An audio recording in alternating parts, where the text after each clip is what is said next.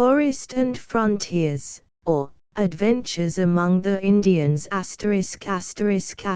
Forest and Frontiers or Adventures Among the Indians by Llewellyn Gordon Cumming. Profusely illustrated Chicago M. Donohue and Company. Thrilling stories. Mr. Cumming's attack on 4 lions. The most daring and adventurous of all hunters is Mr. Llewellyn Gordon Cumming. Being an officer in the British service at the Cape of Good Hope, his love of hunting adventures led him to resign his commission in the army, and devote himself for 5 years to exploring the interior of Africa, and hunting wild beasts. We shall quote his own account of some of his adventures. The first incident of his career, to which we invite the reader's attention, is one which he calls an attack on 4 patriarchal lions. It occurred in the interior of Africa, not far from the junction of the rivers Marikwa and Limpopo. He thus describes it. A few days after this, just as Swint had milked the cows, and was driving them from the wooded peninsula in which we lay, athwart the open ground, to graze with my other cattle in the forest beyond, he beheld 4 majestic lions walking slowly across the valley, a few hundred yards below my camp, and disappear over the river's bank, at a favorite drinking place. These mighty monarchs of the waste had been holding a prolonged repast over the carcasses of some zebras killed by Present, and had now come down the river to slake their thirst. This being reported, I instantly saddled 2 horses, and, directing my boys to lead after me as quickly as possible my small remaining pack of sore-footed dogs, I rode forth, accompanied by Carey carrying a spare gun, to give battle to the 4 grim lions. As I rode out of the peninsula, they showed themselves on the banks of the river, and, guessing that their first move would be a disgraceful retreat, I determined to ride so as to make them think that I had not observed them, until I should be able to cut off their retreat from the river, across the open valley, to the endless forest beyond. That point being gained, I knew that they, still doubtful of my having observed them, would hold their ground on the river's bank until my dogs came up, when I could more advantageously make the attack.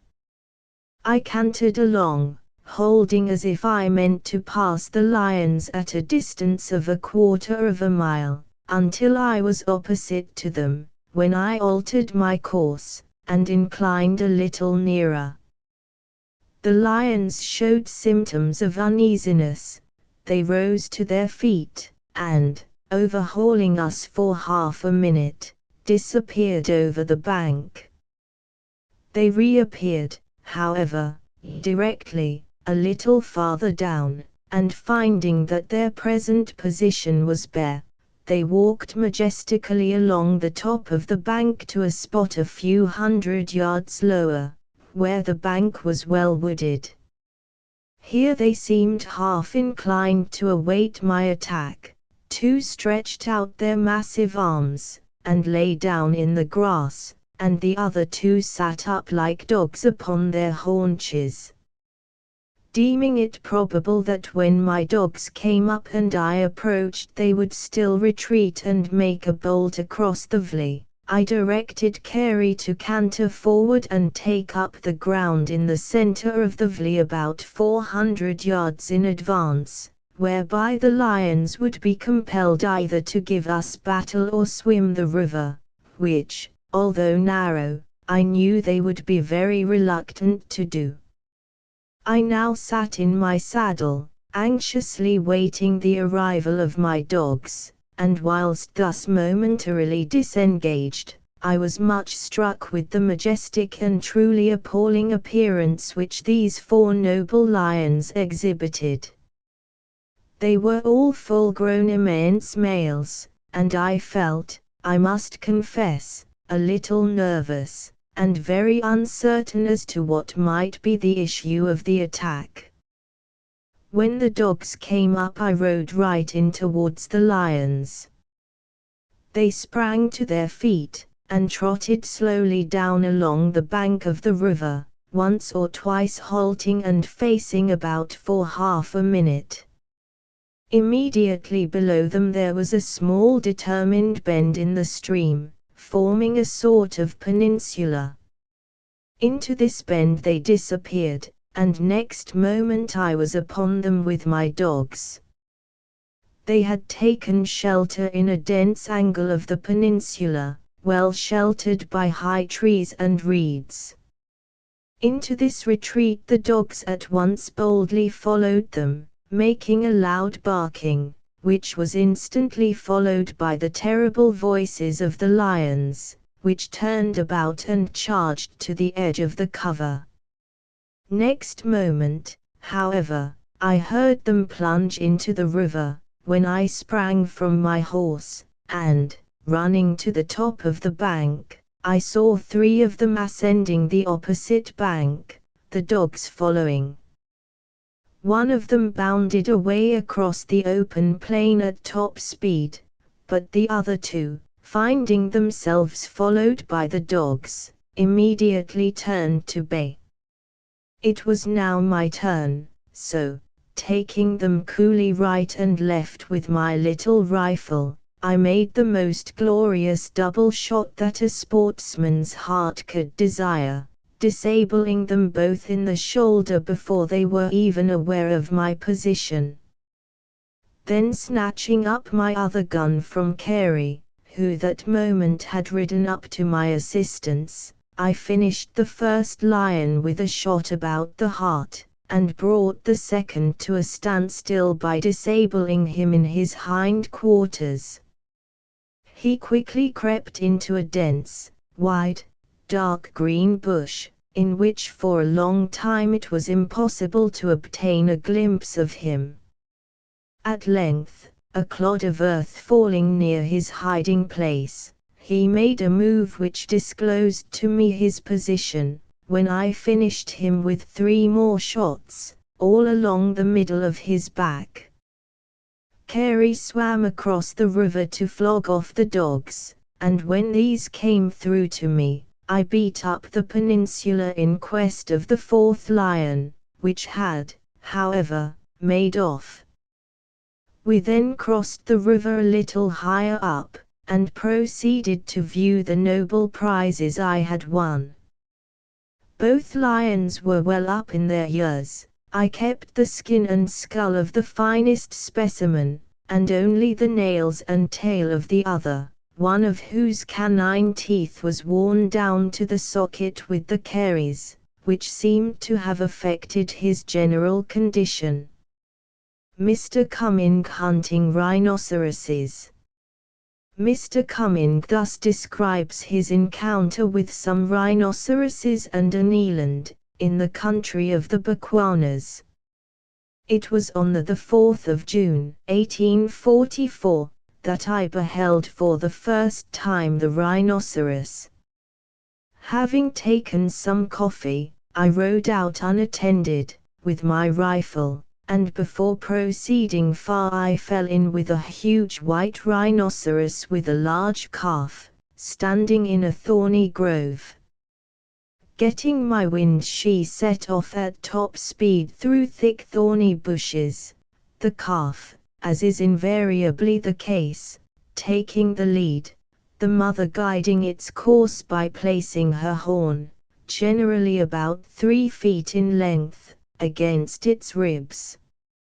My horse shied very much at first, alarmed at the strange appearance of Chukuru, but by a sharp application of spur and jambok I prevailed upon him to follow, and presently, the ground improving, I got alongside, and, firing at the gallop, sent a bullet through her shoulder.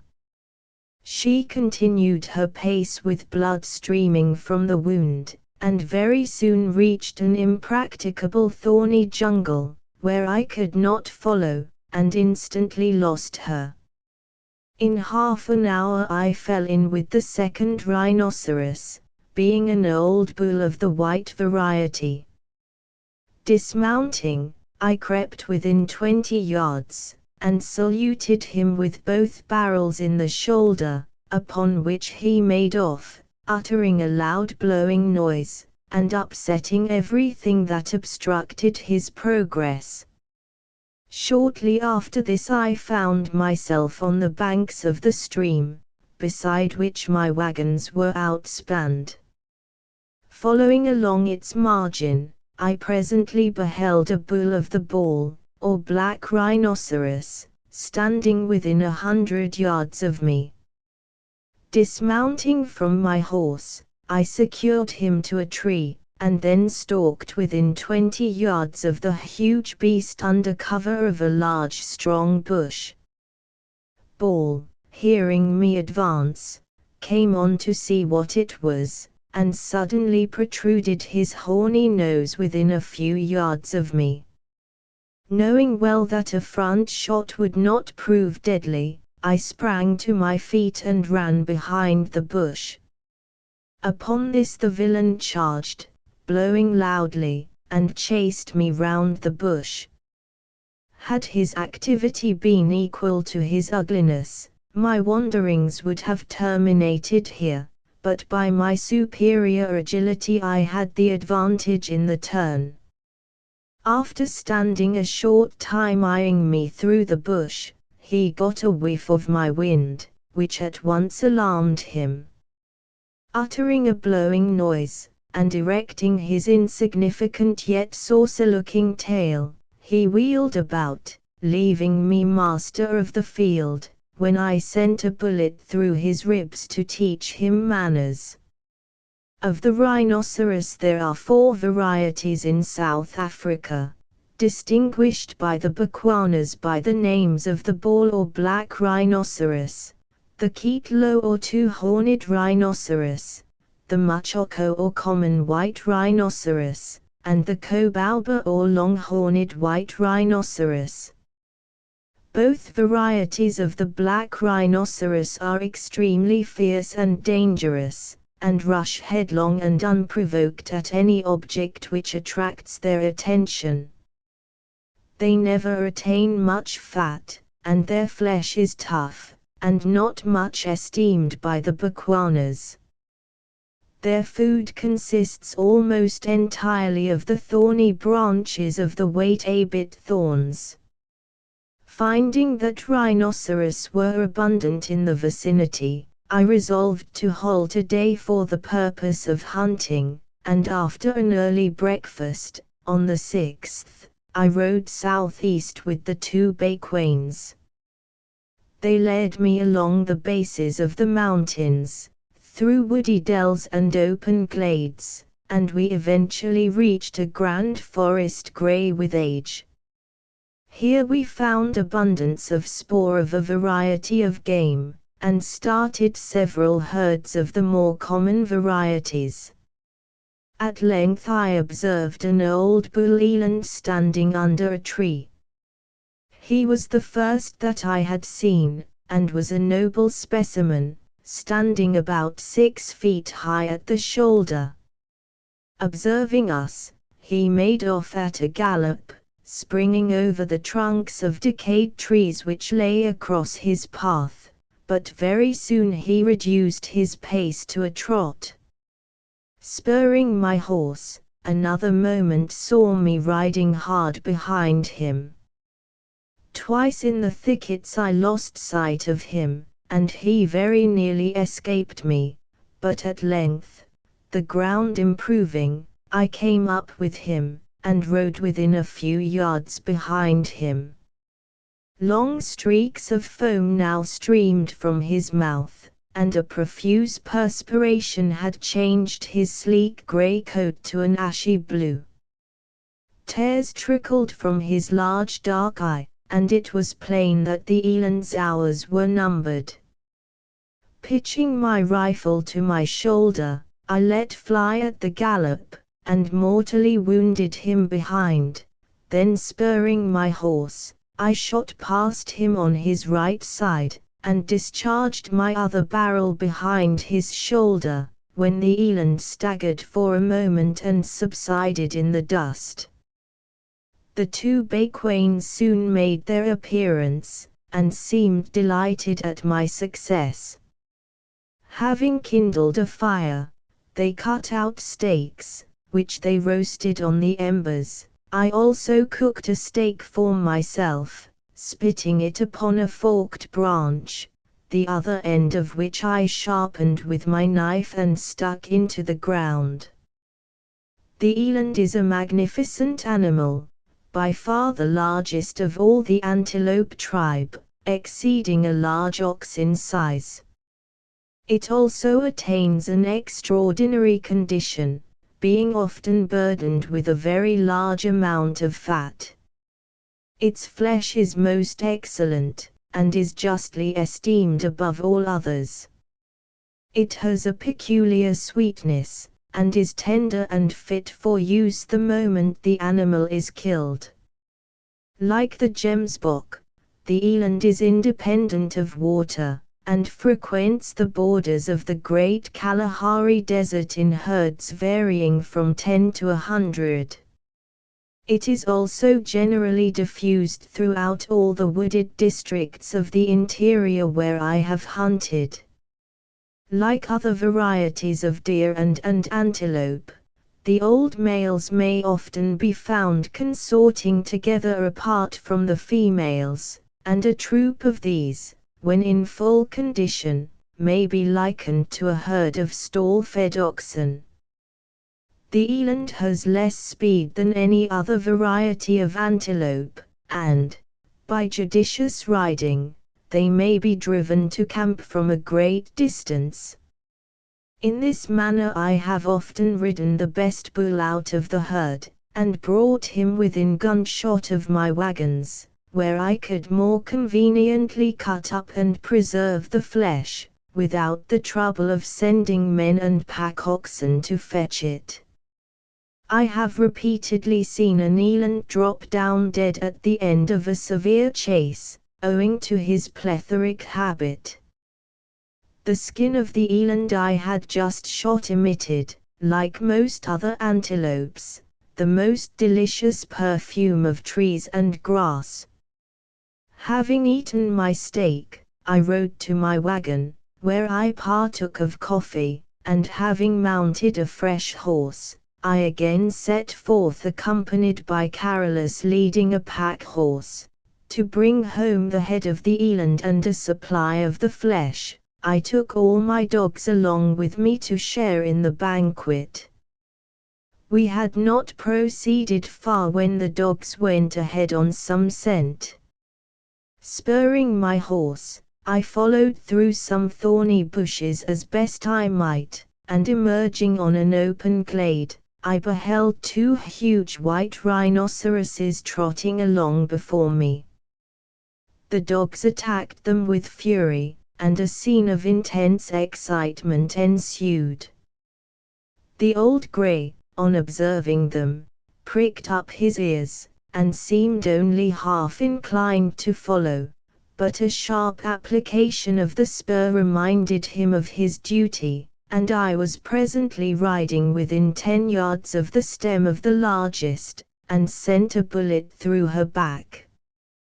The old grey shied considerably and became very unmanageable, and on one occasion, in consequence, the rhinoceros, finding herself hemmed in by a bend in a watercourse, turned round to charge. I had a very narrow escape. Presently, galloping up on one side, I gave her a bad wound in the shoulder, soon after which she came to bay in the dry bed of a river. Dismounting from my horse, I commenced loading, but before this was accomplished she was off once more. I followed her, putting on my caps as I rode, and coming up alongside, I made a fine shot from the saddle, firing at the gallop. The ball entered somewhere near her heart.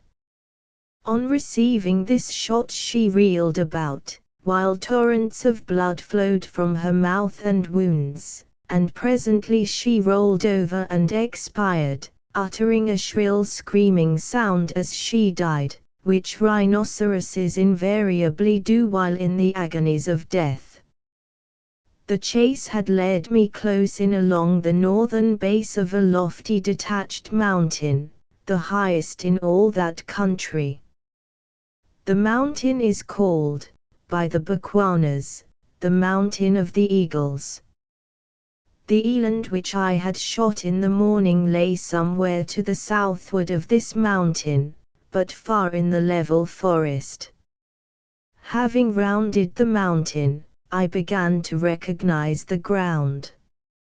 I had the satisfaction to behold a few vultures soaring over the forest in advance, and, on proceeding a short distance farther, large groups of these birds were seated on the grey and weather-beaten branches of the loftiest old trees of the forest.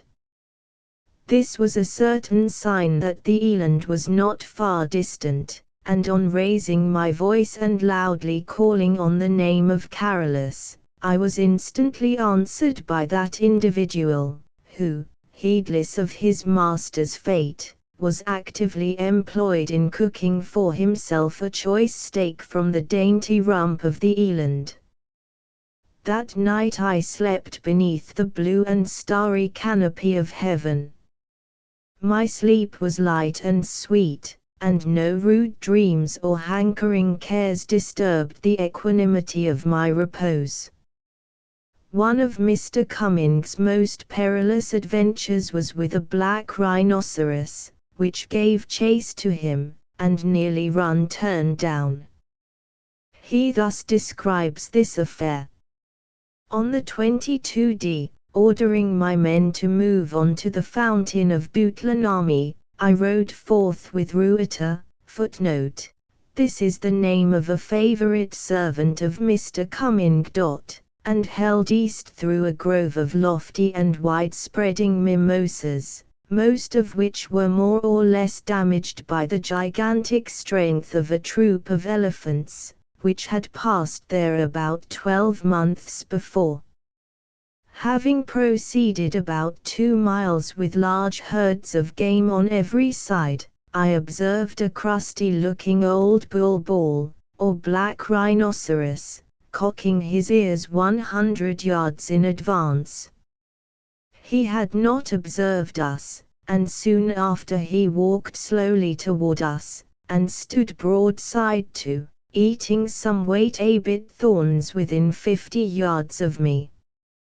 I fired from my saddle, and sent a bullet in behind his shoulder, upon which he rushed forward about 100 yards in tremendous consternation, blowing like a grampus, and then stood looking about him. Presently he made off. I followed, but found it hard to come up with him.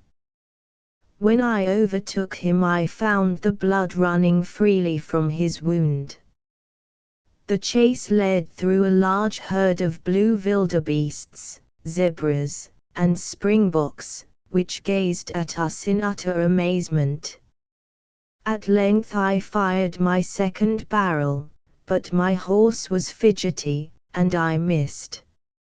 I continued riding alongside of him, expecting in my ignorance that at length he would come to bay, which rhinoceroses never do, when suddenly he fell flat on his broadside on the ground, but, recovering his feet, resumed his course as if nothing had happened.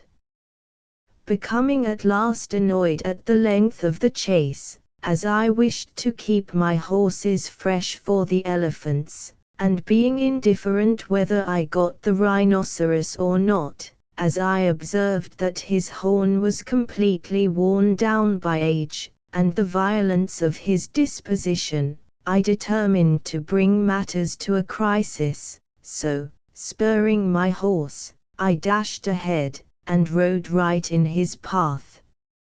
Upon this the hideous monster instantly charged me in the most resolute manner, blowing loudly through his nostrils, and although I quickly wheeled about to my left, he followed me at such a furious pace for several hundred yards, with his horrid horny snout within a few yards of my horse's tail, that my little bushman, who was looking on in great alarm, thought his master's destruction inevitable.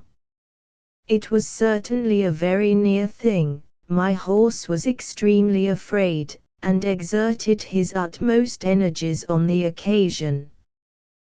The rhinoceros, however, wheeled about and continued his former course, and I, being perfectly satisfied with the interview which I had already enjoyed with him, had no desire to cultivate his acquaintance any further, and accordingly made for camp. We left the fountain of Bootlanami the same day, and marched about 6 miles through an old grey forest of mimosas, when we halted for the night. Large flocks of guineafowls roosted in the trees around our encampment, several of which I shot for my supper. On the 23rd we inspanned by moonlight, and continued our march through a thinly wooded level country. It was a lovely morning, the sun rose in great splendor, and the sky was beautifully overcast with clouds. Having proceeded about 10 miles, the country became thickly covered with detached forest trees and groves of wait-a-bit thorns. The guides now informed us that the water, which is called by the Bechuanas, Lepbai, was only a short distance in advance, upon which I saddled steeds, and rode ahead with the bushman, intending to hunt for an hour before breakfast. Presently we reached an open glade in the forest, where I observed a herd of zebras in advance, and on my left stood a troop of springboks, with 2 leopards watching them from behind a bush. I rode on, and soon fell in with a troop of hartebeests, and, a little after, with a large herd of blue wildebeests and pallas. I followed for some distance, when they were reinforced by 2 other herds of pallas and wildebeests. 3 black rhinoceroses now trotted across my path. Presently I sprang from my horse, and fired right and left at a princely bull blue wildebeest. He got both balls, but did not fall, and I immediately lost sight of him in the dense ranks of his shaggy companions. The game increased as we proceeded, until the whole forest seemed alive with a variety of beautifully colored animals. On this occasion I was very unfortunate. I might have killed any quantity of game if venison had been my object, but I was trying to get a few very superior heads of some of the master bucks of the pallas. Of these I wounded 4 select old bucks, but in the dust and confusion caused by the innumerable quantity of the game I managed to lose them all. Encounter with a lioness. When Mr. Cumming was in that part of the interior of South Africa inhabited by the tribe called the Griquas, he had a remarkable and fearful encounter with a lioness. He had been shooting some of the various kinds of antelopes which abound in that country, under various names, such as wildebeests, springboks, blissboks, and pallas, when the adventure occurred, which he thus describes. Suddenly I observed a number of vultures seated on the plain about a quarter of a mile ahead of us, and close beside them stood a huge lioness, consuming a blissbok which she had killed. She was assisted in her repast by about a dozen jackals, which were feasting along with her in the most friendly manner. Directing my followers' attention to the spot, I remarked, "I see the lion," to which they replied, "Hwa.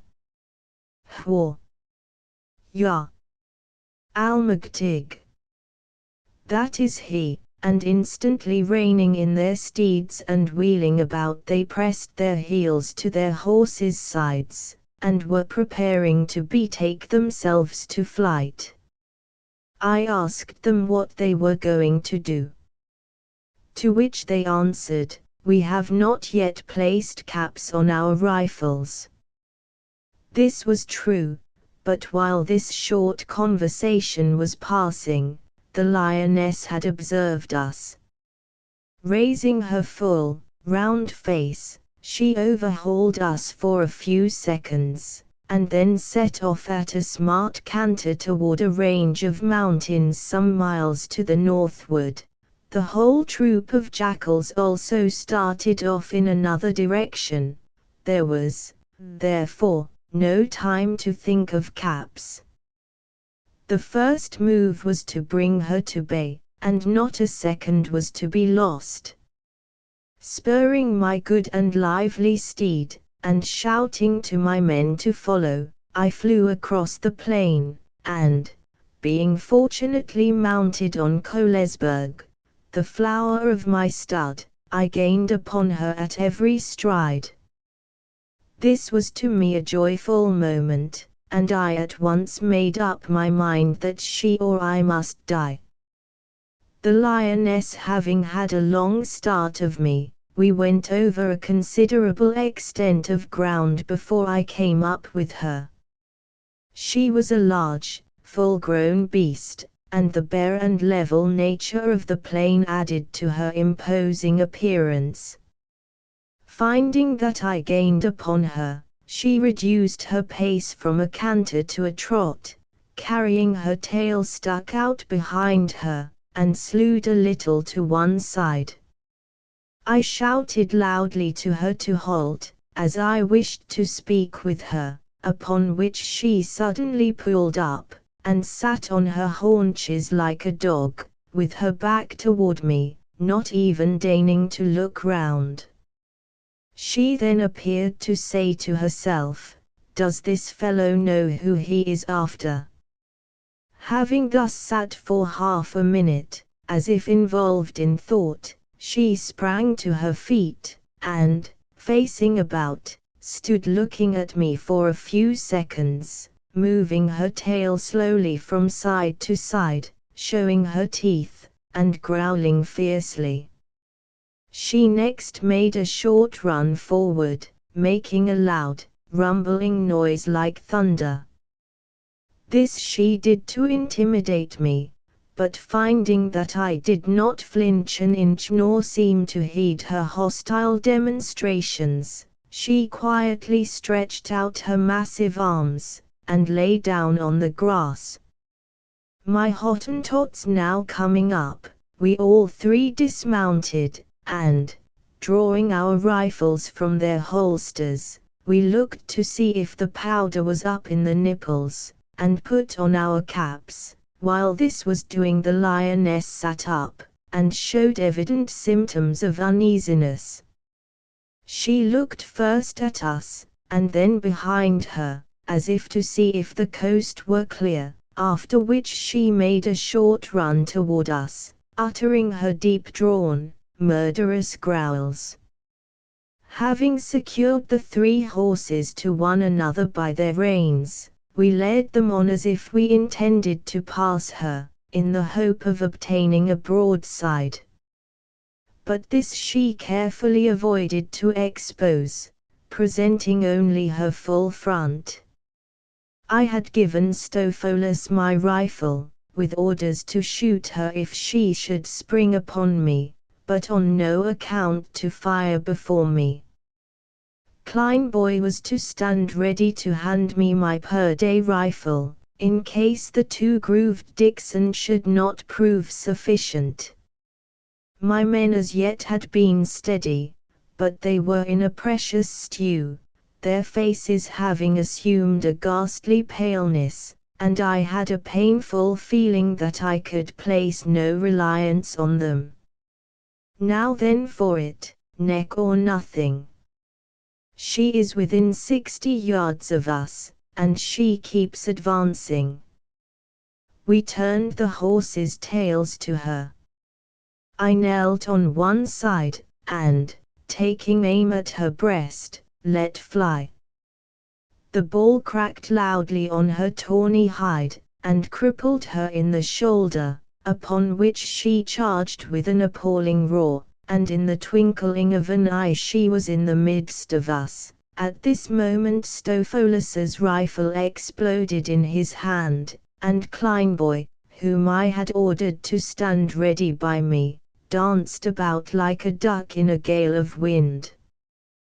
The lioness sprang upon Kohlesberg, and fearfully lacerated his ribs and haunches with her horrid teeth and claws.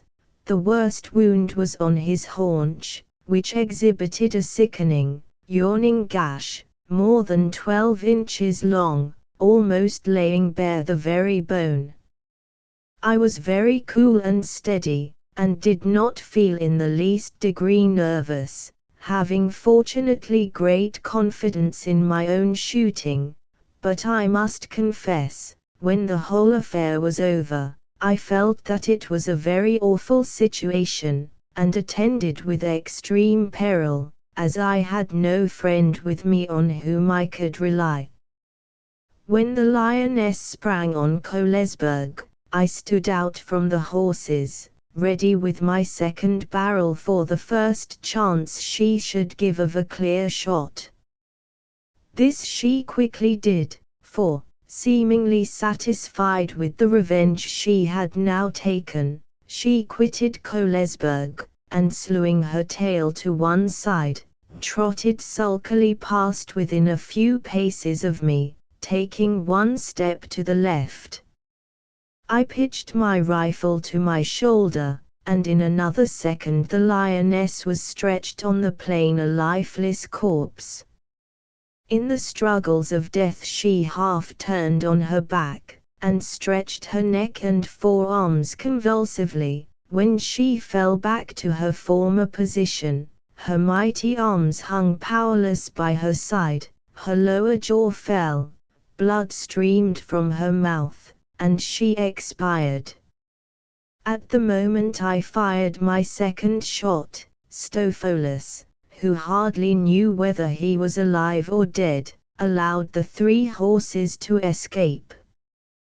These galloped frantically across the plain, on which he and Kleinboy instantly started after them, leaving me standing alone, and unarmed, within a few feet of the lioness, which they from their anxiety to be out of the way, evidently considered quite capable of doing further mischief. Hunting the blob-oak and buffalo. Among the various kinds of antelopes which inhabit South Africa, the blob-oak, or blue buck, called by Mr. Cumming, the blue antelope, is one of the most remarkable. It is 6 feet in length, 3 feet and a half high to the back, and very compactly made. The horns are more than 2 feet in length, round, closely annulated to within 6 inches of the tips, bent back in a uniform but moderate curve, and very sharp at the points. The general color of the hair is gray, with the insides of the ears, a streak before each eye, the insides of the legs, and a few hairs along the ridge of the neck, white. The hair on the body divides on the line of the back, and is rather coarse and open. The skin under it on the upper part of the living animal is a black, which shining through the gray, produces a sort of raven blue tint. It is the epidermis only and not the mucous tissue which has this black color, otherwise the hair would have it, and it fades when the animal is dead, as is the case with a highly colored epidermis in almost all animals. This animal was frequently pursued and shot by Mr. Cumming, in his African hunts, and his flesh was found to be excellent. The Cape buffalo, or African buffalo, was a more troublesome object of chase. This animal has a most formidable front, and its general aspect is shaggy and formidable. The horns are the most compact, and in their substance the heaviest of all the ruminating animals, excepting only some of those of the antelopes. This animal is considerably lower than the Indian buffalo, but it is firmer, though shorter in the legs, rounder in the body, and the beard and short mane give it a rugged appearance. This is by far the most formidable animal of the genus. It has never been tamed, and the males are dangerous to come near. Mr. Cumming thus describes one of his encounters with this animal, by himself and Ruiter, a bushman, a favorite servant. On the forenoon of the 26th, I rode to hunt, accompanied by Ruiter. We held west, skirting the wooded Stony Mountains. The natives had here many years before waged successful war with elephants, 4 of whose skulls I found. Presently I came across 2 Sasabis, one of which I knocked over, but while I was loading he regained his legs and made off. We crossed a level stretch of forest, holding a northerly course for an opposite range of green, well-wooded hills and valleys. Here I came upon a troop of 6 fine old bull buffaloes, into which I stalked, and wounded one princely fellow behind the shoulder, bringing blood from his mouth.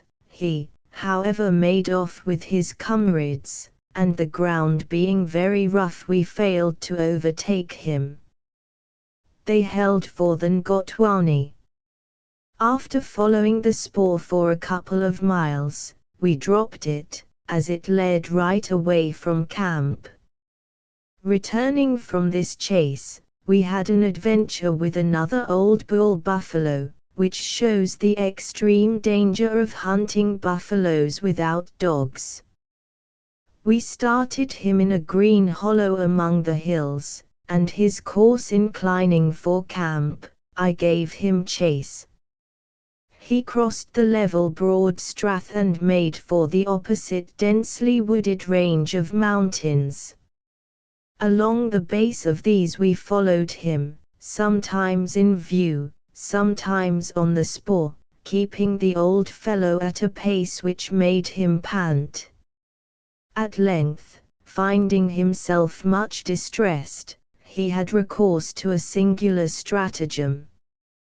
Doubling round some thick bushes which obscured him from our view, he found himself beside a small pool of rain water, just deep enough to cover his body. Into this he walked, and facing about, lay gently down and awaited our oncoming, with nothing but his old grey face and massive horns above the water, and these concealed from our view by rank overhanging herbage. Our attention was entirely engrossed with the spoor, and thus we rode boldly on until within a few feet of him, when springing to his feet, he made a desperate charge after Ruiter, uttering a low, stifling roar, peculiar to buffaloes, somewhat similar to the growl of a lion, and hurled horse and rider to the ground with fearful violence. His horns laid the poor horse's haunches open to the bone, making the most fearful ragged wound. In an instant Ruiter regained his feet and ran for his life, which the buffalo observing, gave chase, but most fortunately came down with a tremendous somersault in the mud, his feet slipping from under him. Thus the bushman escaped certain destruction. The buffalo rose much discomfited, and, the wounded horse first catching his eye, he went a second time at him, but he got out of the way. At this moment I managed to send one of my patent pacificating pills into his shoulder, when he instantly quitted the scene of action, and sought shelter in a dense cover on the mountain side, whither I deemed it imprudent to follow him. Adventures with Snakes. The following stories of fascination by snakes is copied from Arthur's Home Gazette.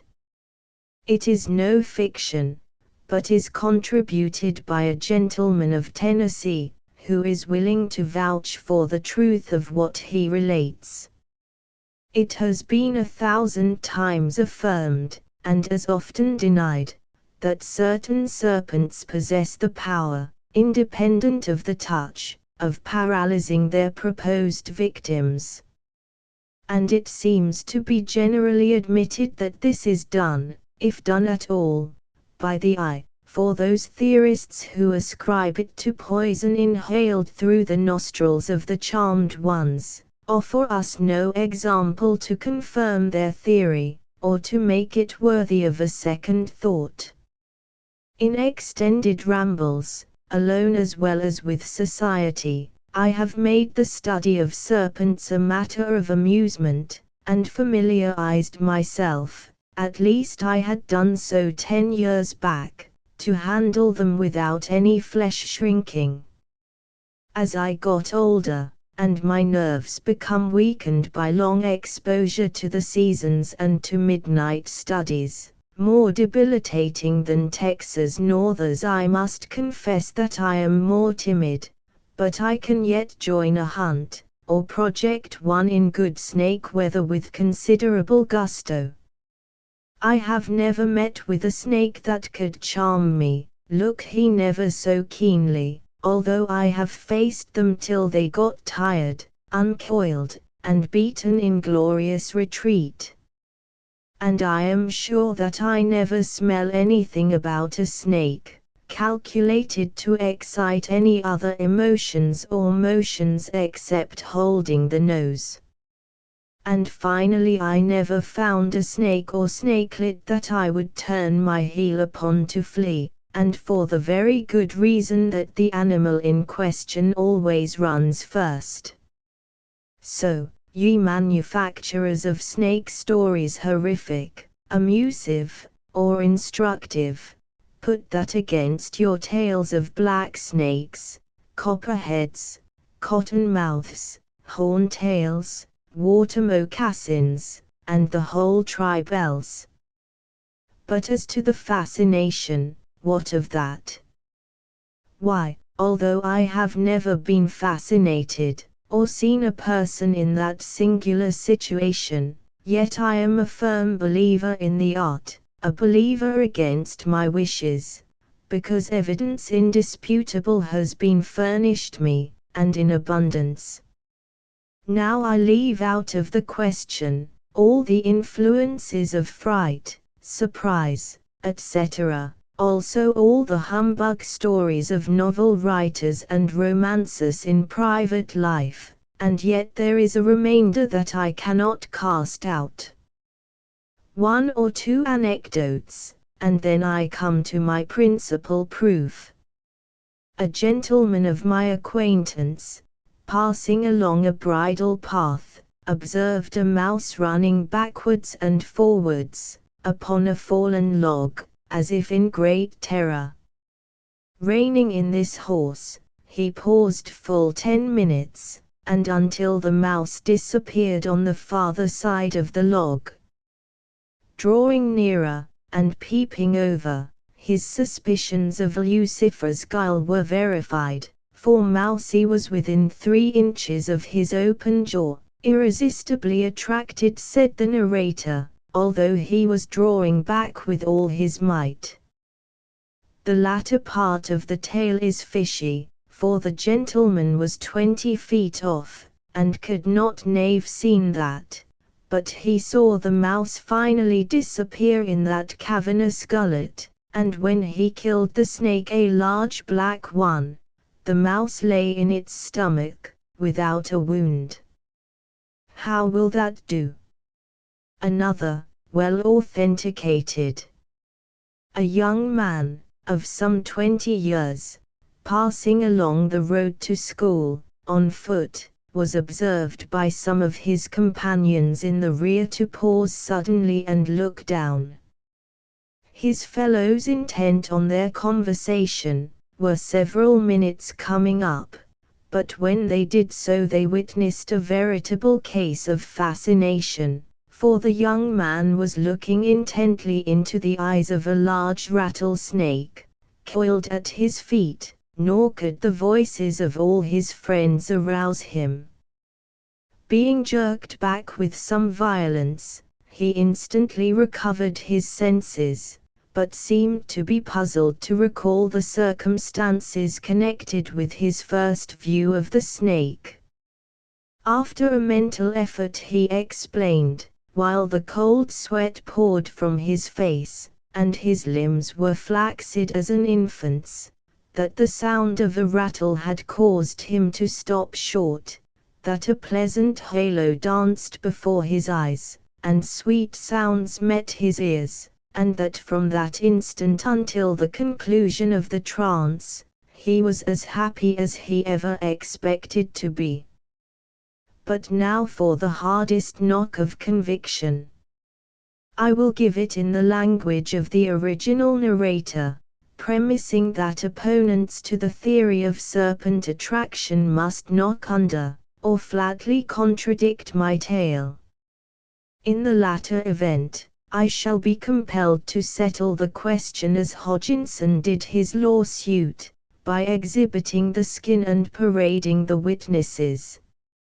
In the month of April, a few years back, commences the witness, I took my eldest chap, an 8-year-old boy, but stout and bold enough for a 12-year-old, and sauntered down to Beach River, to spend the evening. Footnote: evening, in this place, signifies from noon until dark, that's the southern and western notion always. Fishing. Finding a large beach, whose spreading roots formed a natural easy chair, with arms to it, I threw my line into the stream, and myself into the cavity, to take the thing deliberately as I generally do on such occasions. There had been a rise in Beach River sufficient to muddy the water, and I knew the only chance was for cat, bullpouts the Yankees call them, so I chose a big hook and baited with a chunk of bacon, big enough for an 8-pounder at least. That hook was a limerick, for which I had sent all the way to Porter, of the Spirit, that hook I was never more to behold. The boy chose for himself a steep place about 10 yards below me, and after sticking his pole in the mud, like a lazy fellow, as he is, amused himself by counting the stamens in some sorrel flowers that grew thick thereabouts. I listened to his chatter for a while as he vacillated in his numbers, 8, 9, 10, 12, until my own thoughts took an interesting turn, and I heard to more of him for several minutes. Then the sound of his voice again struck one, but a little distance further downstream, as he tailed out, "Oh, Pa, look." Being well accustomed to his mare's nests, I did not turn until he had repeated several times the same words, and it was the singularity of his tones at last that caused me to do it. His voice was indescribably plaintive, clear, but low, and each vowel sound was drawn out at great length, thus, ohhh, pa-a-a, luook, with the diminuendo, soft as the ring of a glass vessel, when struck. I have heard Kyle, the flutist, while executing some of his thrilling touches, strike his low notes very much like it. Slewing myself partly round in my seat, I observed the little fellow standing bent forward, his hands stretched out before him as if shielding his face from a bush, while his whole body worked to and fro like the subjects in certain mesmeric experiments that I have observed when first they are brought under the influence of the operator. His face was partly turned from me, but the cheek, which I saw was pale as death, and his cloth cap was trembling on the back part of his head, as if forced there by the workings of the scalp. This was as much as I had time to observe in the first hasty glance. Astonished at his actions, though not at all alarmed, or the first thought that occurred to me is that he was trying to catch a young rabbit, I called out in a half-jocular tone, "Well, Bobby boy, what is it?" He made no reply, but continued that strange murmur of "ohh, pa-a, luook," and took a couple of paces forward, not as though he wished to advance, but more in the style of a person who has leaned too far forward and moves his feet to recover the perpendicular. I arose, rather slowly, for it was a mere prompting of curiosity, and walking towards him, called out in a tone of some authority, "John, come here." Now I can say, without boasting, that my domestic government is thorough, and my children will promptly obey my commands in everything, from the taking of a dose of quinine to the springing out of bed at daylight of a frosty morning. My surprise, therefore, was great to observe that the lad only answered my order, twice repeated, by the same melancholy cry, and another stumble forward. I was now thoroughly aroused. I hastened my own steps, for a horror came over me as though I was in the presence of a demon. I advanced directly behind the child, and looking over him, observed a thick bush of the early honeysuckle, Azalea nudiflora. Into and through this I glanced, but I observed no object to excite my notice. I had got within a pace of him, and was in the act of putting my hand with some force upon his shoulder, when, following more precisely the direction of his eyes, I looked at the foot of the bush, then about 6 feet from me, and how shall I describe the sequel? Like an electric shock, a sensation pervaded my whole frame, which, although I can never forget, I must most imperfectly describe. I was in a trance, the blood overcharged my brain, a murmuring sound, as of an aeolian, filled my ears, drops, like rain, oozed from my face, my hat, first elevated to the very tips of the hairs, worked backwards and fell to the ground. In brief, I was regularly, and for the first and last time in my life, in a state of fascination. No sensation of languor troubled me, for although I felt no inclination to go forward, yet I seemed to myself perfectly able and willing to stay where I was, so long as the world lasted. I was perfectly happy in spite of my bodily excitement. A bright halo of changeable colors, for all the world like the changeable lights I have seen displayed in front of the American Museum, New York, filled all my vision, in the very focus of which gleamed two keen points, like sparks from the blacksmith's anvil, and they were so vivid that they seemed to pierce me through and through. How long this continued I cannot say, but I suppose only for a minute. So far as my own perception of time's flight is concerned, however, it might have been an age. I was awakened by the harsh crackling of some dry sticks upon which the boy had stepped as he continued to shuffle forward. The recovery was as sudden as the attack. In an instant I was disenchanted. The bush looked familiar, and I heard the fall of water in the stream, but a thought of imminent danger now possessed my mind. So shouting with a voice that made the woods ring, I seized the lad around the waist, and heavy as he was, ran with him quite a quarter of a mile without stopping. I confess it most frankly that I didn't stop until I fell exhausted in the public road. To tell the cowardly truth, I should have run on until now if I had been able. So we fell down together and lay for a good while panting. Then I got up and propping myself against a poplar, took little John on my knee. His nervous system was unstrung. He was weeping bitterly, and sobbing as if his heart would break. His flesh was cold and clammy, his pulse was almost still, and he hadn't strength to raise his hands to his mouth. I had some root ginger in my pocket. I always carry a piece with me, which I chewed and made him swallow. This revived him.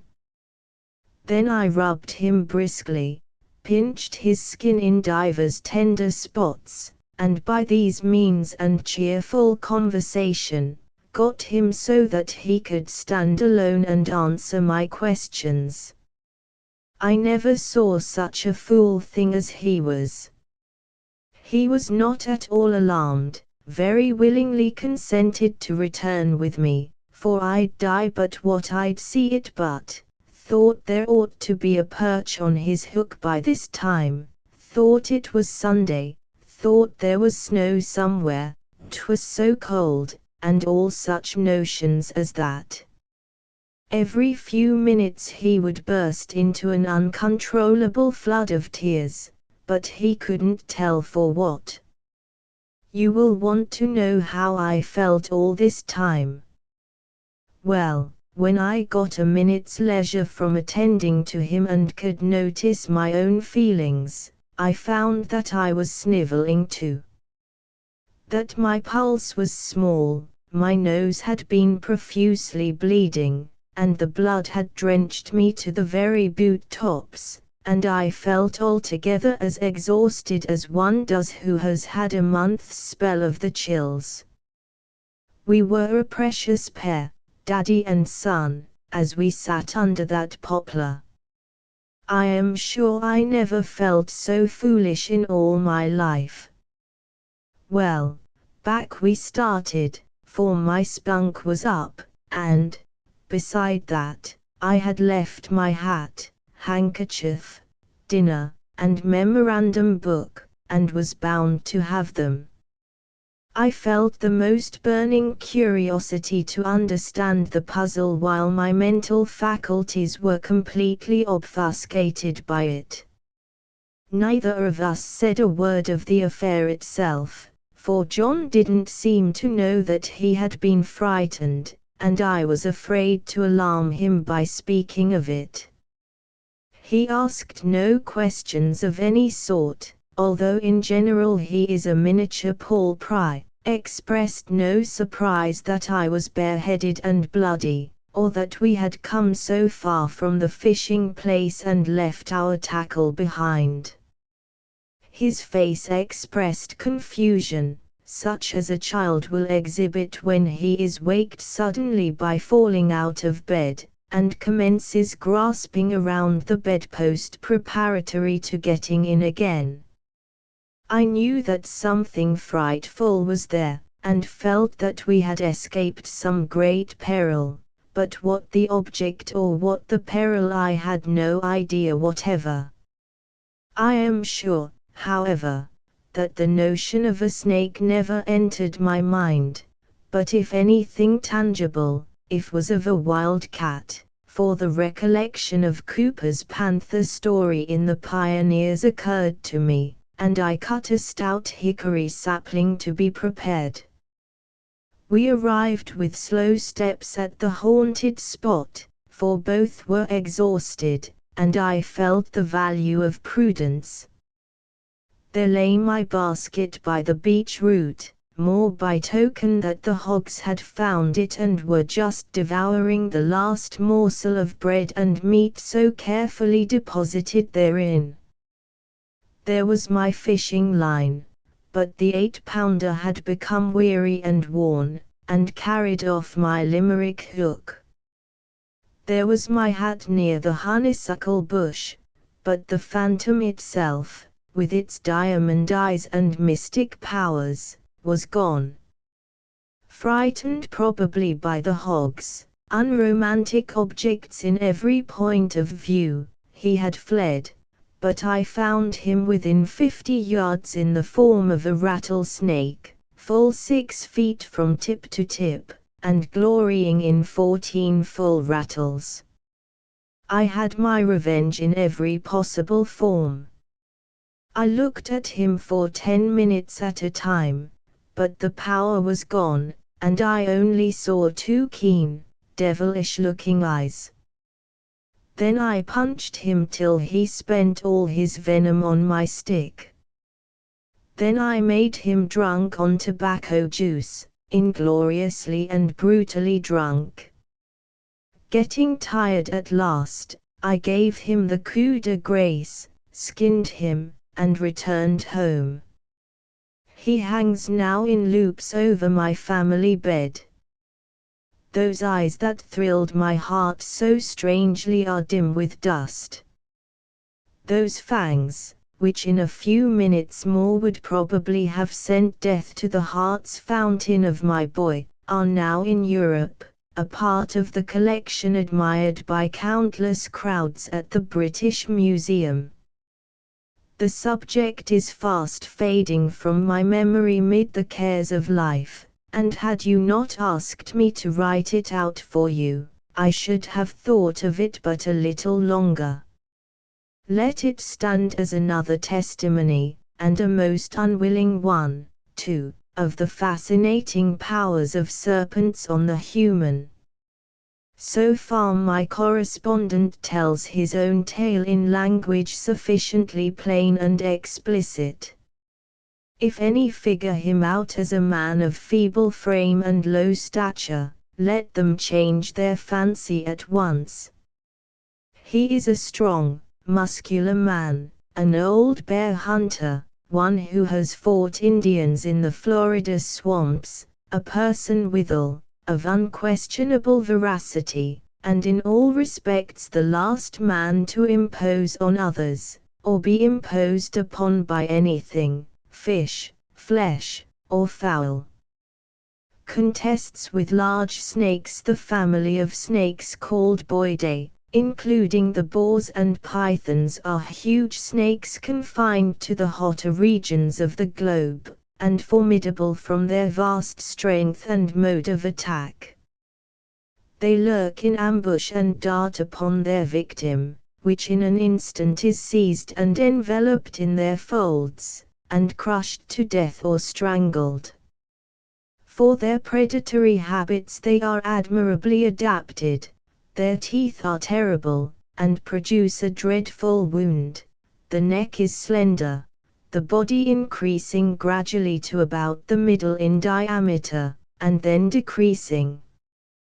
The tail is a grasping instrument, strongly prehensile, and aided by 2 hook-like claws, sheathed with horn, externally visible on each side, beneath, just anterior to the base of the tail.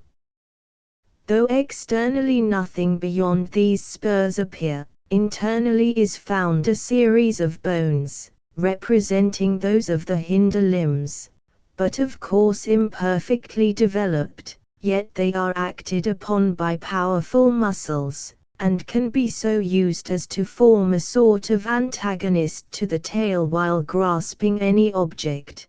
They thus become a fulcrum giving additional force to the grasp, which secured thereby to a fixed point, giving double power to the animal's energy.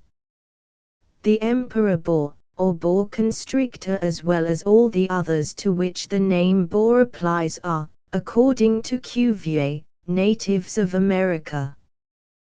The engraving represents one of these terrible snakes in the act of strangling a deer. The aboma, boa centria, has scaly plates on the muzzle, and pits or dimples upon the plates of the jaws. Endowed with powers which in a semi-civilized state of society must operate powerfully on the mind, at ease and freedom alike on the land, in the water, or among the trees, at once wily, daring, and irresistible in their attack, graceful in their movements, and splendid in their coloring, that such creatures, to be both dreaded and admired, should become the subject of superstitious reverence, is scarcely to be wondered at. The ancient Mexicans regarded the boar as sacred. They viewed its actions with religious horror. They crouched beneath the fiery glances of its eyes. They trembled as they listened to its long-drawn hiss, and from various signs and movements predicted the fate of tribes or individuals, or drew conclusions of guilt or innocence. The supreme idol was represented encircled and guarded by sculptured serpents, before which were offered human sacrifices. On a blue throne, with 4 huge silver snakes, as if the keepers of the sanctuary, circled, with stretching necks and fangs displayed, Mexicali sate, another graven snake belted with scales of gold, his monster bulk. It is probably of the boa constrictor, the emperor, the divine, that Hernandez writes, under the name of Tamacuilcayulia, so called from its powers, the word meaning a fighter with 5 men. It attacks, he says, those it meets, and overpowers them with such force, that if it once coils itself around their necks it strangles and kills them, unless it bursts itself by the violence of its own efforts. And he states that the only way of avoiding the attack is for the man to manage in such a way as to oppose a tree to the animal's constriction, so that while the serpent supposes itself to be crushing the man, it may be torn asunder by its own act, and so die. We do not ask our readers for their implicit faith in this. He adds that he has himself seen serpents as thick as a man's thigh, which had been taken young by the Indians and tamed. They were provided with a cask strewn with litter in the place of a cavern, where they lived, and were for the most part quiescent, except at meal times, when they came forth, and amicably climbed about the couch or shoulders of their master, who placidly bore the serpent's embrace. They often coiled tip in folds, equaling a large-sized cartwheel in size, and harmlessly received their food. In most accounts current respecting the mode in which boars and pythons take their food, the snake, after crushing its prey, is described as licking the body with its tongue and lubricating it with its saliva, in order to facilitate the act of deglutition. It has been observed with justice that few worse instruments for such a purpose than the slender dark forked tongue of these snakes could have been contrived, and that, in fact, the saliva does not begin to be poured out abundantly till required to lubricate the jaws and throat of the animal straining to engulf the carcass. We have seen these snakes take their food, but they did not lubricate it. Though the vibratory tongue often touched it, we must, therefore, withhold our credence from the common assertion. The size attained by the boar is often very great, and larger individuals than any now seen occurred formerly, before their ancient haunts had been invaded by human colonization. The anaconda, Boar cytal, called by Linnaeus, Boar murina, and by Prince Maximilian, Boar aquatica, is of an enormous size, from 20 to 30 feet in length. The boar centuria has scaly plates on the muzzle, and dimples upon the plates at the sides of the jaws. His color is yellowish, with a row of large brown rings running the whole length of the back, and variable spots on the sides. These are generally dark, often containing a whitish semilunar mark. This species, according to Sabah, who describes it as Mexican, is the Tamacuilca huilia, or Tamacuila huilia, as Sabah writes the word, described by Hernandez. The species here described, according to Cuvier, grow nearly to the same size, and haunt the marshy parts of South America. There, adhering by the tail to some aquatic tree, they suffer the anterior part of the body to float upon the water, and patiently wait to seize upon the quadrupeds which come to drink. Our engraving represents him in the attitude of watching for a deer which is seen, in the distance. A specimen apparently of the boar cytal called in Venezuela la culebra de agua or water serpent, and also El traga venado or deer swallower, which measures 19 feet and a half in length, was presented by Sir Robert Kerr Porter to the United Service Museum. He states that the flesh of this serpent is white and abundant in fat. The people of the plains never eat it, but make use of the fat as a remedy for rheumatic pains, ruptures, strains, and c. This serpent, says Sir B. K. Porter, is not venomous nor known to injure man, at least not in this part of the New World. Winking Smiley, however, the natives stand in great fear of it, never bathing in waters where it is known to exist. Its common haunt, or rather domicile, is invariably near lakes, swamps, and rivers, likewise close wet ravines produced by inundations of the periodical rains. Hence, from its aquatic habits, its first appellation. Fish and those animals which repair there to drink, are the objects of its prey. The creature lurks watchfully under cover of the water, and, whilst the unsuspecting animal is drinking, suddenly makes a dash at the nose, and with a grip of its back-reclining double range of teeth never fails to secure the terrified beast beyond the power of escape. It would appear that boars are apt to be carried out to sea by sudden floods, and are sometimes drifted alive on distant coasts. The Reverend Lansdowne Gilding, writing in the island of St. Vincent, says, "A noble specimen of the boa constrictor was lately conveyed to us by the currents, twisted round the trunk of a large sound cedar tree, which had probably been washed out of the bank by the floods of some great South American river, while its huge folds hang on the branches as it waited for its prey."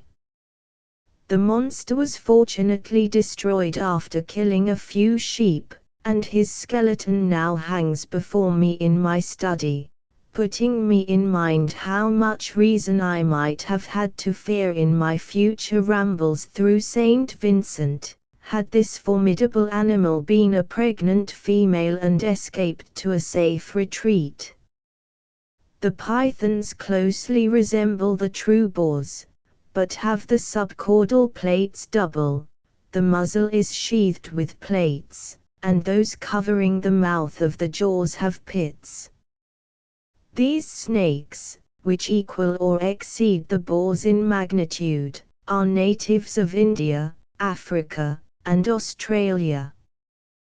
Pliny speaks of snakes in India of such a size as to be capable of swallowing stags and bulls, and Valorus Maximus, quoting a lost portion of Pliny's work, narrates the alarm into which the troops under Regulus were thrown by a serpent which had its lair on the banks of the river Bagradus, between Utica and Carthage, and which intercepted the passage to the river.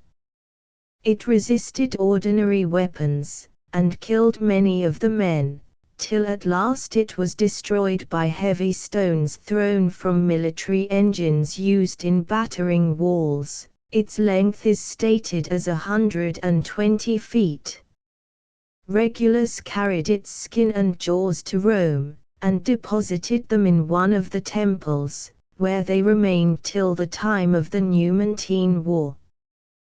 Diodorus Siculus relates the account of the capture of a serpent, not without loss of life, in Egypt, which measured 30 cubits long. It was taken to Alexandria. Suetonius speaks of a serpent exhibited at Rome in front of the Comitium, 50 cubits in length. Though we do not refuse credit to these narratives, it must be added that in modern days we have not seen serpents of such magnitude, yet they may exist.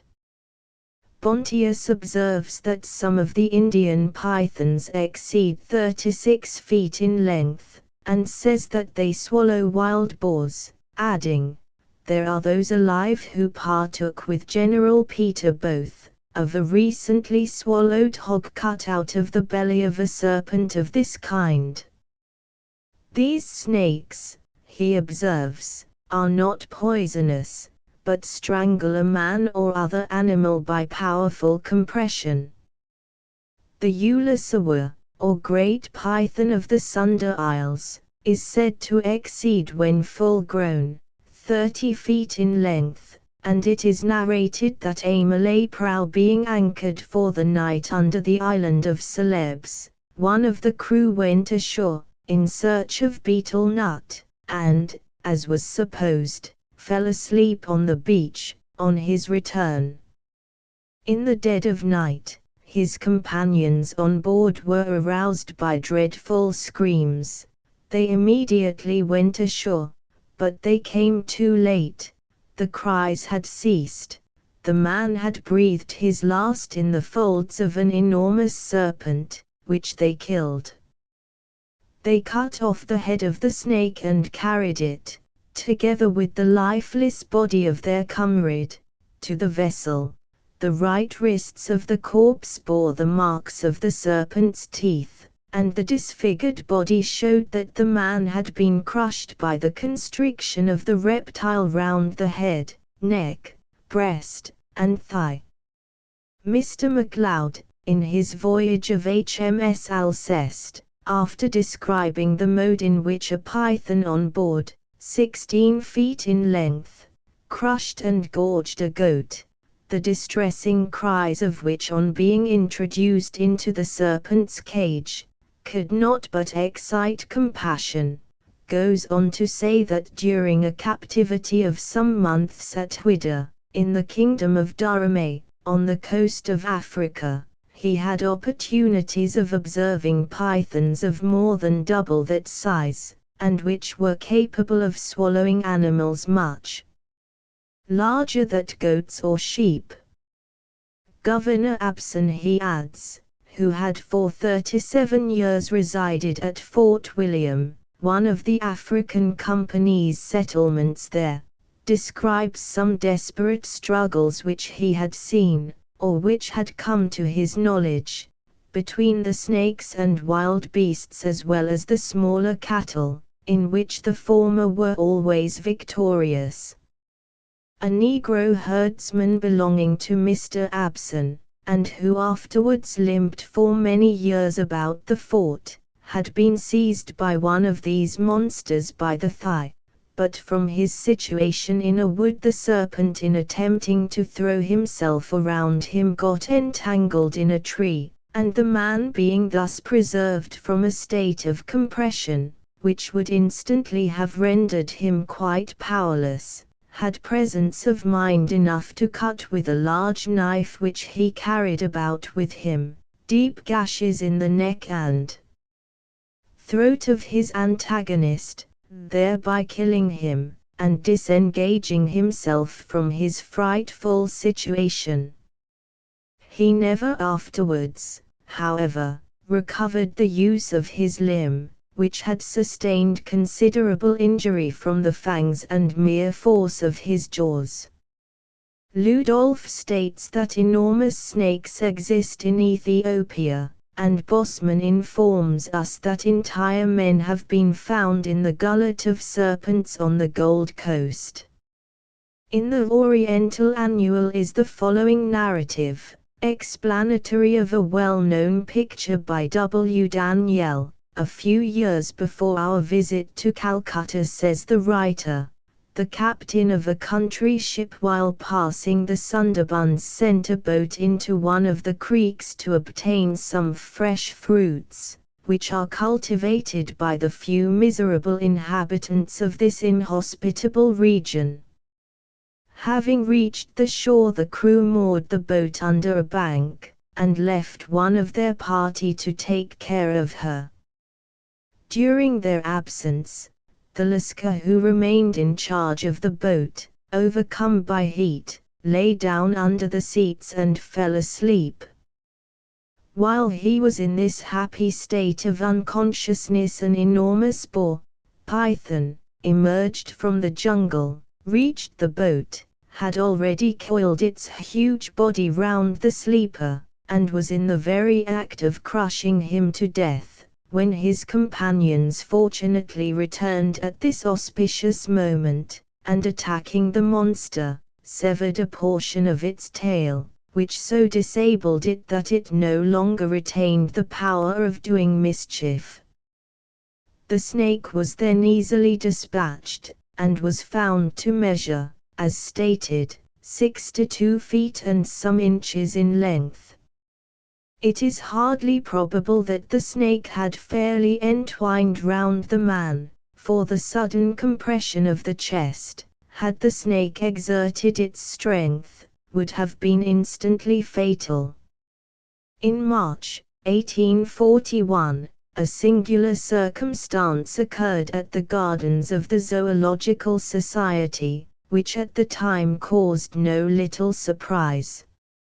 A python, 11 or 12 feet long, and one about 9 feet long, were kept together in a well-secured cage.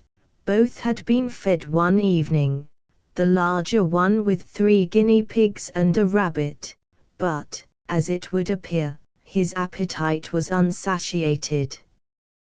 The next morning, when the keeper came to look into the cage, the smaller python was missing. Its escape was impossible, and the question was what had become of it. The truth was evident, its larger companion had swallowed it. There it lay torpid, and bloated to double its ordinary dimensions.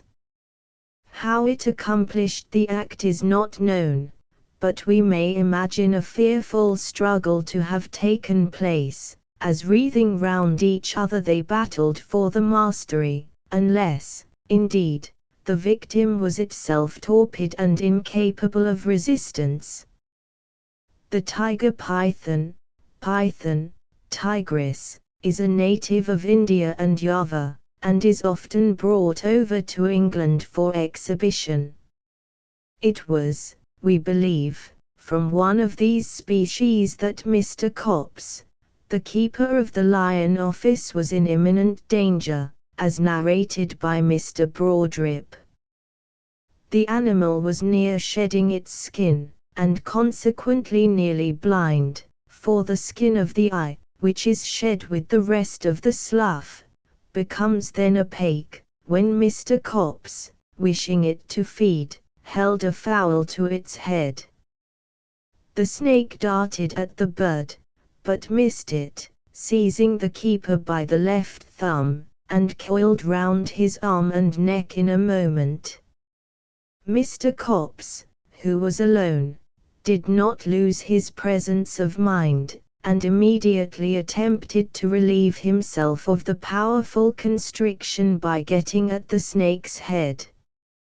But the serpent had so knotted himself on his own head, that Mr. Copps could not reach it, and had thrown himself on the floor in order to grapple with a better chance of success, when two other keepers coming in broke the teeth of the serpent, and with some difficulty relieved Mr. Copps from his perilous situation.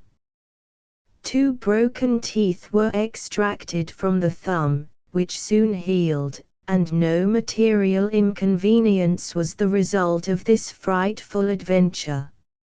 Mr. Cumming, to whose exploits we have so frequently referred, gives the following account of a day's adventures, one of which was an amusing affair with a large python. On the 26th, I rose at earliest dawn to inspect the heads of the 3 old buffaloes. They were all enormous old bulls, and one of them carried a most splendid head. The lions had cleaned out all his entrails. Their spoor, i.e., track, was immense. Having taken some buffalo breast and liver for breakfast, I dispatched Ruiter to the wagons to call the natives to remove the carcasses, while I and Kleinboy held through the hills to see what game might be in the next glen which contained water. On my way thither, we started a fine old buck kudu, which I shot, putting both barrels into him at 100 yards. As I was examining the spoor of the game by the fountain, I suddenly detected an enormous old rock snake stealing in beside a mass of rock beside me. He was truly an enormous snake, and, having never before dealt with this species of game, I did not exactly know how to set about capturing him. Being very anxious to preserve his skin entire, and not wishing to have recourse to my rifle, I cut a stout and tough stick about 8 feet long, and having lightened myself of my shooting belt, I commenced the attack. Seizing him by the tail, I tried to get him out of his place of refuge, but I hauled in vain. He only drew his large folds firmer together. I could not move him. At length I got a rime round one of his folds about the middle of his body, and Kleinboy and I commenced hauling away in good earnest. The snake, finding the ground too hot for him, relaxed his coils, and, suddenly bringing round his head to the front, he sprang out at us like an arrow, with his immense and hideous mouth opened to its largest dimensions, and before I could get out of the way he was clean out of his hole, and made a second spring, throwing himself forward about 8 or 10 feet, and snapping his horrid fangs within a foot of my legs. I sprang out of his way, and, getting hold of the green bough I had cut, returned to the charge. The snake was now gliding along at top speed. He knew the ground well, and was making for a mass of broken rocks, where he would have been beyond my reach, but before he could gain this place of refuge I caught him 2 or 3 tremendous whacks on the head. He, however, held on, and gained a pool of muddy water, which he was rapidly crossing, when I again belabored him, and at length reduced his pace to a stand. We then hanged him by the neck to a bough of a tree, and in about 15 minutes he seemed dead, but he again became very troublesome during the operation of skinning, twisting his body in all manner of ways. This serpent measured 14 feet. Adventure with buffalo and elephant. The Cape buffalo we have already described, and we now refer to him again only for the purpose of quoting Mr. Cumming's account of a spirited fight with one. He thus relates the affair. On the evening of the next day I had a glorious row with an old bull buffalo. He was the only large bull in a fine herd of cows. I found their spoor while walking ahead of the wagon, and following it up, I came upon a part of the herd feeding quietly in a dense part of the forest. I fired my first shot at a cow, which I wounded. The other half of the herd then came up right in my face, within 6 yards of me. They would have trampled on me if I had not sung out in their faces and turned them. I selected the old bull and sent a bullet into his shoulder. The herd then crashed along through the jungle to my right, but he at once broke away from them and took to my left. On examining his spoor, I found it bloody. I then went to meet my wagons, which I heard coming on, and, ordering the men to outspan, I took all my dogs to the spoor.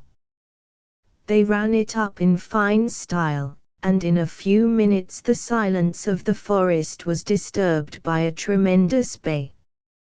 On running towards the sound I met the old fellow coming on towards the wagons, with all my dogs after him.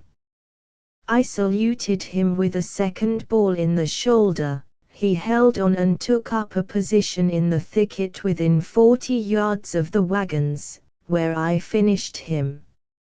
He carried a most splendid head. In another part of his narrative, Mr. Cumming thus describes a desperate battle with an elephant. On the 27th I cast loose my horses at earliest dawn of day, and then I lay half asleep for 2 hours, when I arose to consume coffee and rhinoceros. Having breakfasted, I started with a party of natives to search for elephants in a southerly direction. We held along the gravelly bed of a periodical river, in which were abundance of holes excavated by the elephants in quest of water. Here the spoor of rhinoceros was extremely plentiful, and in every hole where they had drunk the print of the horn was visible. We soon found the spoor of an old bull elephant, which led us into a dense forest, where the ground was particularly unfavorable for sporing. We, however, threaded it out for a considerable distance, when it joined the spoor of other bulls. The natives now requested me to halt, while the men went off in different directions to reconnoiter.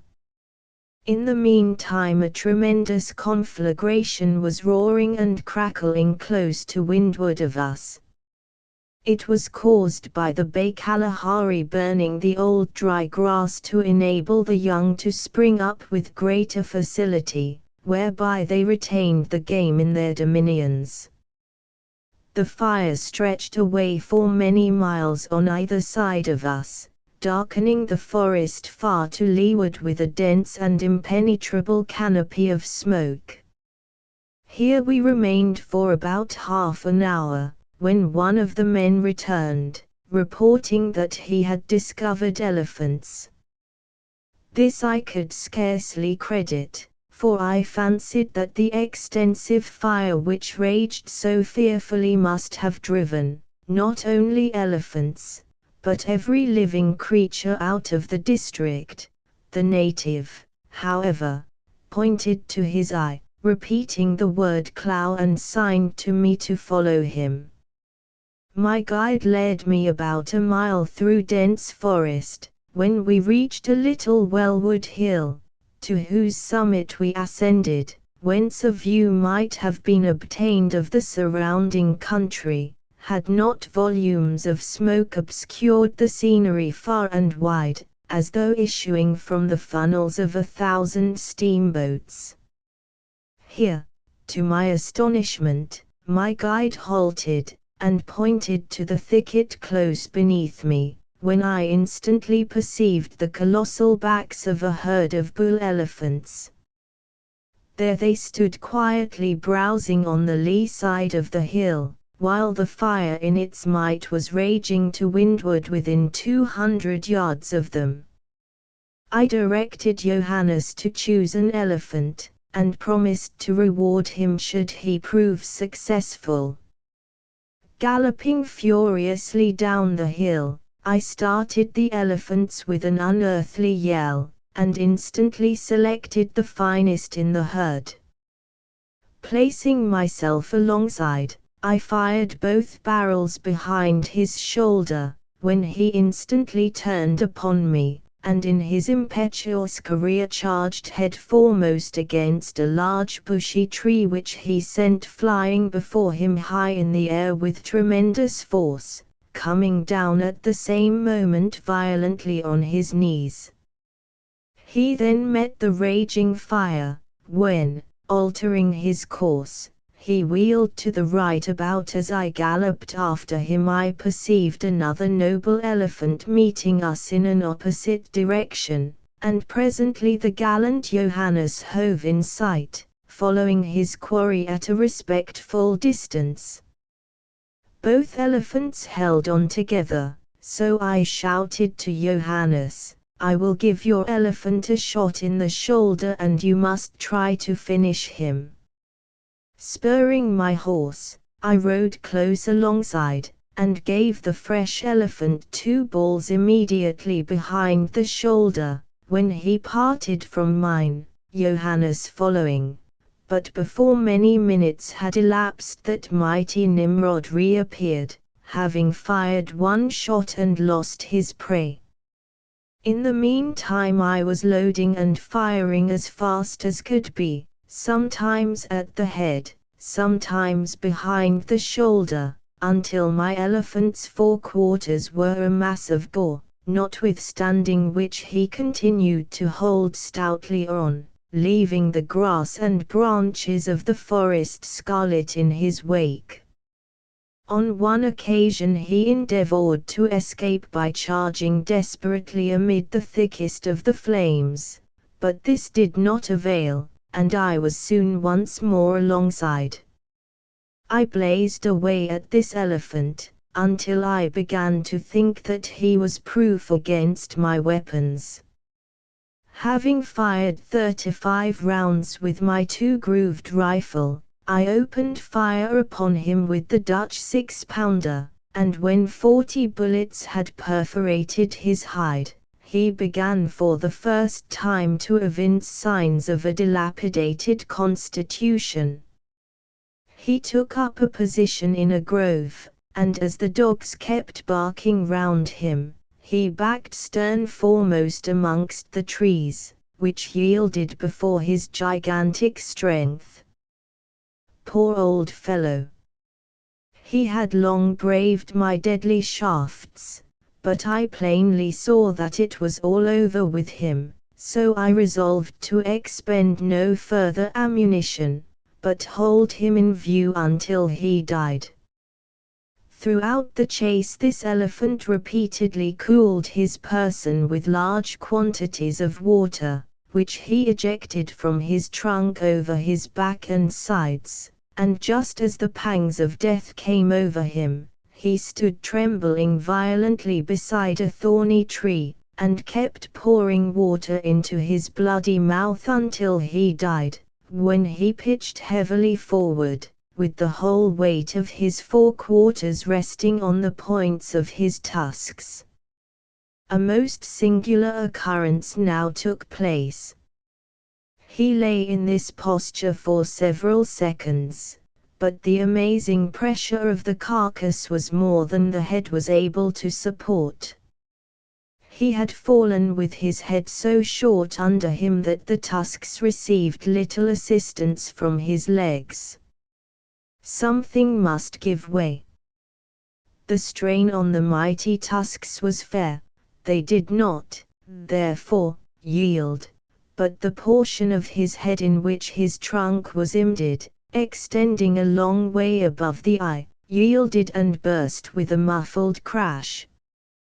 The tusk was thus free, and turned right round in his head, so that a man could draw it out, and the carcass fell over and rested on its side. This was a very first-rate elephant, and the tusks he carried were long and perfect. Hunting the oryx and the lion. Mr. Cumming was extremely desirous to fall in with an oryx, and carry off his fine head with its splendid long horns as a trophy. He thus describes a long but successful chase for one. At an early hour on the morning of the 16th, Patterson and I took the field, accompanied by our 3 after-riders, and having ridden several miles in a northerly direction, we started an oryx, to which Patterson and his after-rider immediately gave chase. I then rode in an easterly direction, and shortly fell in with a fine old cow oryx, which we instantly charged. She stole away at a killing pace, her black tail streaming in the wind, and her long, sharp horns laid well back over her shoulders. Aware of her danger, and anxious to gain the desert, she put forth her utmost speed and strained across the bushy plain. She led us a tearing chase of upwards of 5 miles in a northerly course, Cobbus sticking well into her, and I falling far behind. After a sharp burst of about 3 miles, Cobbus and the grey disappeared over a ridge about half a mile ahead of me. I mounted a fresh horse, which had been led by Jacob, and followed. On gaining the ridge, I perceived the grey disappearing over another ridge, a fearfully long way ahead. When I reached this point I commanded an extremely extensive prospect, but no living object was visible on the desolate plain. Whilst deliberating in which direction to ride, I suddenly heard a pistol shot, some distance to my left, which I knew to be Cobbus's signal that the oryx was at bay. Having ridden half a mile, I discovered Cobbus dismounted in a hollow, and no oryx in view. He had succeeded in riding the quarry to a stand, and, I not immediately appearing, he very injudiciously had at once lost sight of the buck and left it. Having upbraided Cobbus in no measured terms for his stupidity, I sought to retrieve the fortunes of the day by riding in the direction in which he had left the oryx. The ground here was uneven and interspersed with low hillocks. We extended our front and rode on upwind, and, having crossed 2 or 3 ridges, I discovered a troop of bucks a long way ahead. Having made for these, they turned out to be hartebeests. At this moment I perceived 3 magnificent oryx a short distance to my left. On observing us, they cantered along the ridge towards a 4th oryx, which I at once perceived to be embossed with foam and dark with soil and knew to be the antelope sought for. Once more we charged her. Our horses had now considerably recovered their wind, but the poor oryx was much distressed, and after a chase of half a mile I jumped off my horse and sent a bullet through her ribs, which brought her to a stand, when I finished her with the other barrel. She proved a fine old cow with very handsome horns, the spot on which she fell being so sterile that we could not even obtain the smallest bushes with which to conceal her from the vultures. We covered her with my after-rider's saddle cloth, which consisted of a large blanket. The head, on which I placed great value, we cut off and bore along with us. On my way home I come across Paterson's after-rider, jagging a troop of gemsboks, but fearfully to leeward, his illustrious master being nowhere in sight. An hour after I reached the camp Patterson came in a towering rage, having been unlucky in both his chases. I now dispatched one of my wagons to bring home my oryx. It returned about 12 o'clock that night, carrying the skin of my gemsbok and also a magnificent old blue wildebeest, the brindled gnu, which the Hottentots had obtained in an extraordinary manner. He was found with one of his forelegs caught over his horn, so that he could not run, and they hamstrung him and cut his throat. He had probably managed to get himself into this awkward attitude while fighting with some of his fellows. The vultures had consumed all the flesh of the oryx, and likewise torn my blanket with which I had covered her.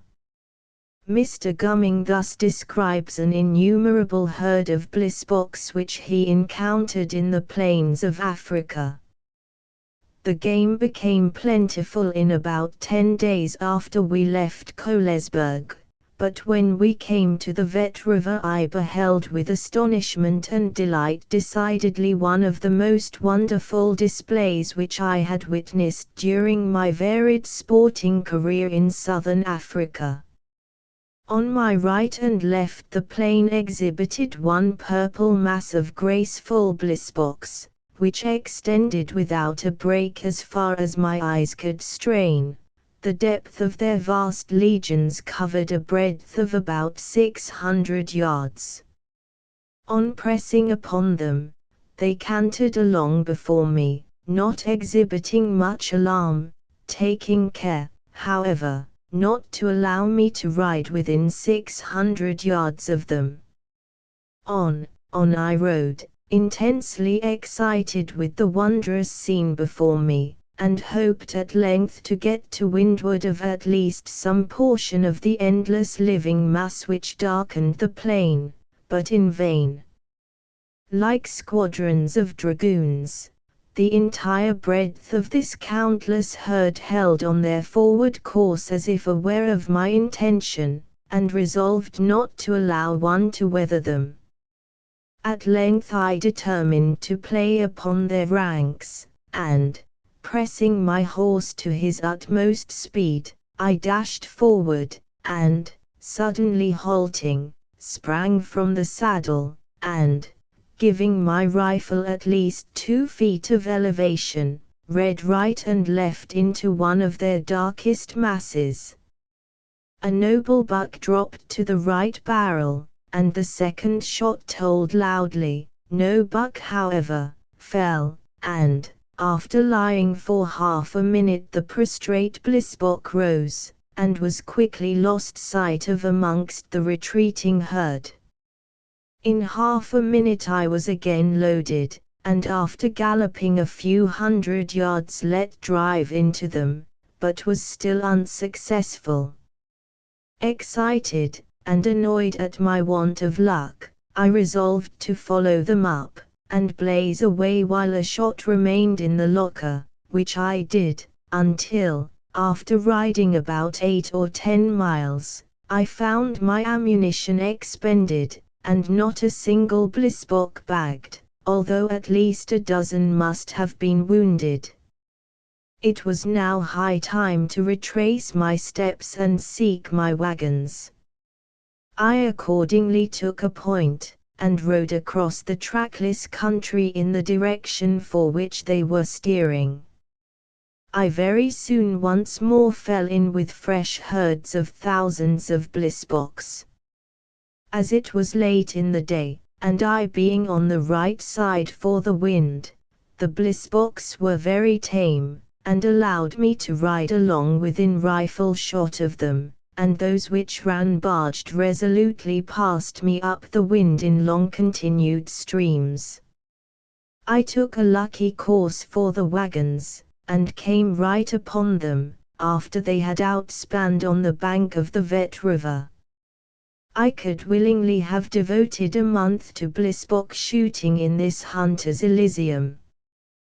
The following is one of Mr. Cumming's most remarkable lion hunts. We trekked up along the banks of the river for the Mariquois, and a little before sundown fell in with 2 enormous herds of buffaloes, one of which, consisting chiefly of bulls, stood under the shady trees on one side of the bank, whilst the other, composed chiefly of cows and calves, stood on the opposite side, a little higher up the river. In all there were at least 300. Thinking it probable that if I hunted them I might kill some old bull with a head perhaps worthy of my collection, I ordered my men to outspan, and, having saddled steeds, I gave chase to the herd of bulls, accompanied by Boo and my dogs. After a short burst they took through the river, whereby I lost sight of an old bull which carried the finest head in the herd. My dogs, however, brought a cow to bay as they crossed the river, which I shot standing in the water, but not before she had killed a particularly favorite bulldog, named Pompey. I then continued the chase, and again came up with the herd, which was now considerably scattered, and after a sharp chase, part of which was through a wait-a-bit thorn cover, I brought 8 or 9 fine bulls to bay in lofty reeds at the river's margin, exactly opposite to my camp. Of these I singled out the 2 best heads, one of which I shot with 5 balls, and wounded the other badly, but he made off while I was engaged with his comrade. In the morning I instructed 4 of my people to cross the river, and bring over a supply of buffalo meat. These men were very reluctant to go, fearing a lion might have taken possession of the carcass. On proceeding to reconnoiter from our side, they beheld the majestic beast they dreaded walk slowly up the opposite bank from the dead buffalo, and take up a position on the top of the bank under some shady thorn trees. I resolved to give him battle, and rode forth with my double-barreled Westley Richards rifle, followed by men leading the dogs.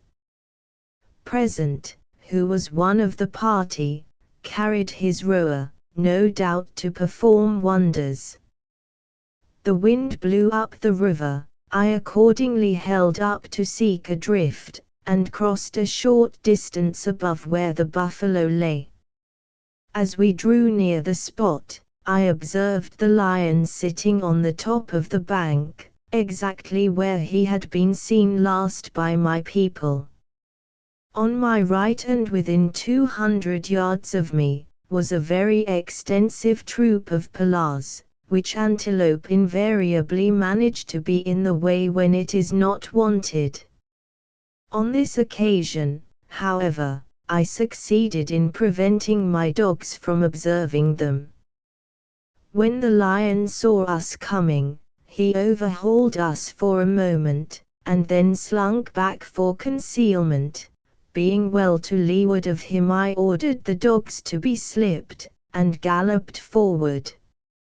On finding that he was attacked, the lion at first made a most determined bolt for it, followed by all the dogs at a racing pace, and when they came up with him he would not bay, but continued his course down the bank of the river, keeping close in beside the reeds, growling terribly at the dogs, which kept up an incessant angry barking. The bank of the river was intersected by deep watercourses, and the ground being extremely slippery from the rain which had fallen during the night, I was unable to overtake him until he came to bay in a patch of lofty dense reeds which grew on the lower bank, immediately adjacent to the river's margin. I had brought out 11 of my dogs, and before I could come up 3 of them were killed. On reaching the spot I found it impossible to obtain the slightest glimpse of the lion, although the ground favored me, I having the upper bank to stand upon, so, dismounting from my horse, I tried to guess, from his horrid growling, his exact position, and fired several shots on chance, but none of these hit him. I then commenced pelting him with lumps of earth and sticks, there being no stones at hand. This had the effect of making him change his position, but he still kept in the densest part of the reeds, where I could do nothing with him.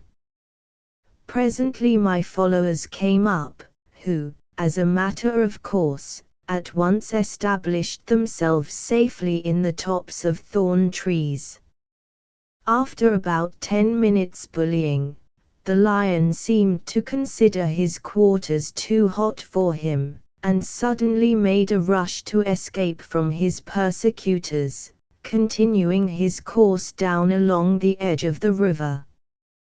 The dogs, however, again gave him chase, and soon brought him to bay in another dense patch of reeds, just as bad as the last. Out of this in a few minutes I managed to start him, when he bolted up the river, and came to bay in a narrow strip of reeds.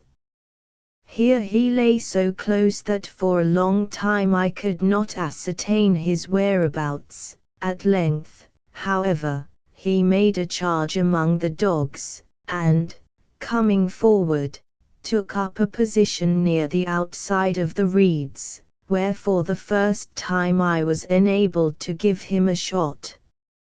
My ball entered his body a little behind the shoulder. On receiving it he charged growling after the dogs, but not farther than the edge of the reeds, out of which he was extremely reluctant to move. I gave him a second shot, firing for his head. My ball entered at the edge of his eye, and passed through the back of the roof of his mouth. The lion then sprang up, and, facing about, dashed through the reeds, and plunged into the river. Across he swam, dyeing the waters with his blood. One black dog, named Schwart, alone pursued him. A huge crocodile, attracted by the blood, followed in their wake, but fortunately did not take my dog, which I much feared he would do. Present fired at the lion as he swam, and missed him. Both my barrels were empty. Before, however, the lion could reach the opposite bank, I had one loaded without patch, and just as his feet gained the ground I made a fine shot at him neck, and turned him over dead on the spot. Present, Carolus, and Adornis then swam in and brought him through. We landed him by an old hippopotamus footpath, and the day being damp and cold, we kindled a fire, beside which we skinned him. While this was going forward, I had a painful duty to perform, viz. to load one barrel, and blow out Rascality's brains, whom the lion had utterly disabled in his after quarters. Thus ended this protracted and all but unsuccessful hunt, for when I at length managed to shoot him, the dogs were quite tired of it, and, the reeds being green, I could not have set them on fire to force him out. The lion proved to be a first-rate one. He was in the prime of life, and had an exquisitely beautiful coat of hair. His mane was not very rank, his awful teeth were quite perfect, a thing which in lions of his age is rather unusual, and he had the finest tuft of hair on the end of his tail that I had ever seen in a lion. In the chase, my after-rider, who fortunately did not carry my rifle, got a tremendous capsize from bad riding, a common occurrence with most after-riders who have been employed in my service. The afternoon was spent in drying the mane of the wet lion, skinning out the feet, and preserving the skin with alum and arsenical soap. Hunting the giraffe. Mr. Cumming thus describes the giraffe.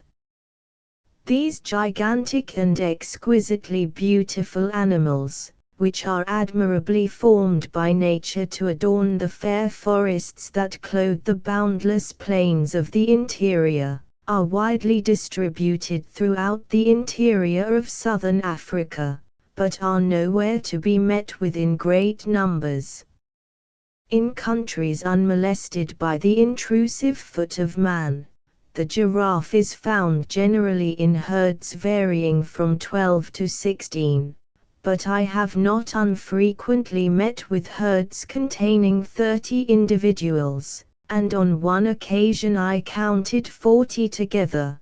This, however, was owing to chance, and about 16 may be reckoned as the average number of a herd. These herds are composed of giraffes of various sizes, from the young giraffe of 9 or 10 feet in height, to the dark chestnut-colored old bull of the herd, whose exalted head towers above his companions, generally attaining a height of upwards of 18 feet. The females are of lower stature and more delicately formed than the males, their height averaging from 16 to 17 feet. Some writers have discovered ugliness and a want of grace in the giraffe, but I consider that he is one of the most strikingly beautiful animals in the creation, and when a herd of them is seen scattered through a grove of the picturesque parasol-topped acacias which adorn their native plains, and on whose uppermost shoots they are enabled to browse by the colossal height with which nature has so admirably endowed them, he must indeed be slow of conception who fails to discover both grace and dignity in all their movements. On the 24th, at the dawn of day, we inspanned, and trekked about 5 hours in a northeasterly course, through a boundless open country, sparingly adorned with dwarfish old tree. In the distance the long-sought mountains of Bamangwato at length loomed blue before me. We halted beside a glorious fountain, which at once made me forget all the cares and difficulties I had encountered in reaching it. The name of this fountain was Masui, but I at once christened it the Elephant's Own Fountain. This was a very remarkable spot on the southern borders of endless elephant forests, at which I had at length arrived. The fountain was deep and strong, situated in a hollow at the eastern extremity of an extensive valley, and its margin was surrounded by a level stratum of solid old red sandstone. Here and there lay a thick layer of soil upon a rock, and this was packed flat with the fresh spores of elephants. Around the water's edge the very rock was worn down by the gigantic feet which for ages had trodden there. The soil of the surrounding country was white and yellow sand, but grass, trees, and bushes were abundant. From the borders of the fountain 100 well-trodden elephant footpaths led away in every direction, like the radii of a circle. The breadth of the paths was about 3 feet, those leading to the northward and east was most frequented, the country in those directions being well wooded. We drew up the wagons on a hillock on the eastern side of the water. This position commanded a good view of any game that might approach to drink. I had just cooked my breakfast, and commenced to feed when I heard my men exclaim, "Almatig kiek de groot klomp kameel," and raising my eyes from my sasaby stew, I beheld a truly beautiful and very unusual scene. From the margin of the fountain there extended an open level valley, without tree or bush, that stretched away about a mile to the northward, where it was bounded by extensive groves of wide-spreading mimosas. Up the middle of this valley stalked a troop of 10 colossal giraffes, flanked by 2 large herds of blue wildebeests and zebras, with an advance guard of pallas. They were all coming to the fountain to drink, and would be within rifle shot of the wagons before I could finish my breakfast. I, however, continued to swallow my food with the utmost expedition, having directed my men to catch and saddle Kohlesberg. In a few minutes the giraffes were slowly advancing within 200 yards. Stretching their graceful necks, and gazing in wonder at the unwanted wagons. Grasping my rifle, I now mounted Kohlesberg, and rode slowly toward them. They continued gazing at the wagons until I was within 100 yards of them, when, whisking their long tails over their rumps, they made off at an easy canter.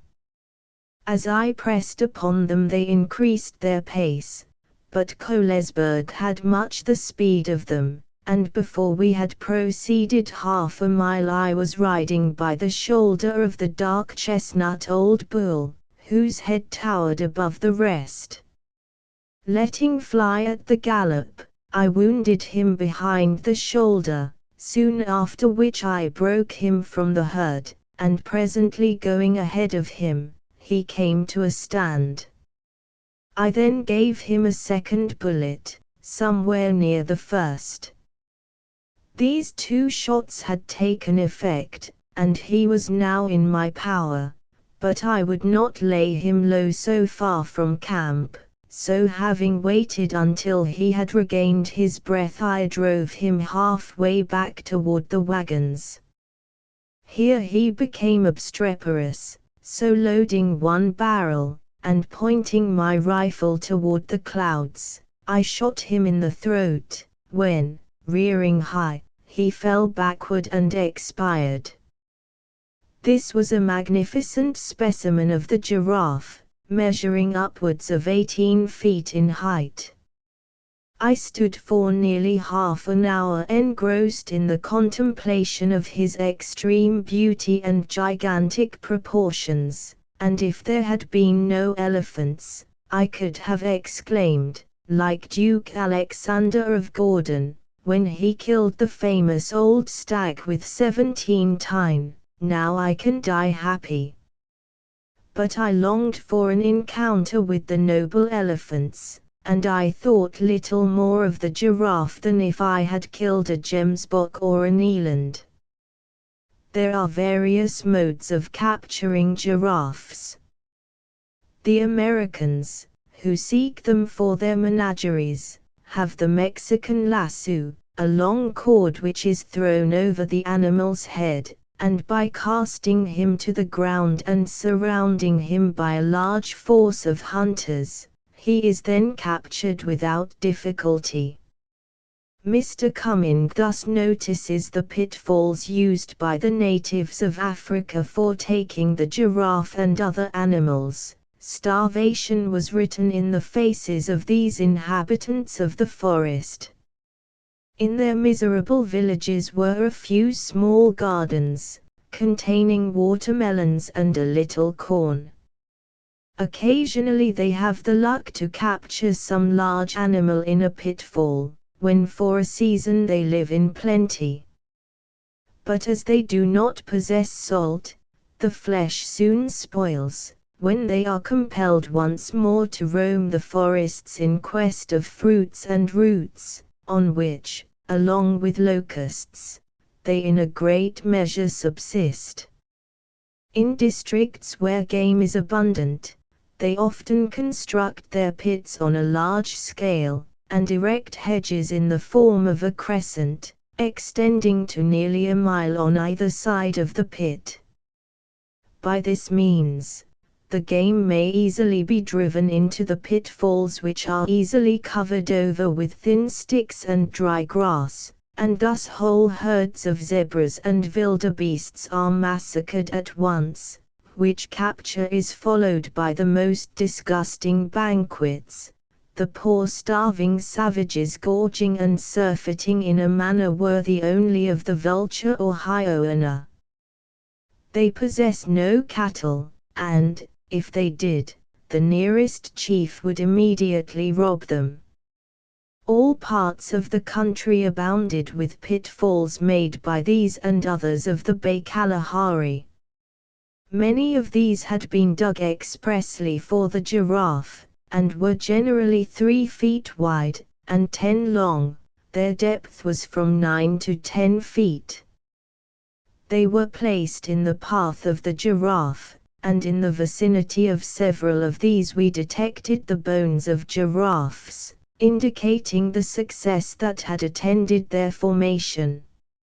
M'Dougall and the Indians several years previous to the Revolution, a Scotchman and his wife, named M'Dougall, emigrated to America.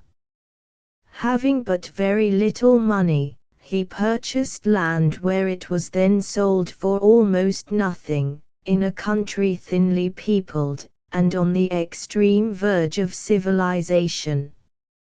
His first care was to construct a house and clear away some of the trees around it. This done, he spent his whole time, early and late, in making a garden and cultivating a few fields. By unwearied industry and with the occasional help of older settlers, he by degrees acquired a stock of cattle, sheep, and pigs, and was in a rough way possessed of a comfortable independence. His greatest discomforts were distance from his neighbors, the church, market, and even the mill, but, above all, the complete separation from his friends, and this he would have felt still more had he been an idle man. One day, Farmer M'Dougall, having a quantity of corn to grind, knowing that the distance was considerable, and the road none of the smoothest, set out in the morning at sunrise, hoping he should reach home again before dark. When the farmer was at home he always drove up the cows for his wife to milk, morning and evening, but now this care devolved on her, and the careful woman went out in quest of them. Not accustomed to go far from the house, she found herself in an unknown country, and, with neither pocket compass nor notched trees to guide, it is not to be wondered that she wandered long and wearily to very little purpose. Tall trees seemed to encompass her on every side, or where the view was more open, she beheld the distant blue hills rising one behind another, but no village spire or cottage chimney was there to cheer her on her way, and fatigued with the search, and despairing of finding the cattle, she resolved while it was yet light, to retrace her steps homeward. But this resolution was more easily formed than executed. She became completely bewildered, she knew not in which direction to turn, and, at length, with tears in her eyes, and her mind agitated almost to distraction, she sunk on the ground. But she had not rested there many minutes before she was startled by the sound of approaching footsteps, and, on looking up, she beheld before her an Indian hunter. Although Mrs. McDougall knew that there were Indians living in the neighborhood, she had never yet seen one, and her terror was very great. The Indian, however, knew her. He had seen her before, he knew where she lived, and he instantly guessed the cause of her distress. He could speak but a few words of English, but he made signs for her to follow him. She did so, and after a few minutes' walk, they arrived at the door of an Indian wigwam. He invited her to enter, but not being able to persuade her to do so, he darted into the wigwam, and spoke a few words to his wife, who instantly appeared, and by the kindness of her manner induced the stranger to enter their humble abode. Venison was prepared for supper, and Mrs. McDougall, though still alarmed at the novelty of her situation, could not refuse to partake of the savory meal. Seeing that their guest was weary, the Indians removed from their place 2 beautiful deer skins, and, by stretching and fixing them across, divided the wigwam into 2 apartments. Mats were then spread in both, and the stranger was made to understand that one division was for her accommodation. But here again her courage failed her, and to the most pressing entreaties she replied that she would sit and sleep by the fire. This determination seemed to puzzle the Indian and his squaw sadly. They looked at one another, and conversed softly in their own language, and at length, the squaw taking her guest by the hand, led her to her couch and became her bedfellow. In the morning she awoke greatly refreshed, and anxious to depart without further delay, but this her new friends would not permit, until she had eaten of their corn cakes and venison. Then the Indian accompanied his guest, and soon conducted her to the spot where the cattle were grazing.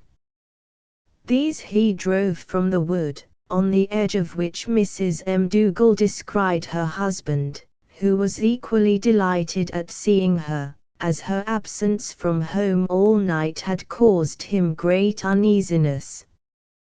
They invited their Indian benefactor to their house, and, on his departure, presented him with a suit of clothes. 3 days after, he returned and endeavored, partly by signs, and partly by broken English, to induce Farmer McDougall to follow him into the forest, but he refused. Time was precious to him, who had to work hard for everything he possessed, and the Indian repeated his entreaties in vain. The poor fellow looked grieved and disappointed, but a moment after, a sudden thought struck him. He hit on an expedient which none but an Indian hunter would have thought of. Mrs. McDougall had a young child, which the Indian's quick eye had not failed to notice, and, finding that his eloquence was completely thrown away upon the parents, he approached the cradle, seized the child, and darted out of the house with the speed of an antelope, The father and mother instantly followed, calling loudly on him to return, but he had no such intention. He led them on, now slower, now faster, and occasionally turning towards them, laughing, and holding up the child to their view. It is needless to go into all the details of this singular journey, further than to say that the Indian, instead of enticing them to his own wigwam, as they expected, halted on the margin of a most beautiful prairie, covered with the richest vegetation, and extending over several thousand acres. In a moment the child was restored to its parents, who, wondering what so strange a proceeding could mean, stood a while panting for breath, and looking at one another with silent astonishment. The Indian, on the other hand, seemed overjoyed at the success of his maneuver, and never did a human being frisk about and gesticulate with greater animation. We have heard of a professor of signs, and if such a person were wanted, the selection would not be a matter of difficulty, so long as any remnant exists in the aborigines of North America. All travelers agree in describing their gestures as highly dignified, and their countenances intelligent, and we have Mr. M. Dougal's authority for stating that the hero of this tale proved himself a perfect master of the art of eloquence. His broken English was nearly in these words: "You think Indian treacherous, you think him wish steal the child. No, no, Indian has child of his own. Indian knew you long ago, saw you when you not see him, saw you hard-working man. Some white men bad, and hurt poor Indian. You not bad, you work hard for your wife and child, but you choose bad place, you never make rich there. Indian see your cattle go in forest, think you come and catch them, you not come, your wife come. Indian find her faint and weary, take her home, wife fear go in, think Indian kill her. No, no, Indian lead her back, meet you very sad, then very glad to see her. You kind to Indian, give him meat and drink, and better clothes than your own. Indian grateful, wish you come here, not come, Indian very sorry, take the child, no you follow child. If Indian farm here. Good ground, not many trees, make road in less than half a moon, Indians help you, Indians your friends, come, live here. M. Dougal immediately saw the advantage that such a change would be to him, and, taking the Indian's advice, the day was soon fixed for the removal of the log house, along with the rest of his goods and chattels, and the Indian, true to his word, brought a party of his red brethren to assist in one of the most romantic removals that ever took place, either in the Old World, or the New. In a few days a roomy log house was raised, and garden marked out in the most fertile and beautiful part of the prairie. The Indians continued friendly and faithful, and the good understanding between them and the white settlers was a source of great comfort to both parties. Contests with Jaguar's nature, ever provident, has scattered with a bounteous hand her gifts in the country of the Orinoco, where the jaguar especially abounds. The savannas, which are covered with grasses and slender plants, present a surprising luxuriance and diversity of vegetation. Piles of granite blocks lie here and there, and, at the margins of the plains, occur deep valleys and ravines, the humid soil of which is covered with arums, heliconias, lianas. The shelves of primitive rocks, scarcely elevated above the plain, are partially covered with lichens and mosses, together with succulent plants and tufts of evergreen shrubs with shining leaves. The horizon is bounded with mountains overgrown with forests of laurels, among which clusters of palms rise to the height of more than 100 feet, their slender stems supporting tufts of feathery foliage. To the east of Atches other mountains appear, the ridge of which is composed of pointed cliffs, rising like huge pillars above the trees. When these columnar masses are situated near the Orinoco, flamingos, herons, and other wading birds perch on their summits, and look like sentinels. In the vicinity of cataracts, the moisture which is diffused in the air, produces a perpetual verdure, and wherever soil has accumulated on the plains, it is adorned by the beautiful shrubs of the mountains. Such is one view of the picture, but it has its dark side also. Those flowing waters, which fertilize the soil, abound with alligators. Those charming shrubs and flourishing plants are the hiding places of deadly serpents. Those laurel forests, the favorite lurking spot of the fierce jaguar, while the atmosphere, so clear and lovely, abounds with mosquitoes and zancudos, to such a degree that in the missions of Orinoco, the first questions in the morning when two people meet, are, "How did you find the zancudos during the night? How are we today for the mosquitoes?"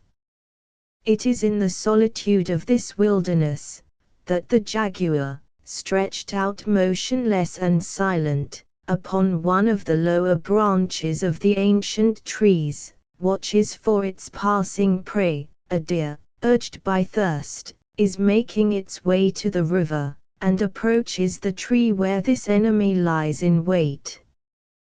The jaguar's eyes dilate, the ears are thrown down, and the whole frame becomes flattened against the branch.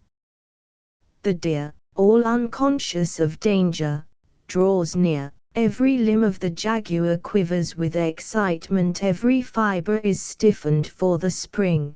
Then, with the force of a bow unbent, he darts with a terrific yell upon his prey, seizes it by the back of the neck, a blow is given by his powerful paw, and with broken spine the deer falls lifeless to the earth. The blood is then sucked, and the prey dragged to some favorite haunt, where it is devoured at leisure. Humboldt surprised a jaguar in his retreat. It was near the Jovel, below the mouth of the Cano de la Tigrera, that in the midst of wild and awful scenery, he saw an enormous jaguar stretched beneath the shade of a large mimosa. He had just killed a chigaya, an animal about the size of a pig, which he held with one of his paws, while the vultures were assembled in flocks around. It was curious to observe the mixture of boldness and timidity which these birds exhibited, for although they advanced within 2 feet of the jaguar, they instantly shrunk back at the least motion he made. In order to observe more clearly their proceedings, the travelers went into their little boat, when the tyrant of the forest withdrew behind the bushes, leaving his victim, upon which the vultures attempted to devour it, but were soon put to flight by the jaguar rushing into the midst of them. The following night, Humboldt and his party were entertained by a jaguar hunter, half naked, and as brown as a Zambo, who prided himself on being of the European race, and called his wife and daughter, who were as slightly clothed as himself, Donna Isabella and Donna Manuela. As this aspiring personage had neither home nor hut, he invited the strangers to swing their hammocks near his own between two trees, but, as ill luck would have it, a thunderstorm came on, which wetted them to the skin. But their troubles did not end here, for Donna Isabella's cat had perched on one of the trees, and frightened by the thunderstorm, jumped down upon one of the travelers in his cot. He naturally supposed that he was attacked by a wild beast, and as smart a battle took place between the two, as that celebrated feline engagement of Don Quixote. The cat, who, perhaps had most reason to consider himself an ill-used personage, at length bolted, but the fears of the gentleman had been excited to such degree, that he could hardly be quieted. The following night was not more propitious to slumber. The party, finding no tree convenient, had stuck their oars in the sand, and suspended their hammocks upon them. About 11, there arose in the immediately adjoining wood so terrific a noise, that it was impossible to sleep. The Indians distinguished the cries of sapagas, alwaits, jaguars, cougars, peccaries, sloths, curassows, paraquos, and other birds, so that there must have been as full a forest chorus as Mr. Huller himself could desire. When the jaguars approached the edge of the forest, which they frequently did, a dog belonging to the party began to howl, and seek refuge under their cots. Sometimes, after a long silence, the cry of the jaguars came from the tops of the trees, when it was followed by an outcry among the monkeys. Humboldt supposes the noise thus made by the inhabitants of the forest during the night, to be the effect of some contest that had arisen among them. On the pampas of Paraguay, great havoc is committed among the herds of horses by the jaguars, whose strength is quite sufficient to enable them to drag off one of these animals. Azara caused the body of a horse, which had been recently killed by a jaguar, to be drawn within musket shot of a tree, in which he intended to pass the night, anticipating that the jaguar would return in the course of it to its victim. But while he was gone to prepare for his adventure, behold, the animal swam across a large and deep river, and having seized the horse with his teeth, dragged it full 60 paces to the river, swam across again with his prey, and then dragged the carcass into a neighboring wood, and all this in sight of a person, whom Azara had placed to keep watch. But the jaguars have also an aldermanic gout for turtles, which they gratify in a very systematic manner, as related by Humboldt, who was shown large shells of turtles emptied by them. They follow the turtles toward the beach, where the laying of eggs is to take place, surprise them on the sand, and in order to devour them at their ease, adroitly turn them on their backs, and as they turn many more than they can devour in one night, the Indians often profit by their cunning. The jaguar pursues the turtle quite into the water, and when not very deep, digs up the eggs.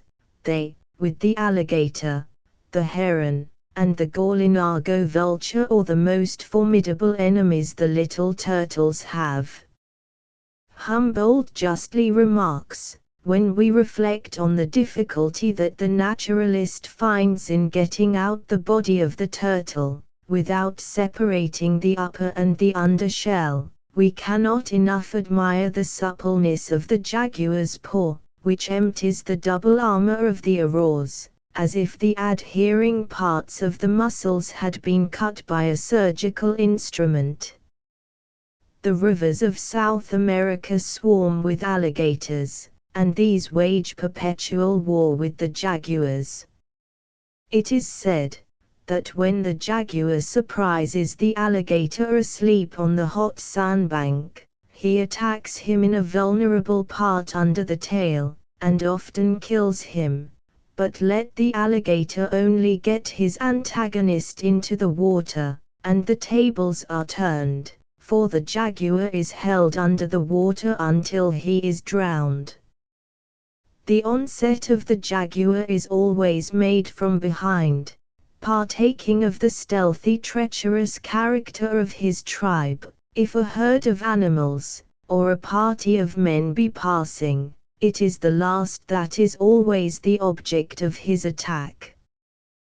When he has made choice of his victim, he springs upon the neck, and placing one paw upon the back of the head, while he seizes the muzzle with the other, twists the head round with a sudden jerk which dislocates the spine, and deprives it instantaneously of life. Sometimes, especially when satiated with food, he is indolent and cowardly, skulking in the gloomiest depths of the forest, and scared by the most trifling causes. But when urged by the cravings of hunger, the largest quadrupeds, and man himself, are attacked with fury and success. Mr. Darwin has given an interesting account of the habits of the jaguar. The wooded banks of the great South American rivers appear to be their favorite haunt, but south of the Plata they frequent the reeds bordering the lakes. Wherever they are, they seem to require water. They are particularly abundant on the Isles of the Payana, their common prey being the carpincho, so that it is generally said that where carpincas are plentiful, there is little fear of the jaguar. Possibly, however, a jaguar which has tasted human flesh may afterwards become dainty, and like the lions of South Africa, and the tigers of India, acquire the dreadful character of maniators, from preferring that food to all others.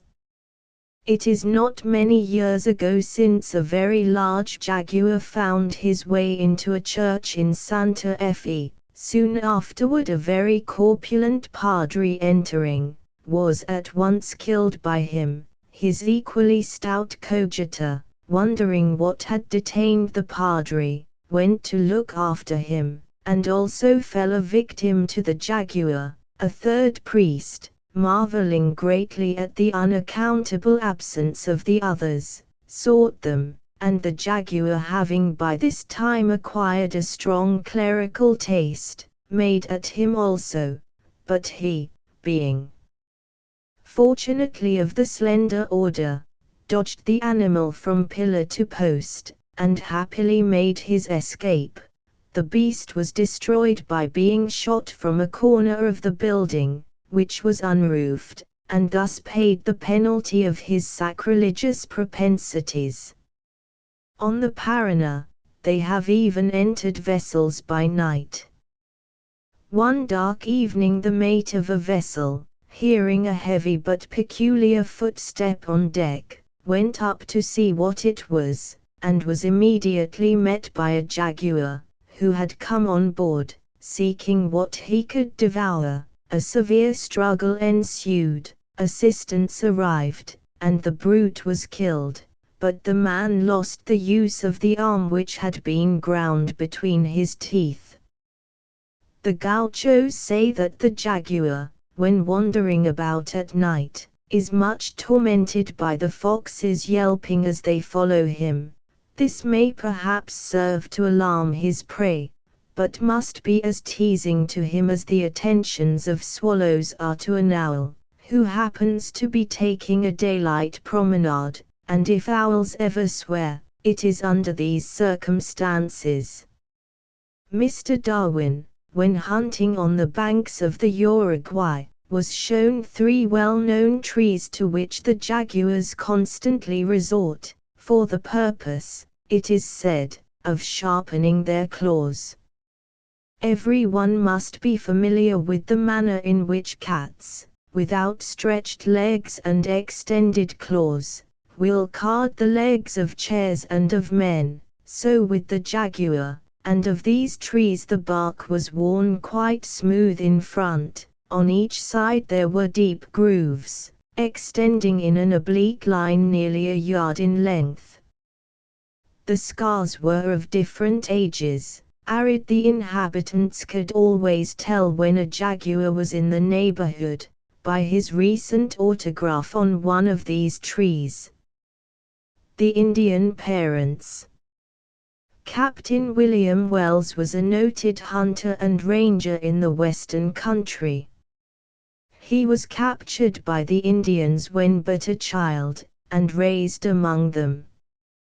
When the Indians defeated the United States troops, who were under the command of Generals Harmer and St. Clair, Captain Wells fought among the red men, and distinguished himself by his courage and skill. But when General Wayne was placed at the head of the United States forces in the West, Captain Wells came over to the side of the whites, and received the command of a company of rangers, or woodmen, who acted as spies and scouts for General Wayne. The captain performed many daring exploits, and caused the Indians to feel that in losing him they had gained a terrible enemy.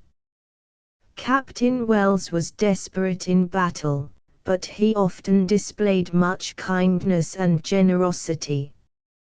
On one of his excursions with a party of rangers, through the Indian country, he came to the bank of the River St. Mary, and discovered some Indians in canoes coming across the stream.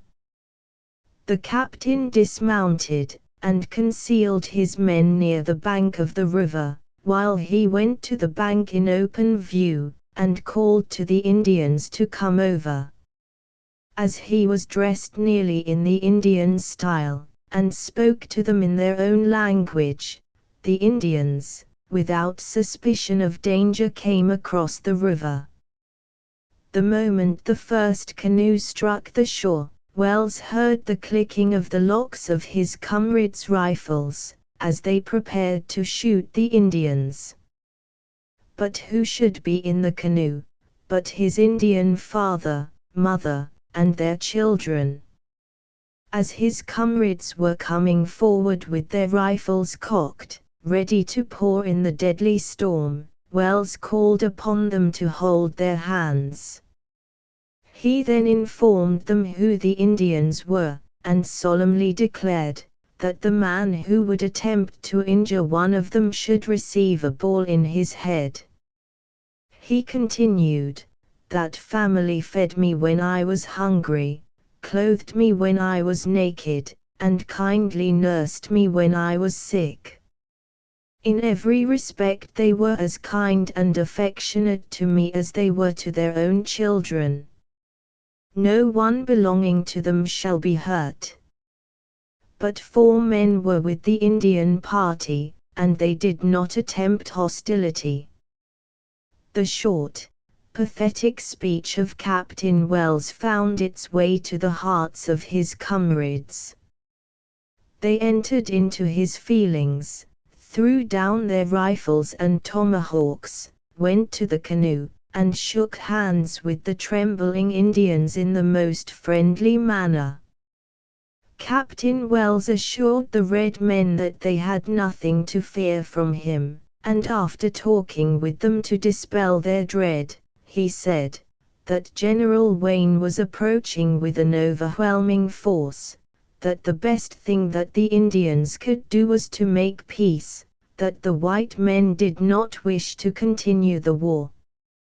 He urged his Indian father to keep out of danger for the future. The Indians appeared very grateful for his clemency. After the captain bade them farewell, they pushed off their canoe, and went down the river as fast as they could paddle. Wells's conduct on this occasion proved him to be as generous as he was brave. This famous ranger was killed near Chicago, at the commencement of the War of 1812, in an attempt to save an American garrison. At that time 64 whites were attacked by 400 red men, and all killed or captured. The Indians were very glad to get the scalp of Captain Wells. He was as wild a spirit as ever shouldered a rifle or wielded a tomahawk. Attack on Captain Ward's boat about 1784 and 85.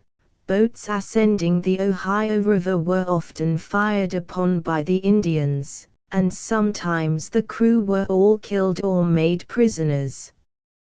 At that time, the whites had no settlements on either side of the Ohio. But Kentucky contained several very important stations.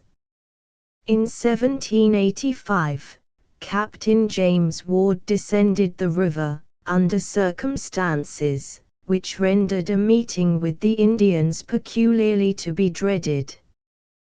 The captain with half a dozen others, one of them his nephew, embarked in a crazy boat, about 4 to 5 long, and 8 feet wide, with no other bulwark than a single pine plank, above each gunwale. The boat was much encumbered with baggage, and 7 horses were on board. Having seen no enemy for several days, they had become secure and careless, and permitted the boat to drift within 50 yards of the Ohio shore. Suddenly several Indians showed themselves on the bank, and opened heavy fire upon the boat. The astonishment of the crew may be conceived. Captain Ward and his nephew were at the oars when the enemy appeared, and the captain, knowing that their safety depended upon their ability to regain the middle of the river, kept his seat firmly, and exerted his utmost powers at the oar. But his nephew started up at the sight of the enemy, seized his rifle and was in the act of leveling it, when he received a ball in the breast, and fell dead in the bottom of the boat. Unfortunately, his oar fell into the river, and the captain, having no one to pull against him, rather urged the boat nearer to the hostile shore than otherwise. He quickly seized a plank, however, and giving his own oar to another of the crew, he took the station which his nephew had held, and unhurt by the bullets which flew around him, continued to exert himself, until the boat had reached a more respectable distance. He then, for the first time, looked around him in order to observe the condition of the crew. His nephew lay in his blood, perfectly lifeless. The horses had been all killed or mortally wounded. Some had fallen overboard, others were struggling violently, and causing their frail bark to dip water so as to excite the most serious apprehensions. But the crew presented the most singular spectacle. A captain, who had served with reputation in the Continental Army, seemed now totally bereft of his faculties. He lay upon his back in the bottom of the boat, with hands uplifted, and a countenance in which terror was personified, exclaiming in a tone of despair, "Oh, Lord! Oh, Lord!" A Dutchman, whose weight might amount at about 300 pounds, was busily engaged in endeavoring to find shelter for his bulky person, which, from the lowness of the gunwales, was a very difficult undertaking. In spite of his utmost efforts, a portion of his posterior luxuriance, appeared above the gunwale, and afforded a mark to the enemy, which brought a constant shower of balls around it. In vain he shifted his position. The lump still appeared, and the balls still flew around it, until the Dutchman, losing all patience, raised his head above the gunwale, and in a tone of querulous remonstrance, called out, "Oh, now I git tat nonsense, dear, will you?" Not a shot was fired from the boat. At one time, after they had partly reined the current, Captain Ward attempted to bring his rifle to bear upon them, but so violent was the agitation of the boat, from the furious struggles of the horses, that he could not steady his piece within 20 yards of the enemy, and quickly laying it aside returned to the oar. The Indians followed them down the river for more than an hour, but having no canoes, they did not attempt to board, and as the boat was at length transferred to the opposite side of the river, they finally abandoned the pursuit and disappeared. None of the crew, save the young man already mentioned, were hurt, although the Dutchman's seat of honor served as a target for the space of an hour, and the Continental captain was deeply mortified at the sudden, and, as he said, unaccountable panic which had seized him. Captain Ward himself was protected by a post, which had been fastened to the gunwale, and behind which he sat while rowing. Massey Harbison and her family during the settlement of the interior of Pennsylvania, the Indians were almost constantly hostile. Houses were burned, fields desolate, and the poor, hard-working settlers were killed, or carried into a dreadful captivity. The sufferings of some of these captives can scarcely be described. The following narrative will give some idea of savage nature. On the 22nd of May, 1792, Massey Harbison and her children were taken from their house, within 200 yards of Reed's Block House, and about 25 miles from Pittsburgh. Mr. Harbison, being one of the spies, was from home. 2 of the scouts lodged with her that night, but had left her house about sunrise, in order to go to the blockhouse, and had left the door standing wide open. Shortly after the 2 scouts went away, a number of Indians came into the house, and drew her out of bed by the feet. The 2 eldest children, who also lay in another bed, were drawn out in the same manner. A younger child, about 1 year old, slept with Mrs. Harbison. The Indians then scattered the articles about in the house. Whilst they were at this work, Mrs. Harbison went out of the house, and hallooed to the people in the blockhouse. One of the Indians then ran up and stopped her mouth, another ran up with his tomahawk drawn, and a third ran and seized the tomahawk and called her his squaw. This last Indian claimed her as his, and continued by her. About 15 of the Indians then ran down towards the blockhouse and fired their guns at the block and storehouse, in consequence of which 1 soldier was killed and another wounded, one having been at the spring, and the other in coming or looking out of the storehouse. Mrs. Harbison told the Indians there were about 40 men in the blockhouse, and each man had 2 guns. The Indians then went to those that were firing at the blockhouse, and brought them back. They then began to drive Mrs. Harbison and her children away, but a boy, about 3 years old, being unwilling to leave the house, they took it by the heels, and dashed it against the house, then stabbed and scalped it.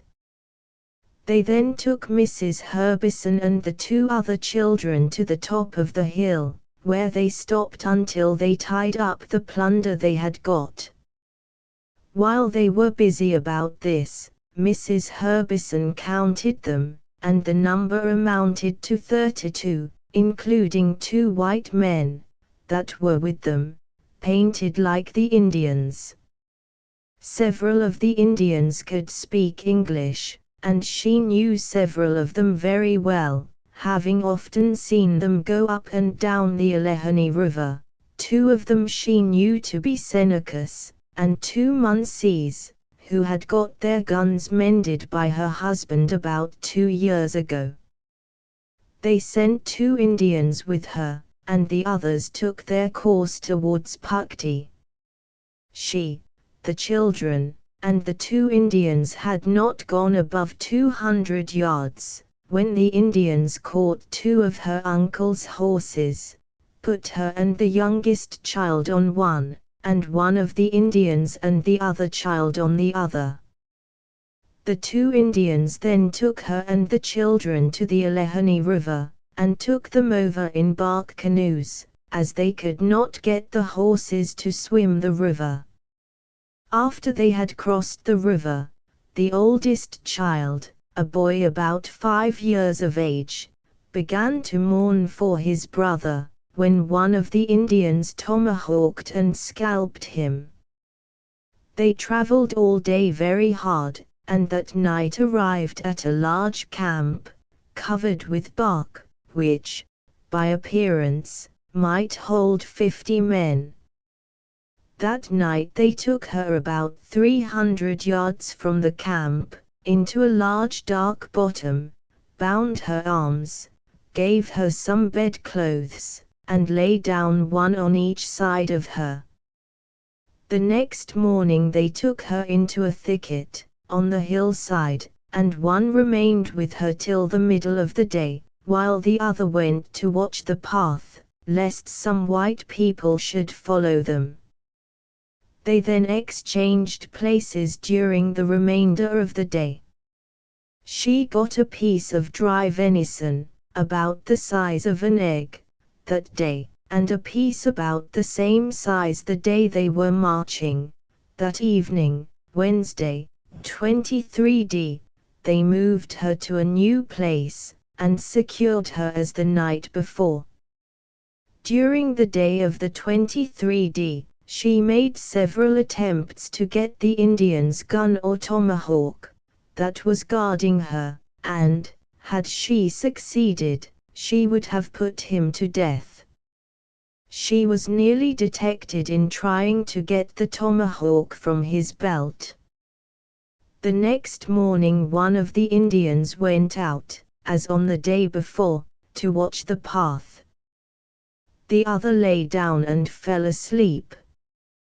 When she found he was sleeping, she stole her short gown, handkerchief, a child's frock, and then made her escape. The sun was then about half an hour high. She took her course from the Allegheny, in order to deceive the Indians, as they would naturally pursue her that way. That day she traveled along Connoquenessing Creek. The next day she altered her course, and, as she believes, fell upon the waters of Pine Creek, which empties into the Allegheny. Thinking this not her best course, she took over some dividing ridges, lay on a dividing ridge on Friday night, and on Saturday came to Squaw Run, continued down the run until an Indian, or some other person, shot a deer. She saw the person about 150 yards from her, the deer running and the dog pursuing it, which, from the appearance, she supposed to be an Indian dog. She then altered her course, but again came to the same run, and continued down until she got so tired that she was obliged to lie down, it having rained on her all that day and the night before. She lay there that night. It rained constantly. On Sunday morning, she proceeded down the run until she came to the Allegheny River, and continued down the river till she came opposite to Carter's house, on the inhabited side, where she made a noise, and James Closier brought her over the river to Carter's house. Such outrages were frequent upon the frontier, in time of war with the Indians. Many instances of the generosity and hospitality of the red men are recorded. But when we remember that they made war and the chase the business of their lives, and that they never would be content to till the ground, as the neighbors of the whites, we cannot regret that they have disappeared from our vicinity. A nocturnal adventure with 6 lions. Mr. Cumming, whose adventures we have already found so entertaining, had a method of hunting for wild beasts, and especially lions, which was quite curious. He dug holes near the fountains or streams, where the animals were accustomed to resort at night for water, and concealed himself and his companions in them, to wait for their approach. The following is a specimen of this kind of adventure. On the afternoon of the 4th I deepened my hole and watched the water. As the sun went down, 2 graceful springboks and a herd of pula came and drank, when I shot the best pula in the troop. At night I watched the water with Kleinboy. Very soon a cow-black rhinoceros came and drank, and got off for the present with 2 balls in her. A little afterwards 2 black rhinoceroses and 2 white ones came to the waterside. We both fired together at the finest of the 2 black rhinoceroses. She ran 300 yards, and fell dead. Soon after this the other black rhinoceros came up again and stood at the waterside. I gave her 1 ball after the shoulder. She ran 100 yards and fell dead. In half an hour a 3rd old ball appeared, and, having inspected the 2 dead ones, he came up to the waterside. We fired together. He ran 200 yards and fell dead. I felt satisfied with our success, and gave it up for the night. By the following evening the natives had cleared away the greater part of the 2 rhinoceroses which lay right in the way of the game approaching the water. I, however, enforced their leaving the 3rd rhinoceros, which had fallen on the bare rising ground, almost opposite to my hiding place, in the hope of attracting a lion, as I intended to watch the water at night. Soon after the twilight had died away, I went down to my hole with Kleinboy and 2 natives, who lay concealed in another hole, with Wolf and Boxer ready to slip, in the event of wounding a lion. On reaching the water I looked towards the carcass of the rhinoceros, and, to my astonishment, I beheld the ground alive with large creatures, as though a troop of zebras were approaching the fountain to drink. Kleinboy remarked to me that a troop of zebras were standing on the height. I answered, yes, but I knew very well that zebras would not be capering around the carcass of the rhinoceros. I quickly arranged my blankets, pillow, and guns, in the hole, and then lay down to feast my eyes on the interesting sight before me. It was bright moonlight, as clear as I need wish, and within 1 night of being full moon. There were 6 large lions, about 12 or 15 hyenas, and from 20 to 30 jackals, feasting on and around the carcasses of the 3 rhinoceroses. The lions feasted peacefully, but the hyenas and jackals fought over every mouthful, and chased one another round and round the carcasses, growling, laughing, screeching, chattering, and howling without any intermission. The hyenas did not seem afraid of the lions, although they always gave way before them, for I observed that they followed them in the most disrespectful manner, and stood laughing, one or two on either side, when any lions came after their comrades to examine pieces of skin or bones which they were dragging away. I had lain watching this banquet for about 4 hours, in the strong hope that, when the lions had feasted, they would come and drink. 2 black and 2 white rhinoceroses had made their appearance, but, scared by the smell of the blood, they soon made off. At length the lions seemed satisfied. They all walked about with their heads up, and seemed to be thinking about the water, and in 2 minutes one of them turned his face towards me, and came on. He was immediately followed by the second lion, and in half a minute by the other 4. It was a decided and general move. They were all coming to drink right bang in my face, within 15 yards of me.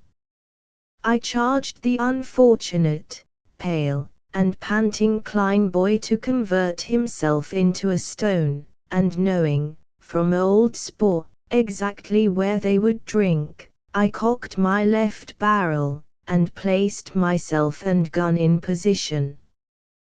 The 6 lions came steadily on along the ridge, until within 60 yards of me, when they halted for a minute to reconnoiter.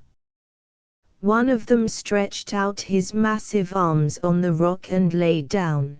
The others then came on, and he rose and brought up the rear.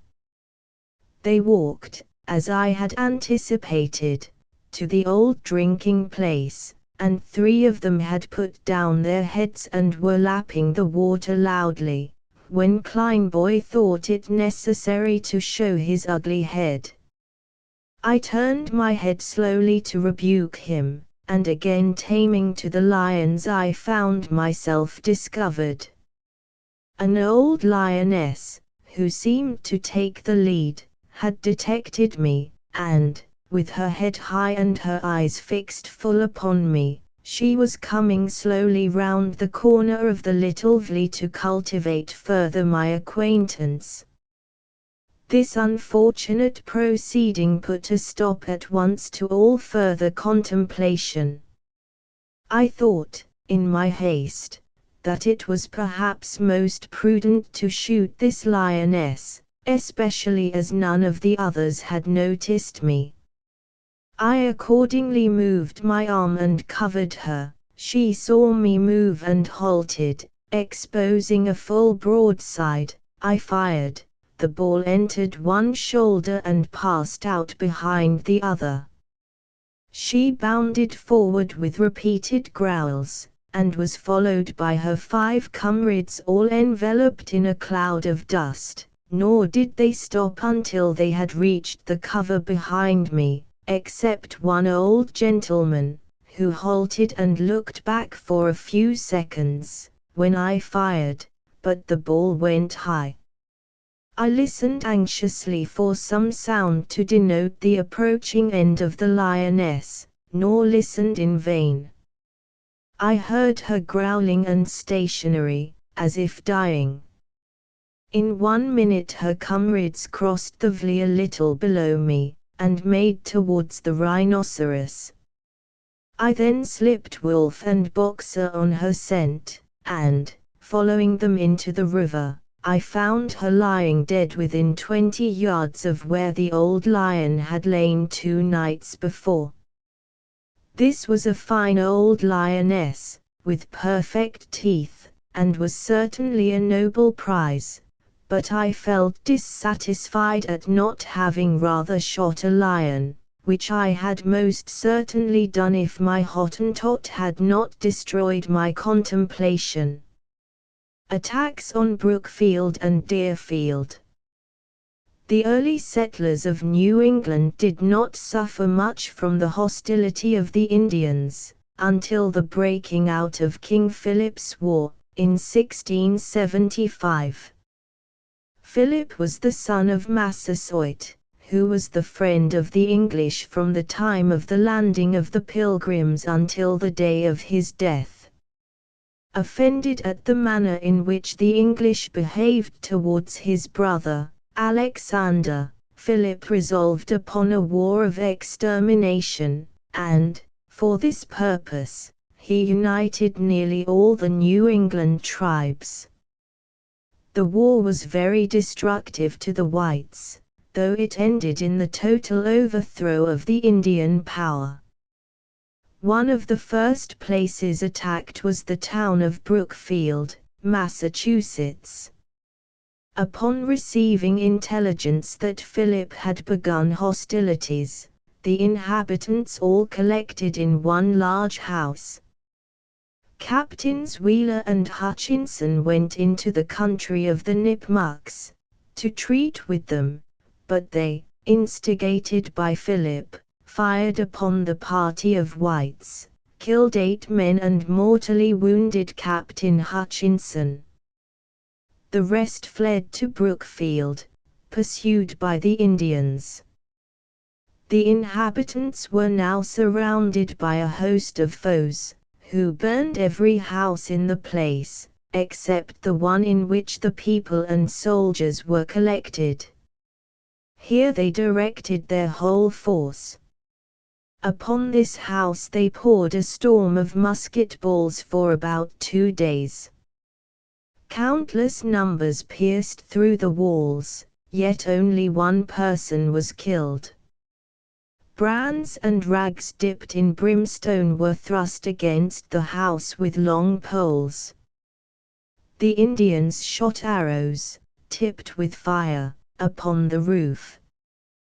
They loaded a cart with flax and tow, and with long poles fastened together, pushed it against the house.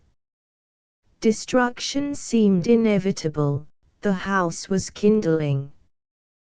The bold and resolute settlers were beginning to give up all hope, when a sudden and providential fall of rain quenched the flames. The savages yelled with the fury of disappointment, and resorted to other schemes for the destruction of the house and its inmates. In all probability, they would have succeeded in effecting their object, but on the 4th of August, Major Willard, with a party of troops, appeared, and attacked the besiegers. The conflict was soon decided. The Indians never could withstand an equal number of whites in a fair field. They now gave way, after suffering a great loss. The people of Brookfield were thus happily delivered from their savage foe. But their houses were burned, and stock destroyed.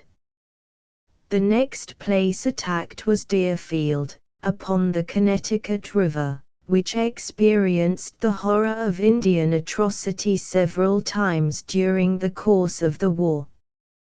The town was first attacked in September 1675, when most of the houses were burned, and some of the inhabitants killed. At Deerfield, there were 3,000 bushels of wheat in stock, which it was resolved to bring to the general magazine at Hadley. Captain Lathrop, with 90 men, guarded the teams employed in this service. On the way, they were assaulted by about 700 Indians.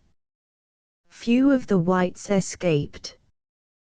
They fought bravely, and killed a great many of the Indians, but were nearly all slain. Captain Moseley marched from Deerfield to reinforce Captain Lathrop. Arriving too late, he was compelled to sustain the onset of the whole force of the enemy, until Major Treat came to his relief, and put the Indians to flight. In the early part of February, a large body of Indians attempted to surprise Deerfield by night. But the inhabitants were alarmed and prepared, and after a short conflict succeeded in driving off the savages. Soon after, a party of whites from Deerfield attacked a party of Indians in a swamp near that town, and killed 120 of them. But the whites, on their return, were waylaid, and as they had expended all their ammunition, they fell an easy prey. 50 were killed and 84 wounded. Such were the horrors of King Philip's War. Attack on Mrs. Scraggs's house. On the night of the 11th of April, 1787, the house of the widow Scraggs, in Bourbon County, Kentucky, was attacked by the Indians. The widow occupied what is called double cabin, one room of which was tenanted by the old lady herself, together with 2 grown sons and a widowed daughter, who was at that time suckling an infant, while the other was occupied by 2 unmarried daughters, from 16 to 20 years of age, together with a little girl, not more than half grown. The hour was 11 o'clock at night. One of the unmarried daughters was still busily engaged at the loom, but the other members of the family, with the exception of one of the sons, had retired to rest. Some symptoms of an alarming nature had engaged the attention of the young man for an hour before anything of a decided character took place. The cry of owls was heard in the adjoining wood, answering each other in rather an unusual manner. The horses, which were enclosed as usual in a pound near the house, were more than commonly there excited, and by repeated snorting and galloping, announced the presence of some object of terror. The young man was often upon the point of awakening his brother, but was as often restrained by the fear of incurring ridicule and their reproach of timidity, at that time an unpardonable blemish in the character of a Kentuckian. At length, hasty steps were heard in the yard, and quickly afterwards several knocks at the door, accompanied by the usual exclamation, "Who keeps house?" in very good English.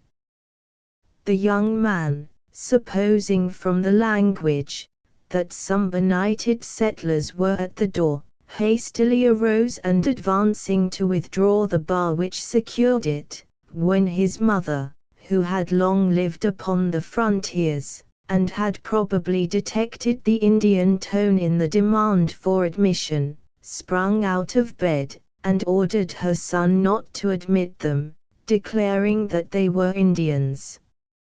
She instantly awakened her other son, and the 2 young men, seizing their guns, which were always charged, prepared to repel the enemy.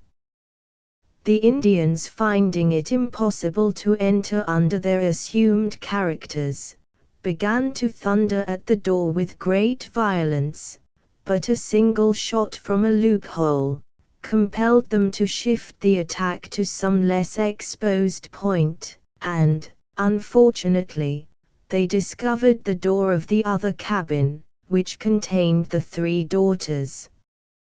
The rifles of the brothers could not be brought to bear upon this point, and by means of several rails taken from the yard fence, the door was forced from its hinges and the 3 girls were at the mercy of the savage. One was immediately secured, but the eldest defended herself desperately with a knife which she had been using in the loom, and stabbed one of the Indians to the heart, before she was tomahawked. In the meantime the little girl, who had been overlooked by the enemy in their eagerness to secure the others, ran out into the yard, and might have effected her escape had she taken advantage of the darkness and fled. But instead of that, the terrified little creature ran round the house wringing her hands, and crying out that her sisters were killed. The brothers, unwilling to hear her cries without risking everything for her rescue, rushed to the door and were preparing to sally out to her assistance, when their mother threw herself before them and calmly declared that the child must be abandoned to its fate, that the sally would sacrifice the lives of the rest without the slightest benefit to the little girl. Just then the child uttered a loud scream, followed by a faint moan, and all was again silent. Presently the crackling of flames was heard, accompanied by a triumphant yell from the Indians, announcing that they had set fire to that division of the house which had been occupied by the daughters, and of which they had undisputed possession. The fire was quickly communicated to part of the building. It became necessary to abandon it or perish in the flames. In the one case, there was a possibility that some might escape; in the other, their fate would be equally certain and terrible. The rapid approach of the flames cut short their momentary suspense. The door was thrown open, just as some of the Indians began to enter the house through a breach made by the fire. The old lady, supported by her eldest son, attempted to cross the fence at one point, while the other son carried his sister and her son in another direction. The old lady was permitted to reach the stile unmolested, but in the act of crossing, received several balls in the breast and fell dead. Her son, providentially, remained unhurt, and by extraordinary agility effected his escape. The other party succeeded also in reaching the fence unhurt, but in the act of crossing, were vigorously assailed by several Indians, who, throwing down their guns, rushed upon them with their tomahawks. The young man defended his sister gallantly, firing upon the enemy as they approached, and then wielding the butt of his rifle with a fury that drew the whole attention upon himself, and gave his sister an opportunity of effecting her escape. He quickly fell, however, under the tomahawk of his enemies, and was found at daylight, scalped and mangled in a shocking manner. Of the whole family, consisting of 8 persons, when the attack commenced, only 3 escaped. 4 were killed upon the spot, and 1, the second daughter, carried off a prisoner. The neighborhood was quickly alarmed, and by daylight about 30 men were assembled under the command of Colonel Edwards. A slight snow had fallen during the latter part of the night, and the Indian trail could be pursued at a gallop. It led directly into the mountainous country bordering on Licking, and afforded evidences of great hurry and precipitation on the part of the fugitives. Unfortunately, a hound had been permitted to accompany the whites, and as the trail became fresh and the scent warm, she followed it with eagerness, baying loudly and giving the alarm to the Indians. The consequences of this imprudence were soon displayed. The enemy, finding the pursuit keen, and perceiving that the strength of the prisoner began to fail, sunk their tomahawks in her head and left her, still warm and bleeding, upon the snow. As the whites came up, she retained strength enough to wave her hand in token of recognition, and appeared desirous of giving them some information with regard to the enemy, but her strength was too far gone. Her brother sprung from his horse, and knelt by her side, endeavoring to stop the effusion of blood, but in vain. She gave him her hand, muttering some inarticulate words, and expired within 2 minutes after the arrival of the party. The pursuit was renewed with additional ardor, and in 20 minutes the enemy was within view. They had taken possession of a steep narrow ridge and seemed desirous of magnifying their numbers in the eyes of the whites, as they ran rapidly from tree to tree, and maintained a steady yell in their most appalling tones. The pursuers, however, were too experienced to be deceived by so common an artifice, and being satisfied that the number of the enemy must be inferior to their own, they dismounted, tied their horses, and flanking out in such a manner as to enclose the enemy, ascended the ridge as rapidly as was consistent with a due regard to the shelter of their persons. The firing quickly commenced, and now for the first time they discovered that only 2 Indians were opposed to them. They had voluntarily sacrificed themselves for the safety of the main body, and had succeeded in delaying pursuit until their friends had reached the mountains.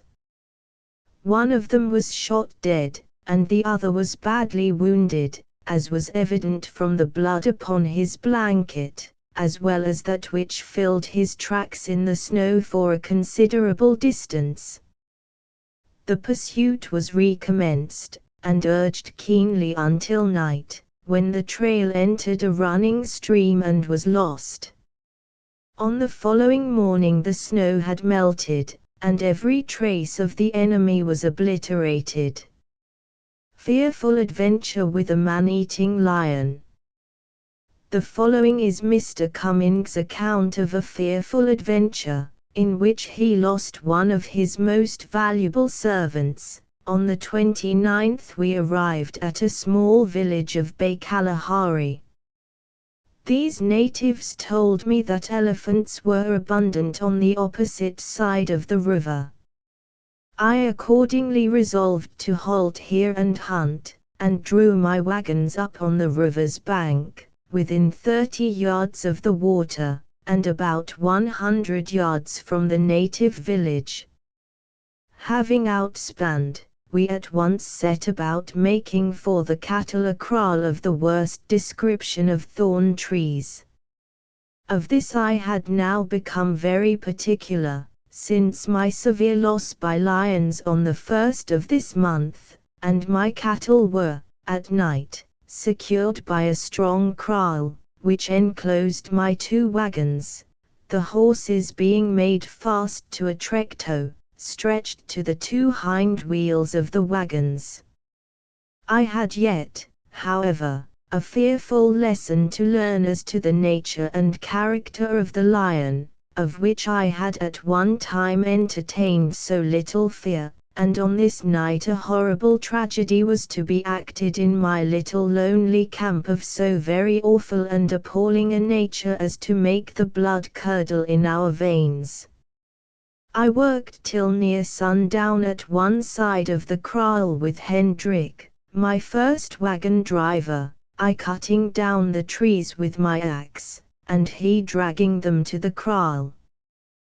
When the kraal for the cattle was finished, I turned my attention to making a pot of barley broth, and lighted a fire between the wagons and the water, close on the river's bank, under a dense grove of shady trees, making a sort of kraal around our sitting place for the evening.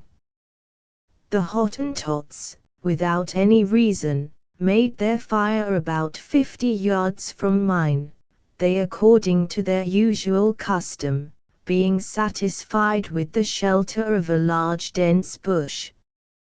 The evening passed away cheerfully. Soon after it was dark we heard elephants breaking the trees in the forest across the river, and once or twice I strode away into the darkness some distance from the fireside, to stand and listen to them. I little, at that moment, deemed of the imminent peril to which I was exposing my life, nor thought that a bloodthirsty man-eater lion was crouching near, and only watching his opportunity to spring into the midst of us, and consign one of our number to a most horrible death. About 3 hours after the sun went down I called to my men to come and take their coffee and supper which was ready for them at my fire, and after supper 3 of them returned before their comrades to their own fireside, and lay down. These were John Stopholus, Hendrik, and Ruiter. In a few minutes an ox came out by the gate of the kraal and walked out by the back of it. Hendrik got up and drove him in again, and then went back to his fireside and lay down. Hendrik and Ruiter lay on one side of the fire under one blanket, and John Stopholus lay on the other. At this moment I was sitting taking some bala broth. Our fire was very small, and the night was pitch dark and windy. Owing to our proximity to the native village the wood was very scarce, the Bay Kalahari having burnt it all in their fires. Suddenly the appalling and murderous voice of an angry bloodthirsty lion burst upon my ears within a few yards of us, followed by the shrieking of the Hottentots. Again and again the murderous roar of attack was repeated. We heard John and Ruiter shriek, the lion, still, for a few moments, we thought he was chasing one of the dogs round the kraal, but, the next instant, John Stopholus rushed into the midst of us, almost speechless with fear and terror, his eyes bursting from their sockets, and shrieked out, the lion, the lion. He has got Hendrik. He dragged him away from the fire beside me. I struck him with the burning brands upon his head, but he would not let go his hold. Hendrik is dead. Oh, God! Hendrik is dead. Let us take fire and seek him. The rest of my people rushed about shrieking and yelling as if they were mad. I was at once angry with them for their folly, and told them if they did not stand still and keep quiet the lion would have another of us, and that very likely there was a troop of them. I ordered the dogs, which were nearly all fast, to be made loose, and the fire to be increased as far as could be. I then shouted Hendrik's name, but all was still. I told my men that Hendrik was dead, and that a regiment of soldiers could not now help him, and, hunting my dogs forward, I had everything brought within the cattle kraal, when we lighted our fire and closed the entrance as well as we could. My terrified people sat round the fire with guns in their hand till the day broke, still fancying that every moment the lion would return and spring again into the midst of us.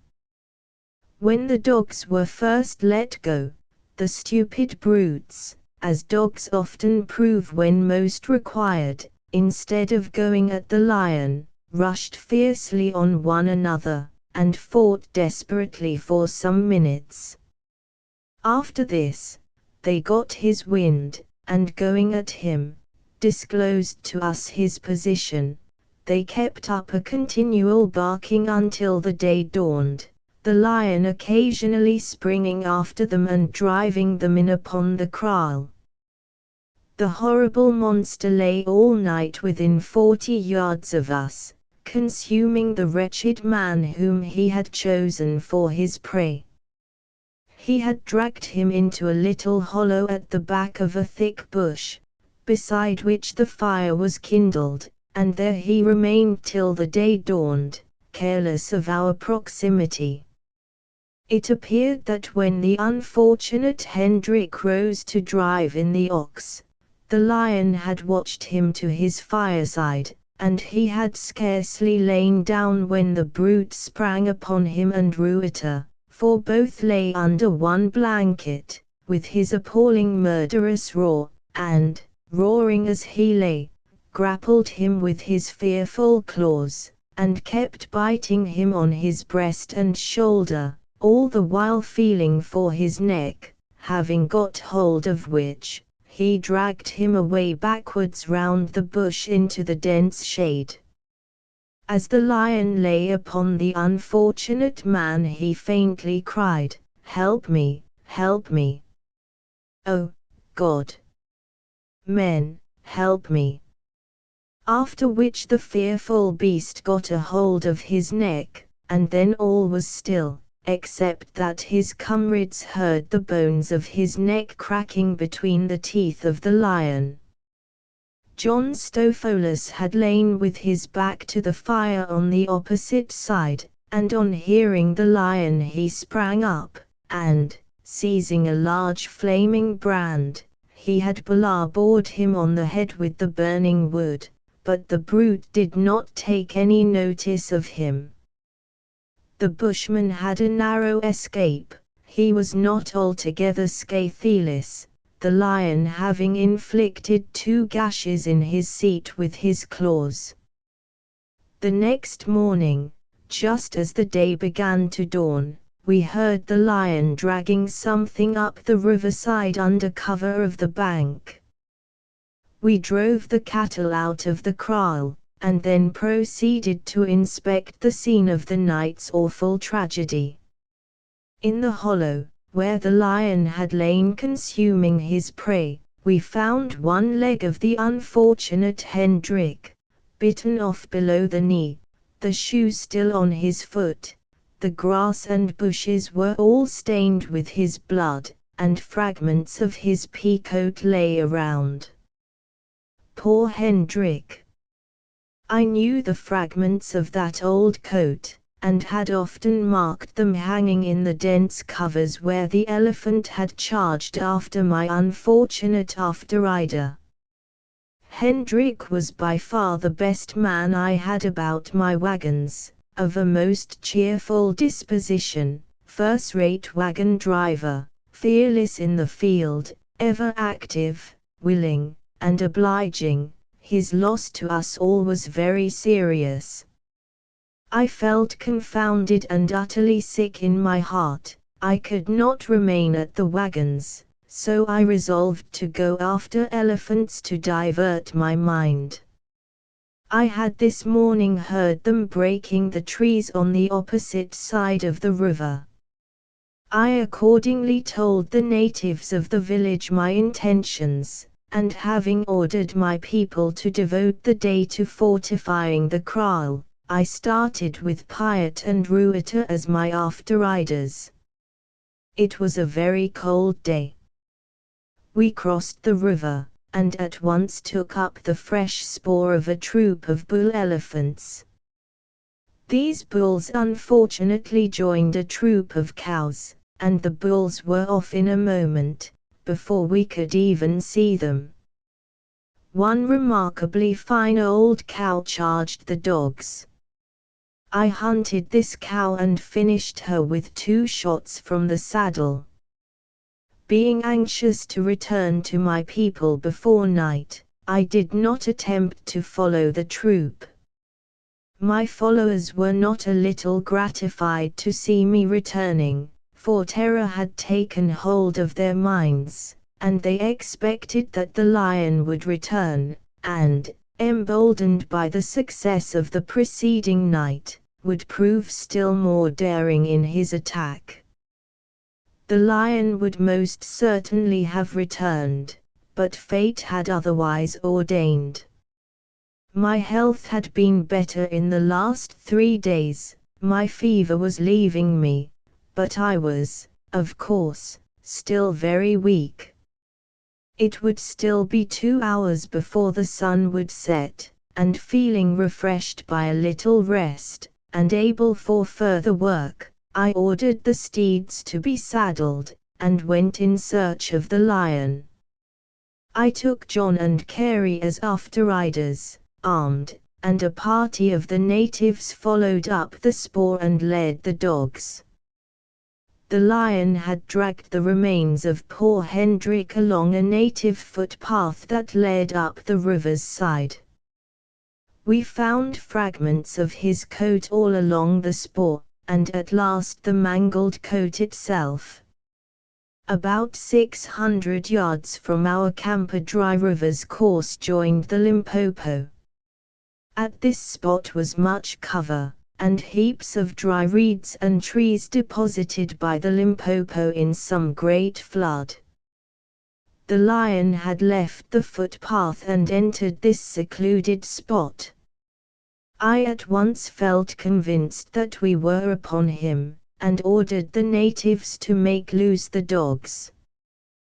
These walked suspiciously forward on the spoor, and next minute began to spring about, barking angrily, with all their hair bristling on their backs. A crash upon the dry reeds immediately followed. It was the lion bounding away. Several of the dogs were extremely afraid of him, and kept rushing continually backwards, springing aloft to obtain a view. I now pressed forward and urged them on. Old Argyle and Blaise took up his spoor in gallant style and led on the other dogs. Then commenced a short but lively and glorious chase, whose conclusion was the only small satisfaction that I could obtain to answer for the horrors of the preceding evening. The lion held up the river's bank for a short distance and took a way through some wait-a-bit thorn cover, the best he could find, but nevertheless open. Here, in 2 minutes, the dogs were up with him, and he turned and stood at bay. As I approached, he stood, his horrid head right to me, with open jaws growling fiercely, his tail waving from side to side. On beholding him my blood boiled with rage. I wished that I could take him alive and torture him, and setting my teeth, I dashed my steed forward within 30 yards of him and shouted, "Your time is up, old fellow." I halted my horse, and, placing my rifle to my shoulder, I waited for a broadside. This, the next moment, he exposed, when I sent a bullet through his shoulder and dropped him on the spot. He rose, however, again, when I finished him with a second in the breast. The Bay Kalahari now came up with wonder and delight.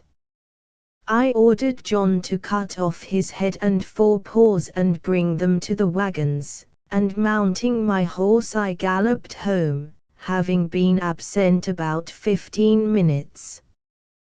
When the Bay Kalahari women heard that the man-eater was dead, they all commenced dancing about with joy, calling me their father. Thrilling Adventures of Mr. Butler. The early history of Kentucky is one continued series of daring and romantic adventures. Had the founder of that state lived in the days of chivalric yore, his exploits would have been sung in connection with those of Arthur and Orlando, and his followers, in the same region, would certainly have been Knights of the Round Table. The hero of our story was one of these. Those who desire to inspect his adventure, by the light of romance, will not be displeased at learning that his choice of a hunter's life was determined by a disappointment in the object of his early love. He was then only 19, yet he fearlessly left his native state, and sought, amid the uncultivated wilds of Kentucky, the stirring enjoyment of a Western hunter. After rendering valuable service to the Virginia colony, as a spy and pioneer, he undertook a voyage of discovery to the country north of the Ohio. It was while thus engaged that he was taken prisoner by the Indians. He was, no doubt, known to the Indians as an active and dangerous enemy, and they now prepared to avenge themselves upon him. They condemned him to the fiery torture, painted his body black, and marched him toward Chillicothe. By way of amusement on the road, he was manacled hand and foot, tied to an unbridled and unbroken horse, and driven off amid the shouts and whoops of the savages. Poor Butler thus played the part of an American Mazeppa. The horse, unable to shake him off, galloped with terrific speed toward the wood, charring and bruising the rider at every step, but at length, exhausted and subdued, it returned to camp with its burden, amid the exulting shouts of the savages. When within a mile of Chillicothe, they took Butler from the horse, and tied him to a stake, where, for 24 hours, he remained in one position. He was then untied to run the gauntlet. 600 Indians, men, women, and children, armed with clubs and switches, arranged themselves in 2 parallel lines, to strike him as he passed. It was a mile to the council house, which if he reached, he was to be spared. A blow started him on this encouraging race, but he soon broke through the files and had almost reached the council house, when he was brought to the ground by a club. In this position he was severely beaten and again taken into custody. These terrible sufferings, instead of satisfying the Indians, only stimulated them to invent more ingenious tortures. Their cruelty was not more astonishing than the fortitude of the victim. He ran the gauntlet 13 times, he was exposed to insult, privation, and injury of every kind, sometimes he was tied, sometimes beaten. At others, he was pinched, dragged on the ground, or deprived for long periods of sleep. Then, amid jeers and yells, he was marched from village to village, so that all might be entertained with his sufferings.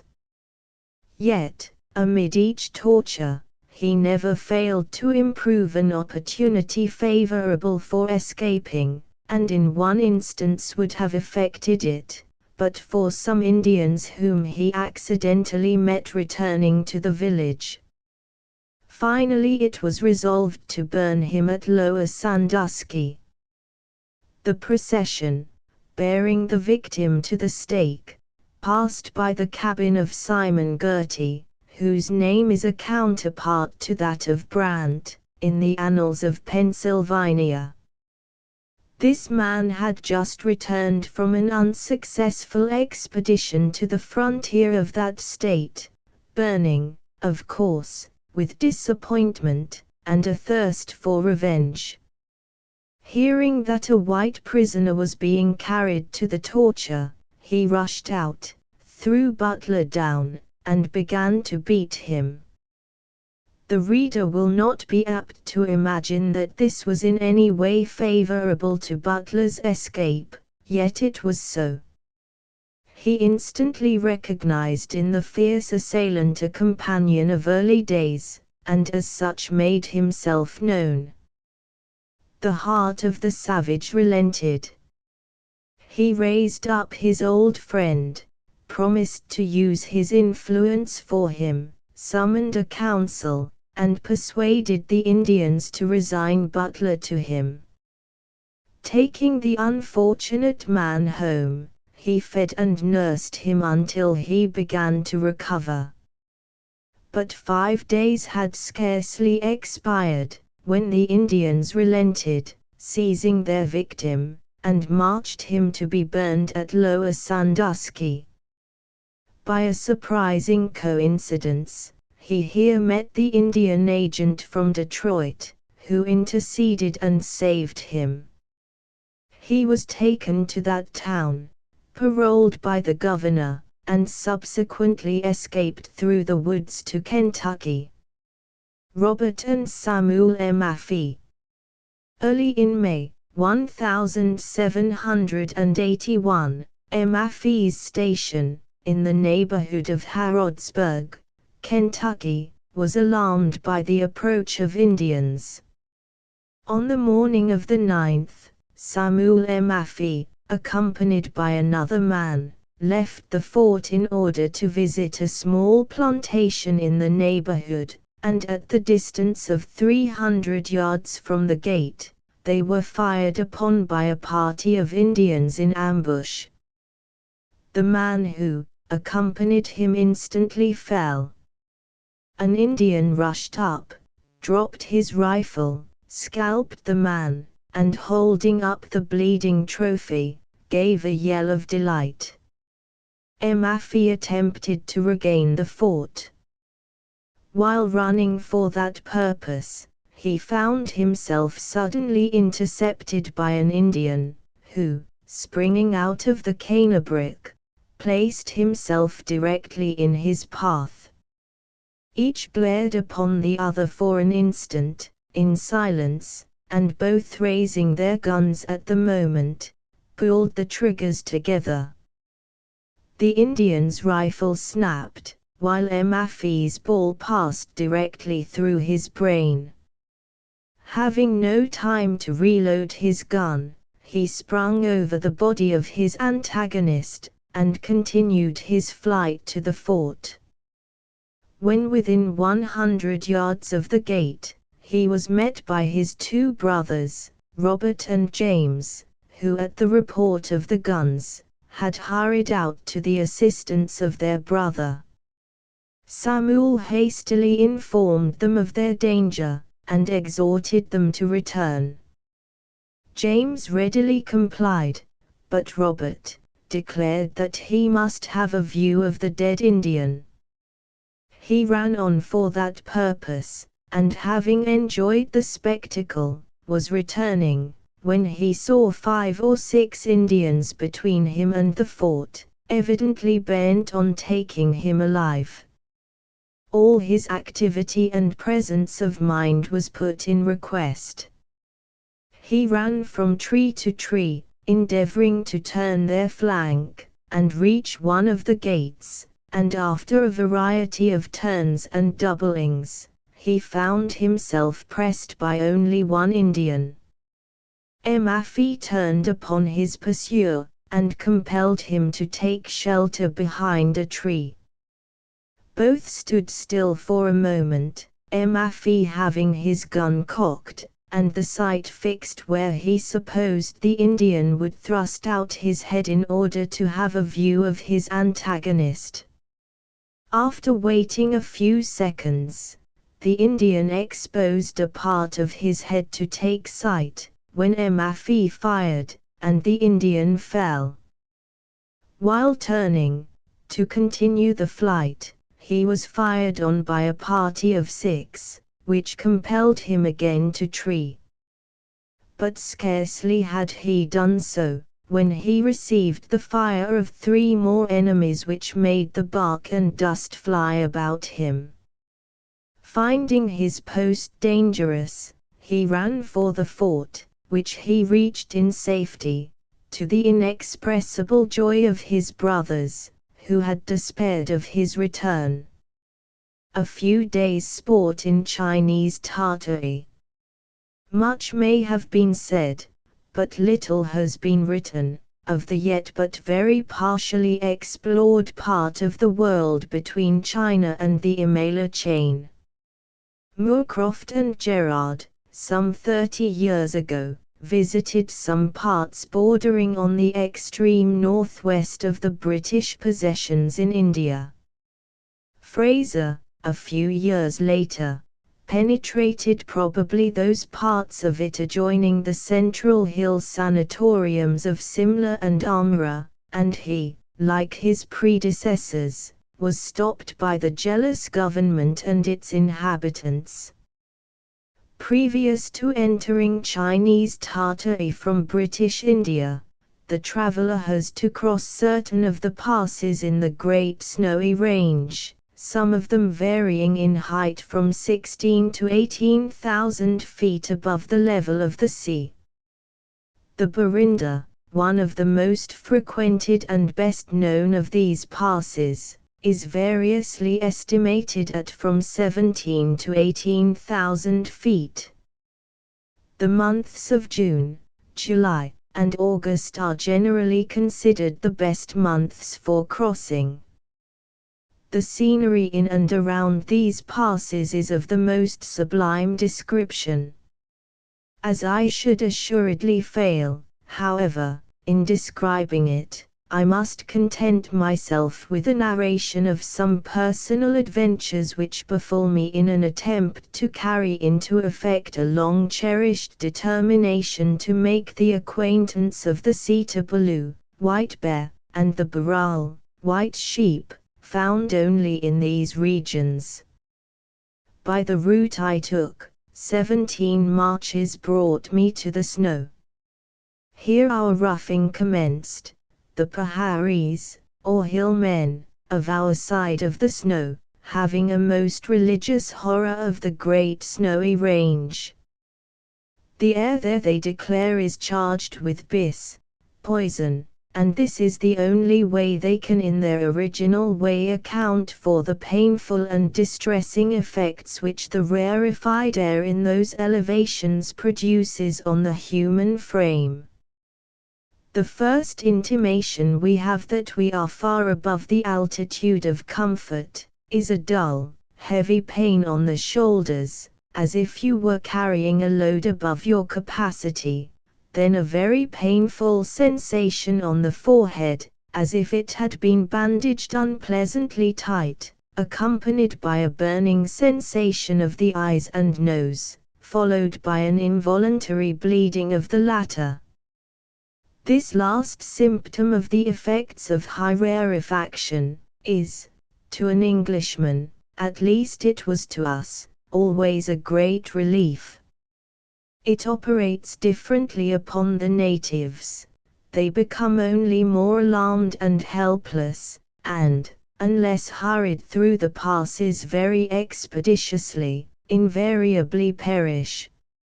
On my first trip, I left 2 unfortunate hillmen in the Sogla Pass. 2 more would have perished, had not I taken one wheelbarrow fashion, by the legs, and dragged him after me, although very much distressed myself, until we had descended sufficiently to rest with safety. My head man, Jai Singh, by my direction, took the other man, and both were saved. After getting through the pass, we came upon the inhabited tracks, and made the acquaintance of the Bhushas.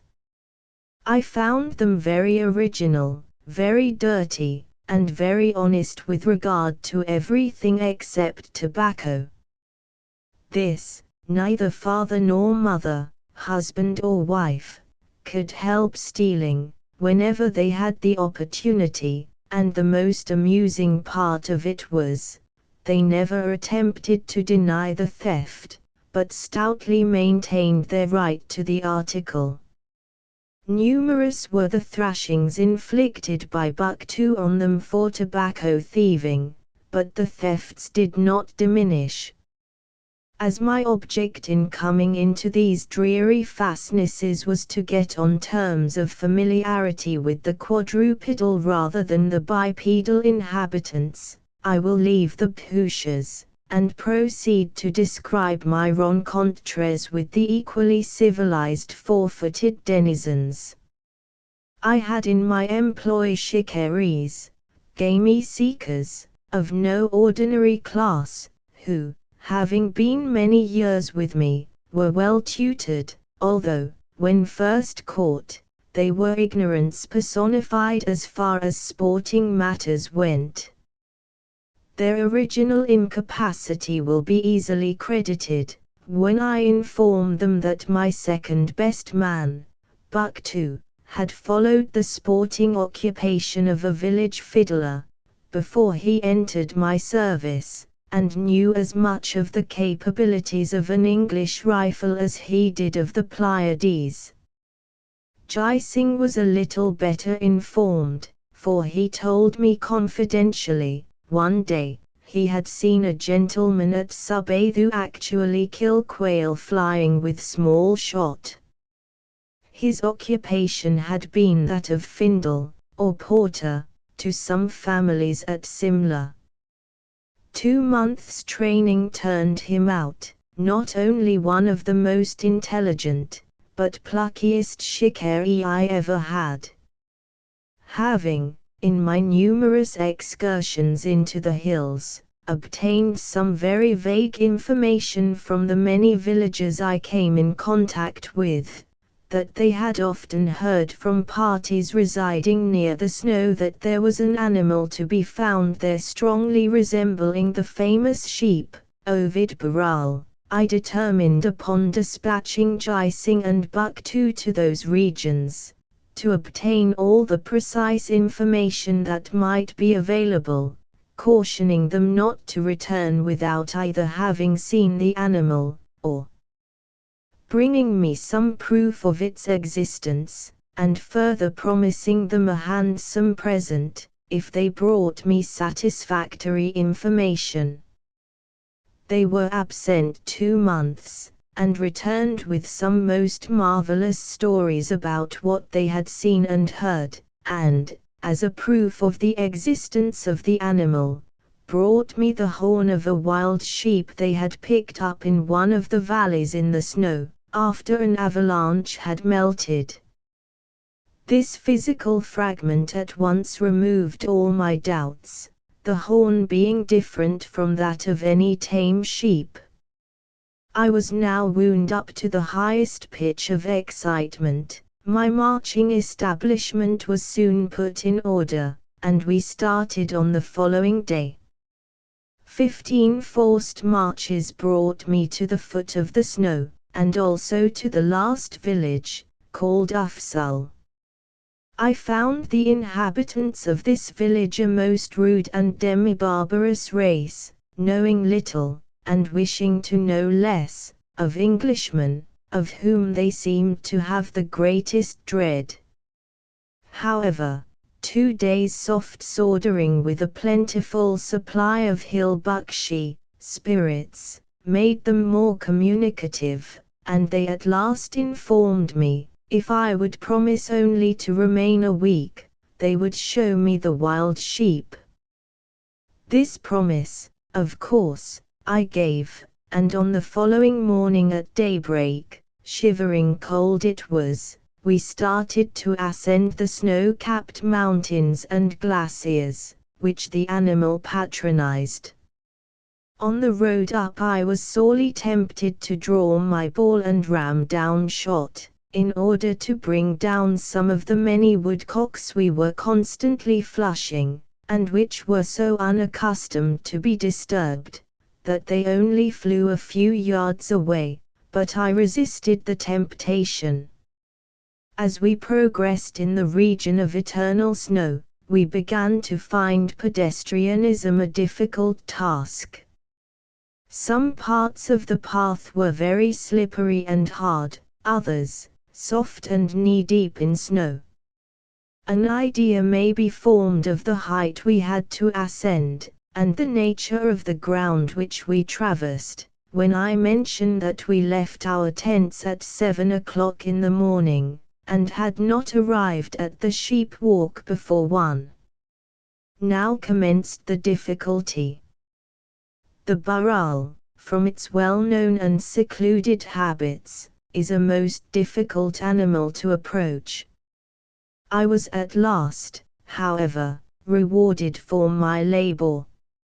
About 2 o'clock we came upon the fresh marks of the flock, We followed them for some distance, but coming near a hot spring where they had evidently been grazing, lost of course all farther track. For the next hour I worked on one glacier, around another, used my telescope, but could not discern any object. Suddenly one of the villagers called my attention to something above me. I looked up and beheld a pair of enormous horns bending over. None of the body of the animal was then visible. I now cautiously moved a short distance to the right, when I had the satisfaction of seeing not only his horns, but a full broadside view of the first wild sheep I ever saw. He was about 150 yards off. Having elevated the proper sight, I brought my rifle to bear on the shoulder, took a steady and gradual draw of the trigger. The rifle cracked, and dead came down the barrel of Thibet. Perhaps, up to this time, the burrell had known no other mortal foe than the white, or white-brown bear of the hills, the Sitapulu, as he is called. And this brings me to another part of my sporting excursion. Whether from the scarcity of food, or the amiability of their dispositions, the Sitapulu are to be met with constantly in small bodies of from 5 to 10, differing in this respect from their sable brethren, who are generally found alone, unless a matrimonial alliance has been formed, when the intrusion of a third party, whether male or female, ensures a fight. The white bear is only carnivorous when pressed by hunger, and in that state is very destructive to the numerous Tartar flocks of sheep, for Bruin, with an empty larder, is not to be deterred from his ravenous attacks by men or dogs. A haunch of mutton he will have. His mode of devouring it differs greatly from that of the tiger or leopard. He tears the fleece off with his paws, and instead of gnawing and tearing the flesh, as most carnivorous animals do, he commences sucking it, and in this way draws off the flesh in shreds, thus occupying 4 or 5 hours in doing what a tiger or leopard would effectually achieve in half an hour. It is well known among the Tartars, and I know it also from experience, that a bear, after feasting off flesh, is a very dangerous customer, and will always show fight. If near the carcass he has captured, he will give very little trouble in looking for him. Indeed, he will almost invariably attack the intruder. One day while following up some wild sheep, I came upon 2 bears very busily engaged in digging up the snow where an avalanche had fallen. Being hid from their sight, I determined to wait some little time to ascertain why they were digging. I accordingly placed myself behind a rock, and allowed them to work away. In about an hour they had made a very good opening, and on using my glass I found they had got hold of something. I now pushed up to them. One immediately showed fight, and came out to meet me. He made one charge at me, which I received with a rifle ball, killing him the very first shot. The other bear got away. On going up to the spot where they had been at work, I found the exhumed bodies of 3 wild sheep. They had been carried away and buried underneath the avalanche, probably as far back as the previous year, considering the very compact and frozen state the snow was in. The sheep were in excellent order. We skinned them, and took them to our tents, and excellent mutton we all had for several days. On the melting of the snows, the golden eagle of the Himalaya, a magnificent bird, often measuring 13 feet from the tip of one wing to the other, is one of the best of pointers a sportsman can follow, to ascertain where any animal has been carried away in an avalanche. He hovers over the spot, constantly alighting, and then taking wing again, but if once you observe him pecking with his beak you may proceed to the spot, and be certain of finding, a very short distance below the snow, the carcass of a wild sheep, as fresh as it was on the day on which it was carried away. Many a haunch of good mutton have I obtained in this way. The Himalayan golden eagle is a very carrion crow, never destroying its own game, and feeding on any dead carcass it may find. Many an eagle have I shot feeding on the carcass of an unfortunate hill bullock, which, either through stupidity or fright, had tumbled over a precipice, and never, during the many years I shot over all parts of these hills, do I remember seeing a golden eagle pounce on or carry away a living prey. The Tartar shepherds near the snow informed me that during the lambing season the eagles were very troublesome. If a ewe dropped a sickly lamb, and left it, the eagle would attack it, but never attempted to stoop to carry away a live one, or one that followed its mother. The Indian golden eagle is identical with the lammergeier of the Alps, but wants the courage of the latter bird. A companion and myself had been working hard in the Sogla, one of the passes in the snowy range conducting into Chinese Tartary, after the wild sheep, and found them this day wilder and more wary than on any previous occasion. It is not generally known that there are two species of wild sheep, one called the Deruk, and the other, an enormous animal, at least as far as its horns are concerned, known to naturalists as the Ovissaman. The horns and head of the latter are as much as a hill man can lift, and singular enough the body is small indeed, out of all proportion to the horns borne by a full-grown ram. My companion and self espied on an opposite hill what we at first, through our telescopes, thought was an enormous pair of horns moving without any ostensible carriage.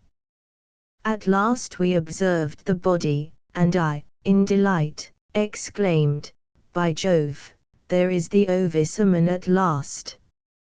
After considerable trouble and precious hard work, we worked up to within the range, when a shot from my rifle brought the ram tumbling down over the snow. I hoped and believed he was dead, but he was only wounded. He got up again, and, in spite of the wound, made a very good gallop over the deep snow. Finding he was too fast for us, we slipped our dogs, and among them my poor Kajia. The poor dog, as usual, was first up with the ram, and seized him. The ram, having still a good deal in him, broke the hold, and down he went to the bottom of the ravine, where ran the Tons River, a tributary of the Jumna here in the snow. The river was covered over in many places by avalanches, and was also partly frozen, but in many places there were large holes. The ram bounded over these until my poor dog Kajia again closed with and seized him behind. With a vigorous effort the Ovissaman shook him off. A few yards before the steep was a large hole in the Tons, the water foaming up through it. Into this Ovissaman threw himself, and was carried under the snow.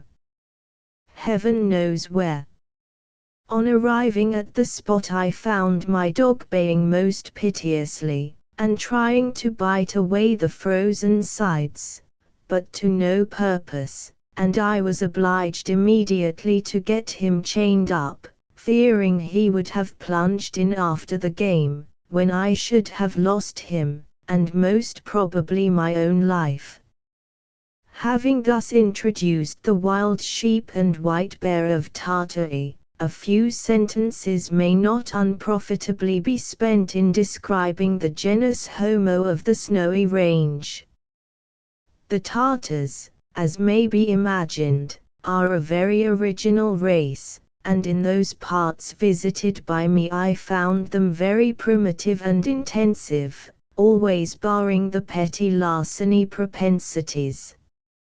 Depending principally on the sale of their wool for their support, and being Buddhists by religion, they dared not destroy animal life, but when nature had deprived one of their bullocks or sheep of existence, either by accident or old age, economy forbids their wasting the carcass, and it is eagerly devoured by them.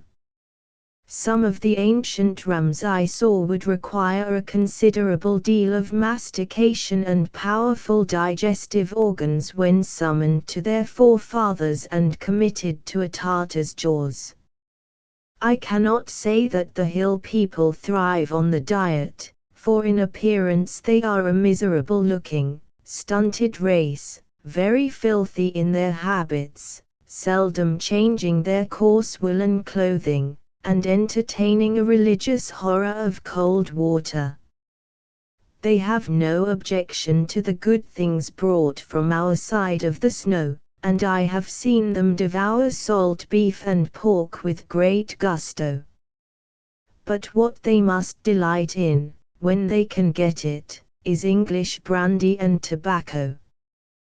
The former they will drink in great quantities, and for men unaccustomed to liquor it is astonishing how well they resist its intoxicating properties. I saw one man, Ashina the head of a village, drink off 2 bottles of pure brandy without apparently feeling any ill effects from the potation. On questioning him about his sensations, he said that the only difference he found between the brandy and water was, that it made his inside comfortably warm, and his tongue very slippery, of which he gave us proof by chattering and singing in a most uncouth way. Of all the horrible noises I ever heard, those which a half-drunken Tartar makes are the most discordant. The deep nasal and guttural noises he emits would beat Welsh and Gaelic by a long chalk. Although petty thefts are common among the Thibetans, valuable articles may with safety be left among them, even money they will never touch. Many an hour have I whiled away among them watching Bucktu and Jising, showing them many articles of my property, the use or value of which they could not comprehend. Of my guns and rifles, in particular, they stood in great awe, and for a long time none of them could be induced to touch one. Our telescopes also caused great terror, and many were the learned arguments they had as to what possibly could be the use of the latter. I invariably carried a favorite Dollond across my shoulder, and Bucktu was provided with a similar instrument, of which he was very proud, and in the use of which he became very expert. One day, after a good day's sport, we had all sat down near a beautiful spring, and I was enjoying a luncheon, when I found that Bucktu had collected some 50 Tartars about him, who sat in a circle, listening to his explanation of the use of his telescope. None of his hearers could for some time be induced to touch it. They were afraid of its either exploding or metamorphosing them into wild sheep. The large village Tehongsai was about 4 miles below our bivouac, and several of the headmen had come up to have a look at us. The village was just discernible to the naked eye, and Bucktu politely inquired of one of the chiefs, if he would like to be informed what was going on in the village below. The chief told him he should, when Bucktu drew out the glass, on which all the Tartars moved off to a respectful distance. After looking at the village, Bucktu persuaded them to come close to him once more, and duly informed them what he could see in the village, describing certain parts of it so correctly that they were astounded. I must here mention that neither myself nor any of my servants had been allowed to enter the village. The Tartars at first could hardly credit it, but after sundry questions as to the description of houses on the north side, and again on the southern, which Bucktu, on carefully examining, correctly described, they became sadly perplexed. Bucktu once more endeavored to persuade them to take a look themselves, and, after much coaxing and a little brandy, one of the headmen was induced to take the telescope into his hand. The figure he cut in doing so, I shall not easily forget. He held it out at arm's length, grinned at it most horribly, and chattered some abominable gibberish in Tartary, that no one understood, appearing to expect every moment that the glass would bite him. After some minutes spent in this way, he drew it near him, and by degrees became more confident. Bucktu then approached him and set it, telling him how to look through it. He then appeared very suspicious about this movement, evidently fancying the glass was going to explode. At length he threw it down, for which Bucktu boxed his ears. He then took it up again, and it was brought to bear on the village. But the Tartar did us again, for he shut both eyes. However, after a good deal of persuasion, he was induced to open one and shut the other, and to peep through the glass. For a second or two he trembled violently, and then groaned heavily, threw down the glass, and commenced rolling down the hill, head over heels, at a most awful pace. The whole batch, some 40, were seized with the same complaint, and down they went after their chief, roaring out, "Hi! Ha!" at the top of their voice. Break their necks they could not very easily, but how many of them escaped serious injury I did not stop to ascertain. Upon seeing them all off, I fell down heavily, fracturing my sides with laughter. Bucktu was in the same state, and so were all my servants. We at last saw them, on reaching a piece of level ground, get on their legs, the chief still leading, and bolting for the village, at a pace that nothing would warrant but a tin kettle at their heels. In about 10 minutes we heard the gongs and bells beating and tolling at a great pace, with frightful shouting from men and women, and this lasted for 2 hours, when all became quiet.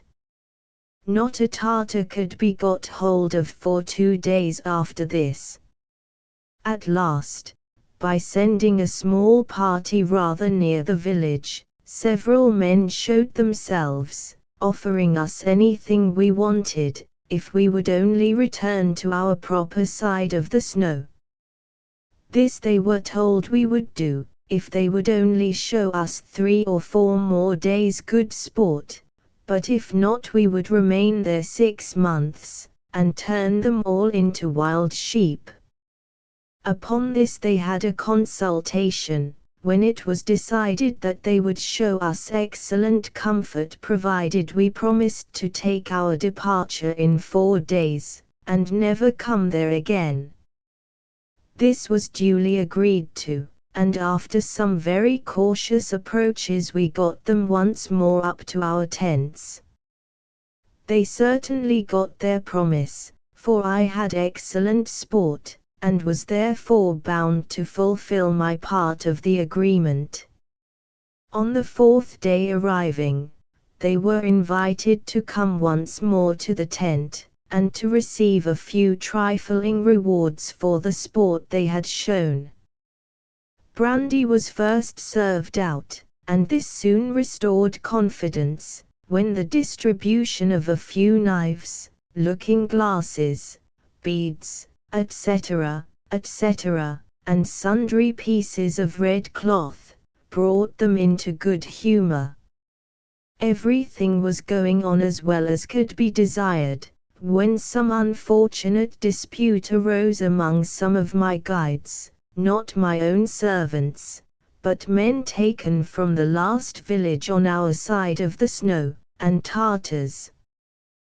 They knew each other well, having, at a fair held at the foot of the pass, a year's intercourse. These men, I have no doubt, assisted by one of my own men, and I strongly suspected Buck too, although he most solemnly denied it, played them a sad trick. I may here note that almost every Tartar carries a pipe, rudely made of wrought iron, of about the size and shape of the common clay pipe. Being inveterate smokers, a pipe full of good tobacco is one of the most convincing arguments you can employ. While I was at dinner, I ordered some tobacco to be given to them, and it was proposed they should put that in their pouches, and allow some of my men to charge their pipes with their own tobacco, of which they begged their acceptance. The Tartars, nothing loath, assented, and each man gave his iron pipe to be charged, which was duly done and returned to each owner. Smoking then commenced, and on finishing my dinner and coming outside the tent, I found the Tartars all in a circle, smoking away, and my men, some 10 yards from them, and above them, and talking to them. They were also smoking. Thinking nothing of this at the time, I took no notice, and had my chair brought outside, and smoked my cigar. In less than 5 minutes I was considerably astonished on hearing a salvo as of a volley of musketry, and iron pipes flying up and down in all directions. Then a general shout, and off went the Tartars, as if Old Nick was at their heels, hallooing most fearfully. They did not run far, but brought up about 300 yards from where they started, and demanded their pipes back. I asked them what was the matter, when they said they would never smoke English tobacco again, for we smoked with tobacco, and shot with tobacco, and Sheetson must have been the manufacturer. Kangaroo hunting. Kangarooing in Tasman's peninsula is essentially a pedestrian sport. I am aware that in an open country, and especially in New South Wales, where the chase is followed on horseback, my assertion may seem like rank heresy. I have pursued the sport both mounted and on foot, and if a horse enables you occasionally, on comparatively unencumbered ground, to see something more of the run, you must still have pedestrians to hunt the dogs. After all, decide this point as you will, we esteem it the poorest variety of the chase. Some excitement must necessarily attend it, but too much is left to the imagination, and too little of either the game or the dogs is given to the eye. It is rarely, except when on horseback, that one has the good fortune to be in at the death, or to see the kangaroo pulled down. The ground is usually hilly, the scrub thick, and the grass high. It is needless to say that on the present occasion we were all on foot. Forestiers Peninsula is no place for a horse, except the traveller be jogging along the rugged and little frequented track which leads to Hobart Town, by a most circuitous route. Away then we strode, skirting the shore pretty closely, until we came to a valley which had been partially cleared by one of those extensive bush conflagrations which are of annual occurrence. The forest is fired in several places every summer, with a view to keeping down the scrub, and giving a chance of growth to the grass and the larger forest trees. These burn for several consecutive days, and at night the glare from them, lighting up the adjacent horizon, and the wind at one time whirling along vast clouds of smoke, and again throwing up sheets of flame and myriads of burning particles, produce an effect as grand as can be imagined. Here, then, in the glade, we paused, disposed ourselves in an extended line, slipped 4 dogs, and gave the word, "Go seek." Away they trotted with nose to the ground, cautiously hunting, crossing and recrossing, but occasionally getting not only out of sight in the long grass, but out of hearing and command. Presently a sharp bark gave the signal of game started, and the next moment we catch a glimpse of the kangaroo in mid-air, as he bounds down the declivity in a succession of leaps such as the kangaroos only can accomplish. There he goes, his tiny ears laid back along his small deer-like head, his 4 feet gathered up like a penguin's flappers, and his long stout tail erect in the air. Now bounding aloft, now vanishing as he leaps into the waving grass. 2 more of the dogs have sighted him, and are silently tearing along on his track. Every bound increases his distance from his pursuers, he winds round the base of the hill, to avoid the ascent, but up he must go. This is the only chance for the dogs, for running uphill is the kangaroo's weak point. But now we lose sight of both dogs and kangaroo. A burst of 3 minutes has sufficed to exhaust our first wind, and to break one of our shins, for tearing through grass as high as one's middle and stumbling over charred stumps and fallen trees, soon reduces one to the deadbeat predicament. Jerry, alone, thanks to his hard condition, follows the chase. All the party are now scattered, and after while reassemble by dint of continuous cooeys. Whilst swabbing the perspiration off our brow, one of the dogs makes his appearance, and, trotting slowly back with panting flanks and lolling tongue, throws himself on his side exhausted. His mouth is now carefully examined, and 2 fingers being inserted, scoop round the fauces. The test is successful, there are traces of blood and fluff. Bravo! Rattler! Show him, good dog! Show him! Rattler rises with an effort, and lazily strikes into the bush, to the right. We follow in Indian file, and at about half a mile distant we come upon the kangaroo lying dead, with the second dog, Old Ugly, stretched at its side. The kangaroo usually found in the peninsula is not the largest description commonly known in these colonies as the boomer or a forester, but the brush kangaroo, which rarely exceeds 70 pounds in weight. 40 is more common. There is a still smaller variety, known as the wallaby. The brush kangaroo is easily killed by the dogs. A grip in the throat or loins usually suffices. The boomer is a more awkward customer, and, if he can take to the water, he shows fight, and availing himself of his superior height, he endeavors to drown the dogs as they approach him. The kangaroo is a graceful animal, but appears to most advantage when only the upper part of his body is seen.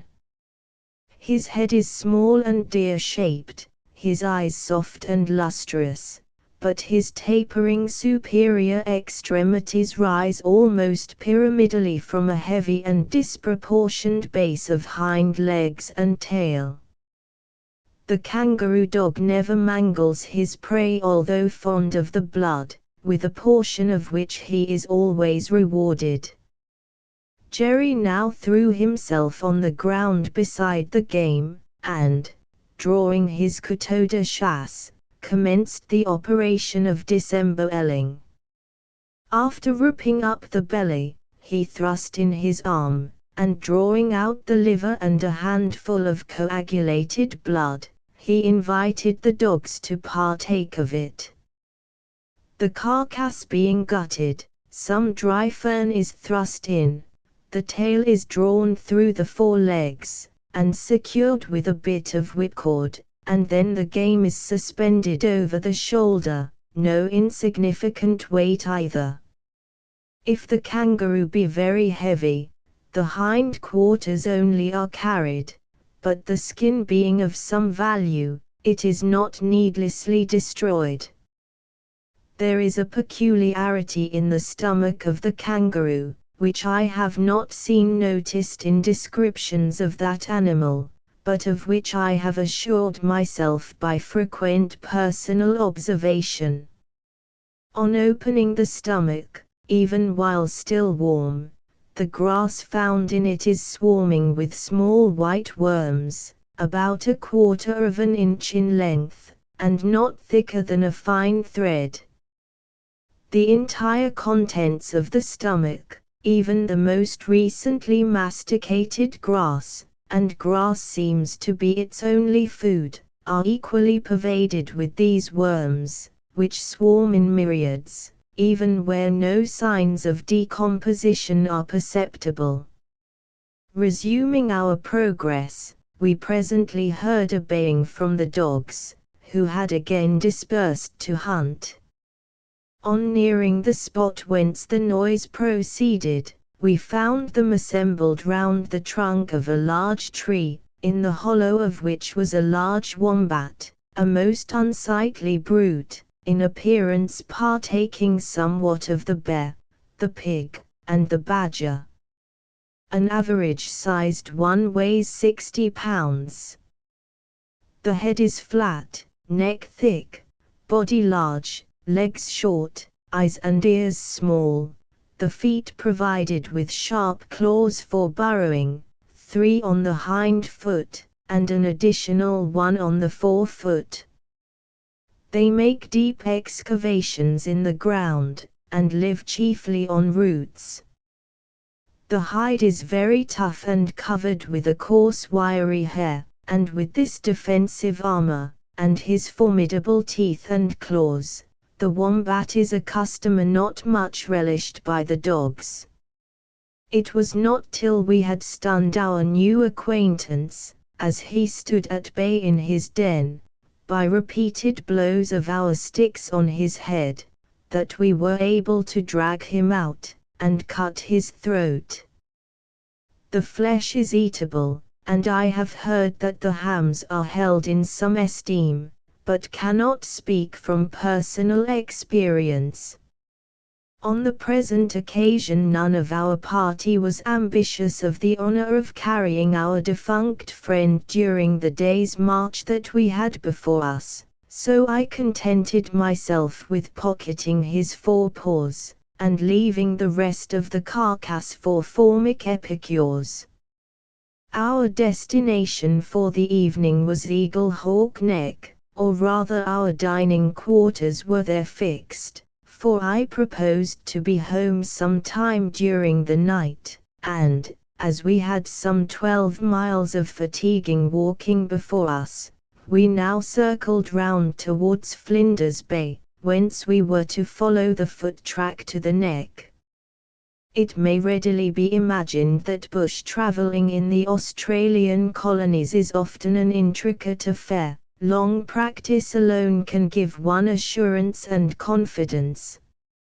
Few habitués in the peninsula think of entering it without a pocket compass, flint, and steel, and even the best bushmen have in their day been reduced to the greatest extremities.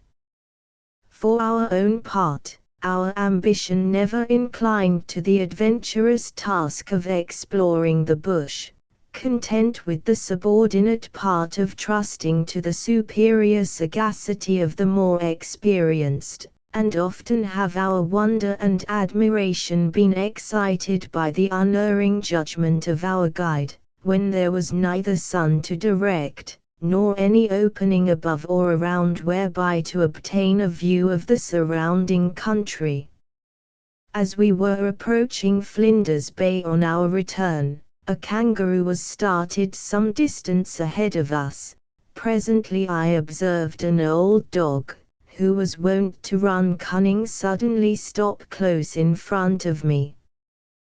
The next moment the game, closely pursued, dropped in a bound, not 6 yards from where I stood, and before he could rise again, Old Ugly had his prize by the throat.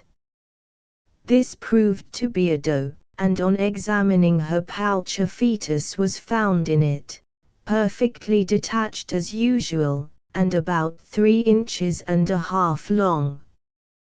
The generation, growth, and alimentation of the fetus of the kangaroo and other marsupial animals, ultra-uterine and detached from the parent, as it appears to be at all stages, is a mystery in physiology which has yet to be unraveled.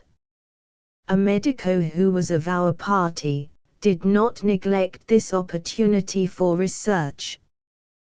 With a view to the investigation of the subject at leisure, he dropped the fetus into his glove for conveyance home.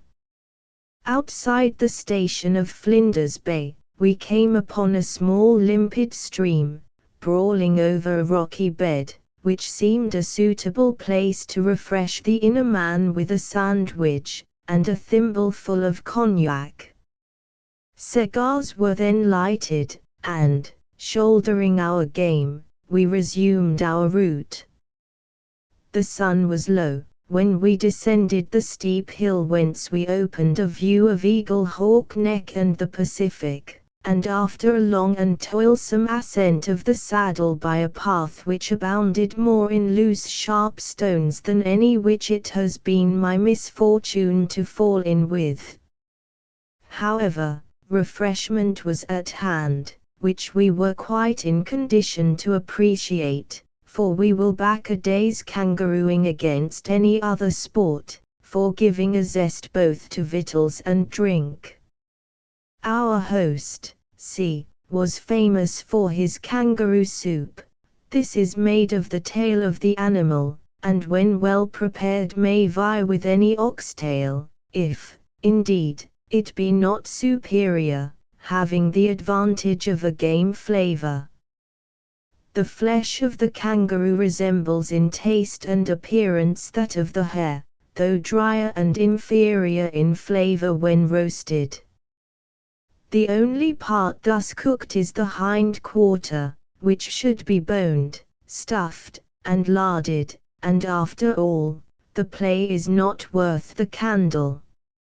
Not so, kangaroo steamer.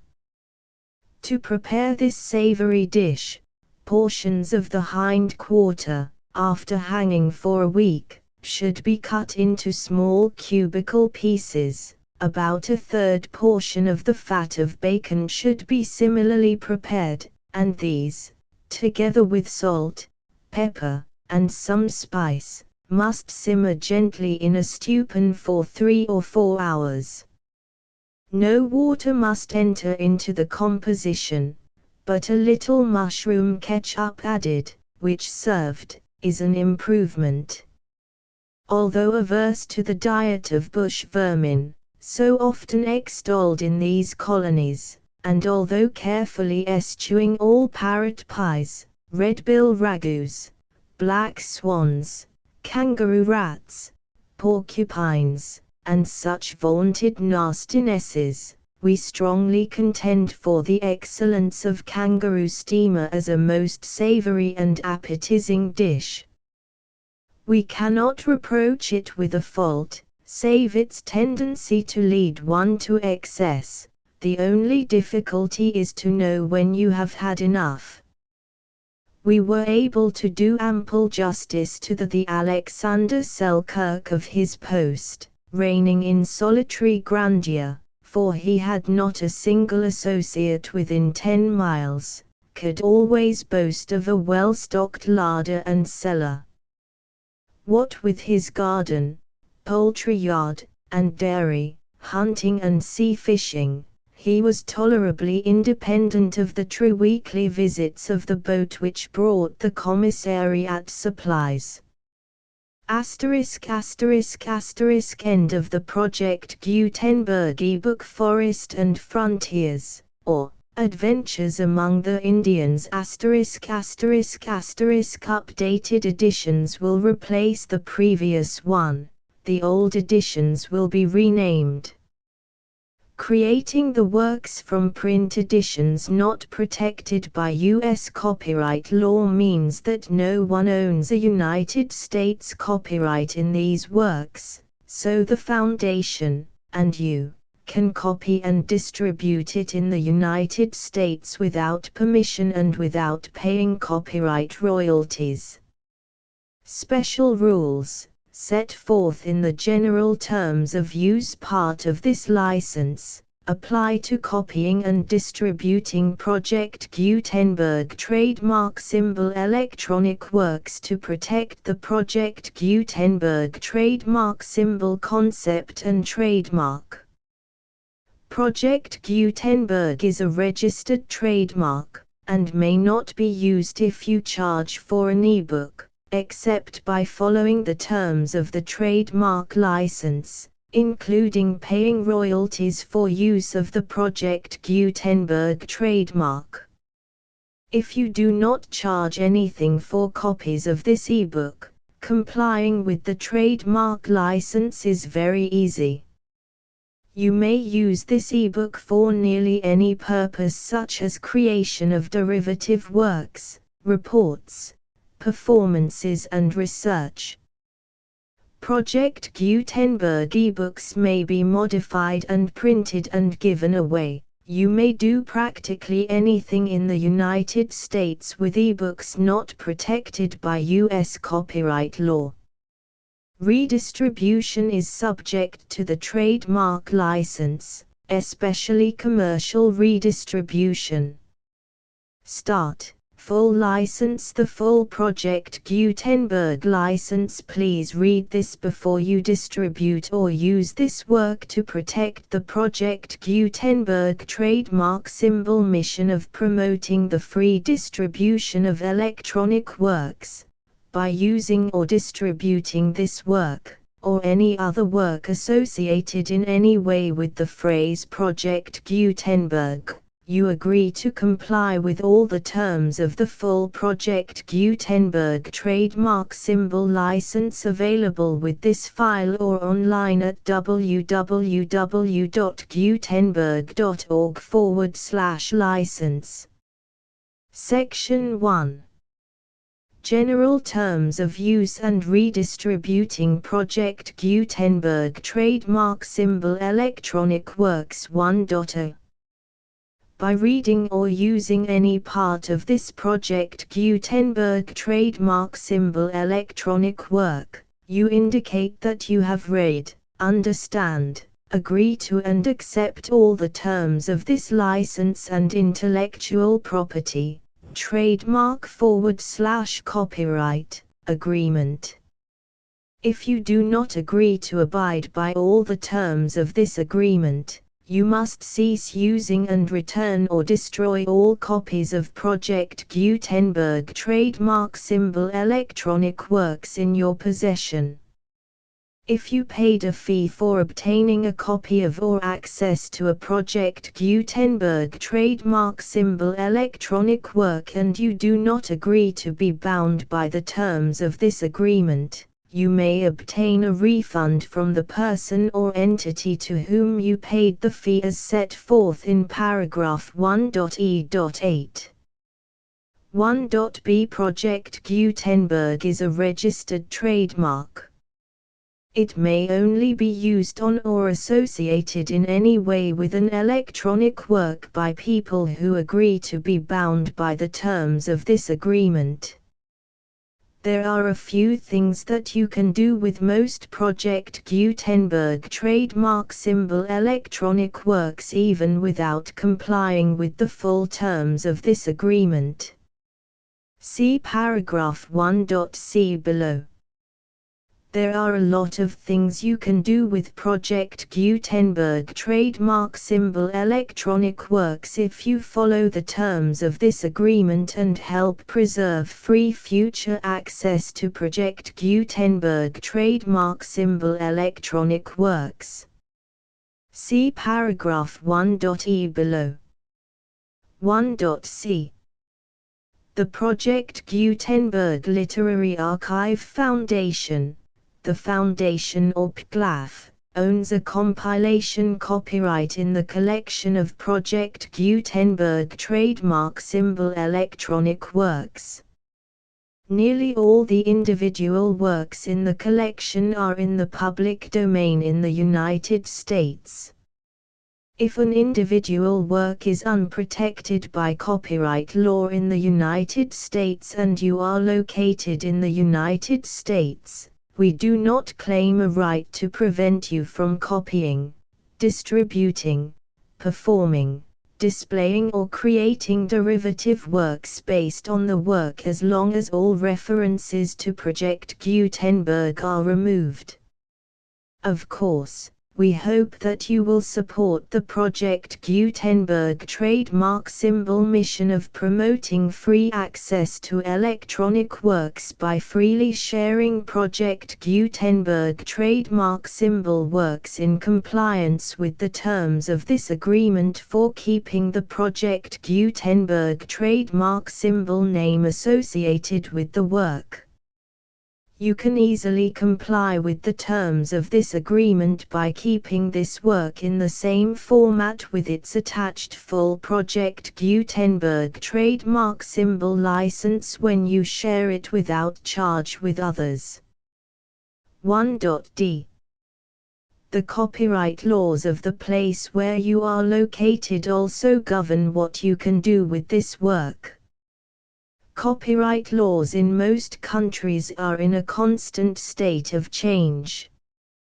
If you are outside the United States, check the laws of your country in addition to the terms of this agreement before downloading, copying, displaying, performing, distributing or creating derivative works based on this work or any other Project Gutenberg trademark symbol work. The Foundation makes no representations concerning the copyright status of any work in any country other than the United States. 1.e Unless you have removed all references to Project Gutenberg. 1.e.1. The following sentence, with active links to, or other immediate access to, the full Project Gutenberg trademark symbol license must appear prominently whenever any copy of a Project Gutenberg trademark symbol work, Any work on which the phrase Project Gutenberg appears, or with which the phrase Project Gutenberg is associated, is accessed, displayed, performed, viewed, copied or distributed. This ebook is for the use of anyone anywhere in the United States and most other parts of the world at no cost and with almost no restrictions whatsoever. You may copy it, give it away or reuse it under the terms of the Project Gutenberg license included with this ebook or online at www.gutenberg.org. If you are not located in the United States, you will have to check the laws of the country where you are located before using this ebook. 1.e.2 If an individual Project Gutenberg trademark symbol electronic work is derived from texts not protected by U.S. copyright law, does not contain a notice indicating that it is posted with permission of the copyright holder, the work can be copied and distributed to anyone in the United States without paying any fees or charges. If you are redistributing or providing access to a work with the phrase Project Gutenberg associated with or appearing on the work, you must comply either with the requirements of paragraphs 1.e.1 through 1.e.7 or obtain permission for the use of the work and the Project Gutenberg trademark symbol trademark as set forth in paragraphs 1.e.8 or 1.e.9. 1.e.3 If an individual Project Gutenberg trademark symbol electronic work is posted with the permission of the copyright holder, your use and distribution must comply with both paragraphs 1.e.1 through 1.e.7 and any additional terms imposed by the copyright holder. Additional terms will be linked to the Project Gutenberg trademark symbol license for all works posted with the permission of the copyright holder found at the beginning of this work. 1.e.4 Do not unlink or detach or remove the full Project Gutenberg trademark symbol license terms from this work, or any files containing a part of this work or any other work associated with Project Gutenberg trademark symbol. 1.e.5 Do not copy, display, perform, distribute or redistribute this electronic work, or any part of this electronic work, without prominently displaying the sentence set forth in paragraph 1.e.1 with active links or immediate access to the full terms of the Project Gutenberg trademark symbol license. 1.e.6 You may convert to and distribute this work in any binary, compressed, marked up, non-proprietary or proprietary form, including any word processing or hypertext form. However, if you provide access to or distribute copies of a Project Gutenberg trademark symbol work in a format other than plain vanilla ASCII or other format used in the official version posted on the official Project Gutenberg trademark symbol website, www.gutenberg.org, you must, at no additional cost, fee or expense to the user, provide a copy, a means of exporting a copy, or a means of obtaining a copy upon request, of the work in its original plain vanilla ASCII or other form. Any alternate format must include the full Project Gutenberg trademark symbol license as specified in paragraph 1.e.1. 1.e.7 Do not charge a fee for access to, viewing, displaying, performing, copying or distributing any Project Gutenberg trademark symbol works unless you comply with paragraph 1.e.8 or 1.e.9. 1.e.8. You may charge a reasonable fee for copies of or providing access to or distributing Project Gutenberg trademark symbol electronic works provided that you pay a royalty fee of 20% of the gross profits you derive from the use of Project Gutenberg trademark symbol works calculated using the method you already use to calculate your applicable taxes. The fee is owed to the owner of the Project Gutenberg trademark symbol trademark, but he has agreed to donate royalties under this paragraph to the Project Gutenberg Literary Archive Foundation. Royalty payments must be paid within 60 days following each date on which you prepare, or are legally required to prepare, your periodic tax returns. Royalty payments should be clearly marked as such and sent to the Project Gutenberg Literary Archive Foundation at the address specified in Section 4. Information about donations to the Project Gutenberg Literary Archive Foundation.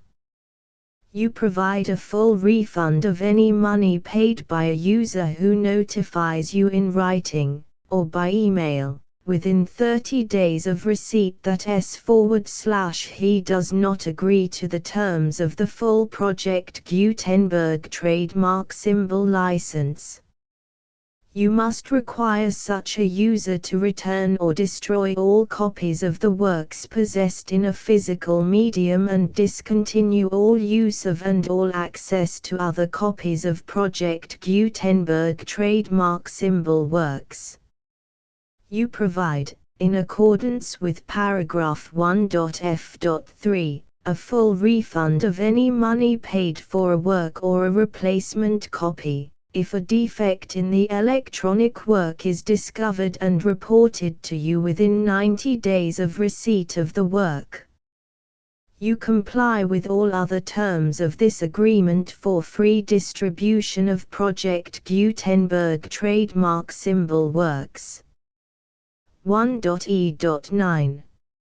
If you wish to charge a fee or distribute a Project Gutenberg trademark symbol electronic work or group of works on different terms than are set forth in this agreement, you must obtain permission in writing from the Project Gutenberg Literary Archive Foundation, the manager of the Project Gutenberg trademark symbol trademark. Contact the Foundation as set forth in Section 3 below.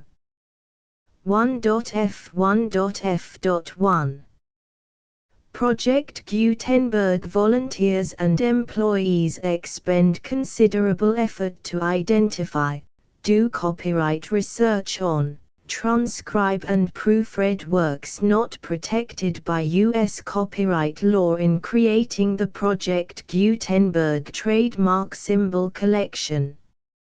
Despite these efforts, Project Gutenberg trademark symbol electronic works, and the medium on which they may be stored, may contain defects such as, but not limited to, incomplete, inaccurate or corrupt data, transcription errors, a copyright or other intellectual property infringement, a defective or damaged disk or other medium, a computer virus, or computer codes that damage or cannot be read by your equipment. 1.f.2.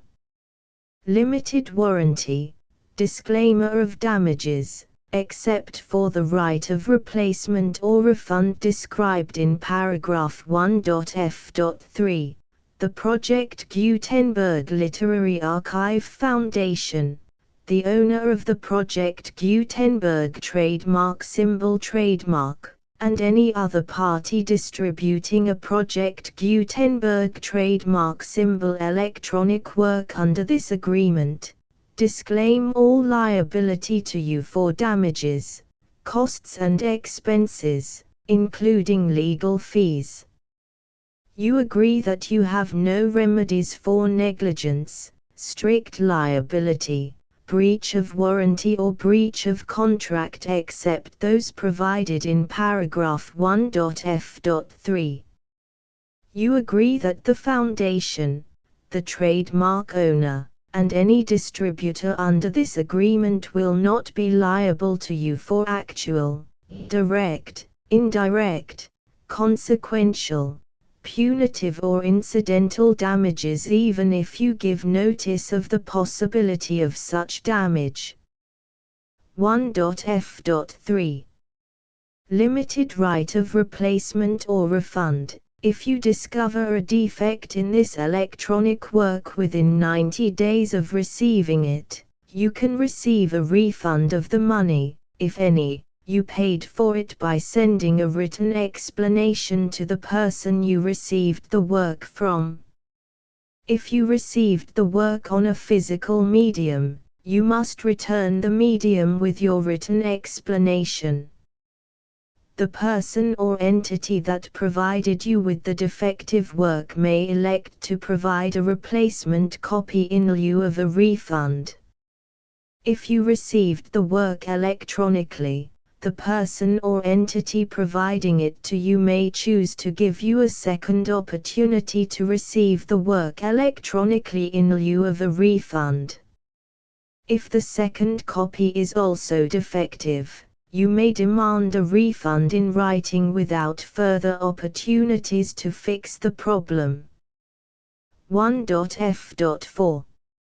Except for the limited right of replacement or refund set forth in paragraph 1.f.3, this work is provided to you as is, with no other warranties of any kind, express or implied, including but not limited to warranties of merchantability or fitness for any purpose. 1.f.5. Some states do not allow disclaimers of certain implied warranties or the exclusion or limitation of certain types of damages. If any disclaimer or limitation set forth in this agreement violates the law of the state applicable to this agreement, the agreement shall be interpreted to make the maximum disclaimer or limitation permitted by the applicable state law. The invalidity or unenforceability of any provision of this agreement shall not void the remaining provisions. 1.f.6. Indemnity. You agree to indemnify and hold the Foundation, the trademark owner, any agent or employee of the Foundation, anyone providing copies of Project Gutenberg trademark symbol electronic works in accordance with this agreement, and any volunteers associated with the production, promotion and distribution of Project Gutenberg trademark symbol electronic works, harmless from all liability, costs and expenses, including legal fees, that arise directly or indirectly from any of the following which you do or cause to occur. A. Distribution of this or any Project Gutenberg trademark symbol work.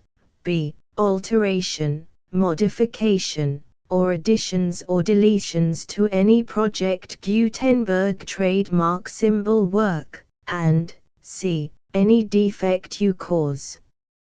Section 2. Information about the mission of Project Gutenberg trademark symbol. Project Gutenberg trademark symbol is synonymous with the free distribution of electronic works in formats readable by the widest variety of computers, including obsolete, old, middle-aged and new computers. It exists because of the efforts of hundreds of volunteers and donations from people in all walks of life. Volunteers and financial support to provide volunteers with the assistance they need are critical to reaching Project Gutenberg trademark symbol's goals and ensuring that the Project Gutenberg trademark symbol collection will remain freely available for generations to come. In 2001, the Project Gutenberg Literary Archive Foundation was created to provide a secure and permanent future for Project Gutenberg trademark symbol and future generations. To learn more about the Project Gutenberg Literary Archive Foundation and how your efforts and donations can help, see sections 3 and 4 and the Foundation information page at www.gutenberg.org. Section 3. Information about the Project Gutenberg Literary Archive Foundation. The Project Gutenberg Literary Archive Foundation is a non-profit 501(c)(3) educational corporation organized under the laws of the state of Mississippi and granted tax-exempt status by the Internal Revenue Service. The Foundation's IN or Federal Tax Identification Number is 64-6221541. Contributions to the Project Gutenberg Literary Archive Foundation are tax-deductible to the full extent permitted by U.S. federal laws and your state's laws. The Foundation's business office is located at 809 North 1500 West, Salt Lake City, UT 84116. 801-596-1887.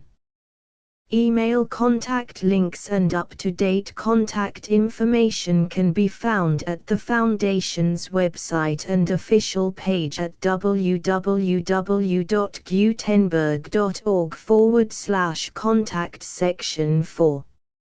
Information about donations to the Project Gutenberg Literary Archive Foundation. Project Gutenberg trademark symbol depends upon and cannot survive without widespread public support and donations to carry out its mission of increasing the number of public domain and licensed works that can be freely distributed in machine-readable form accessible by the widest array of equipment including outdated equipment.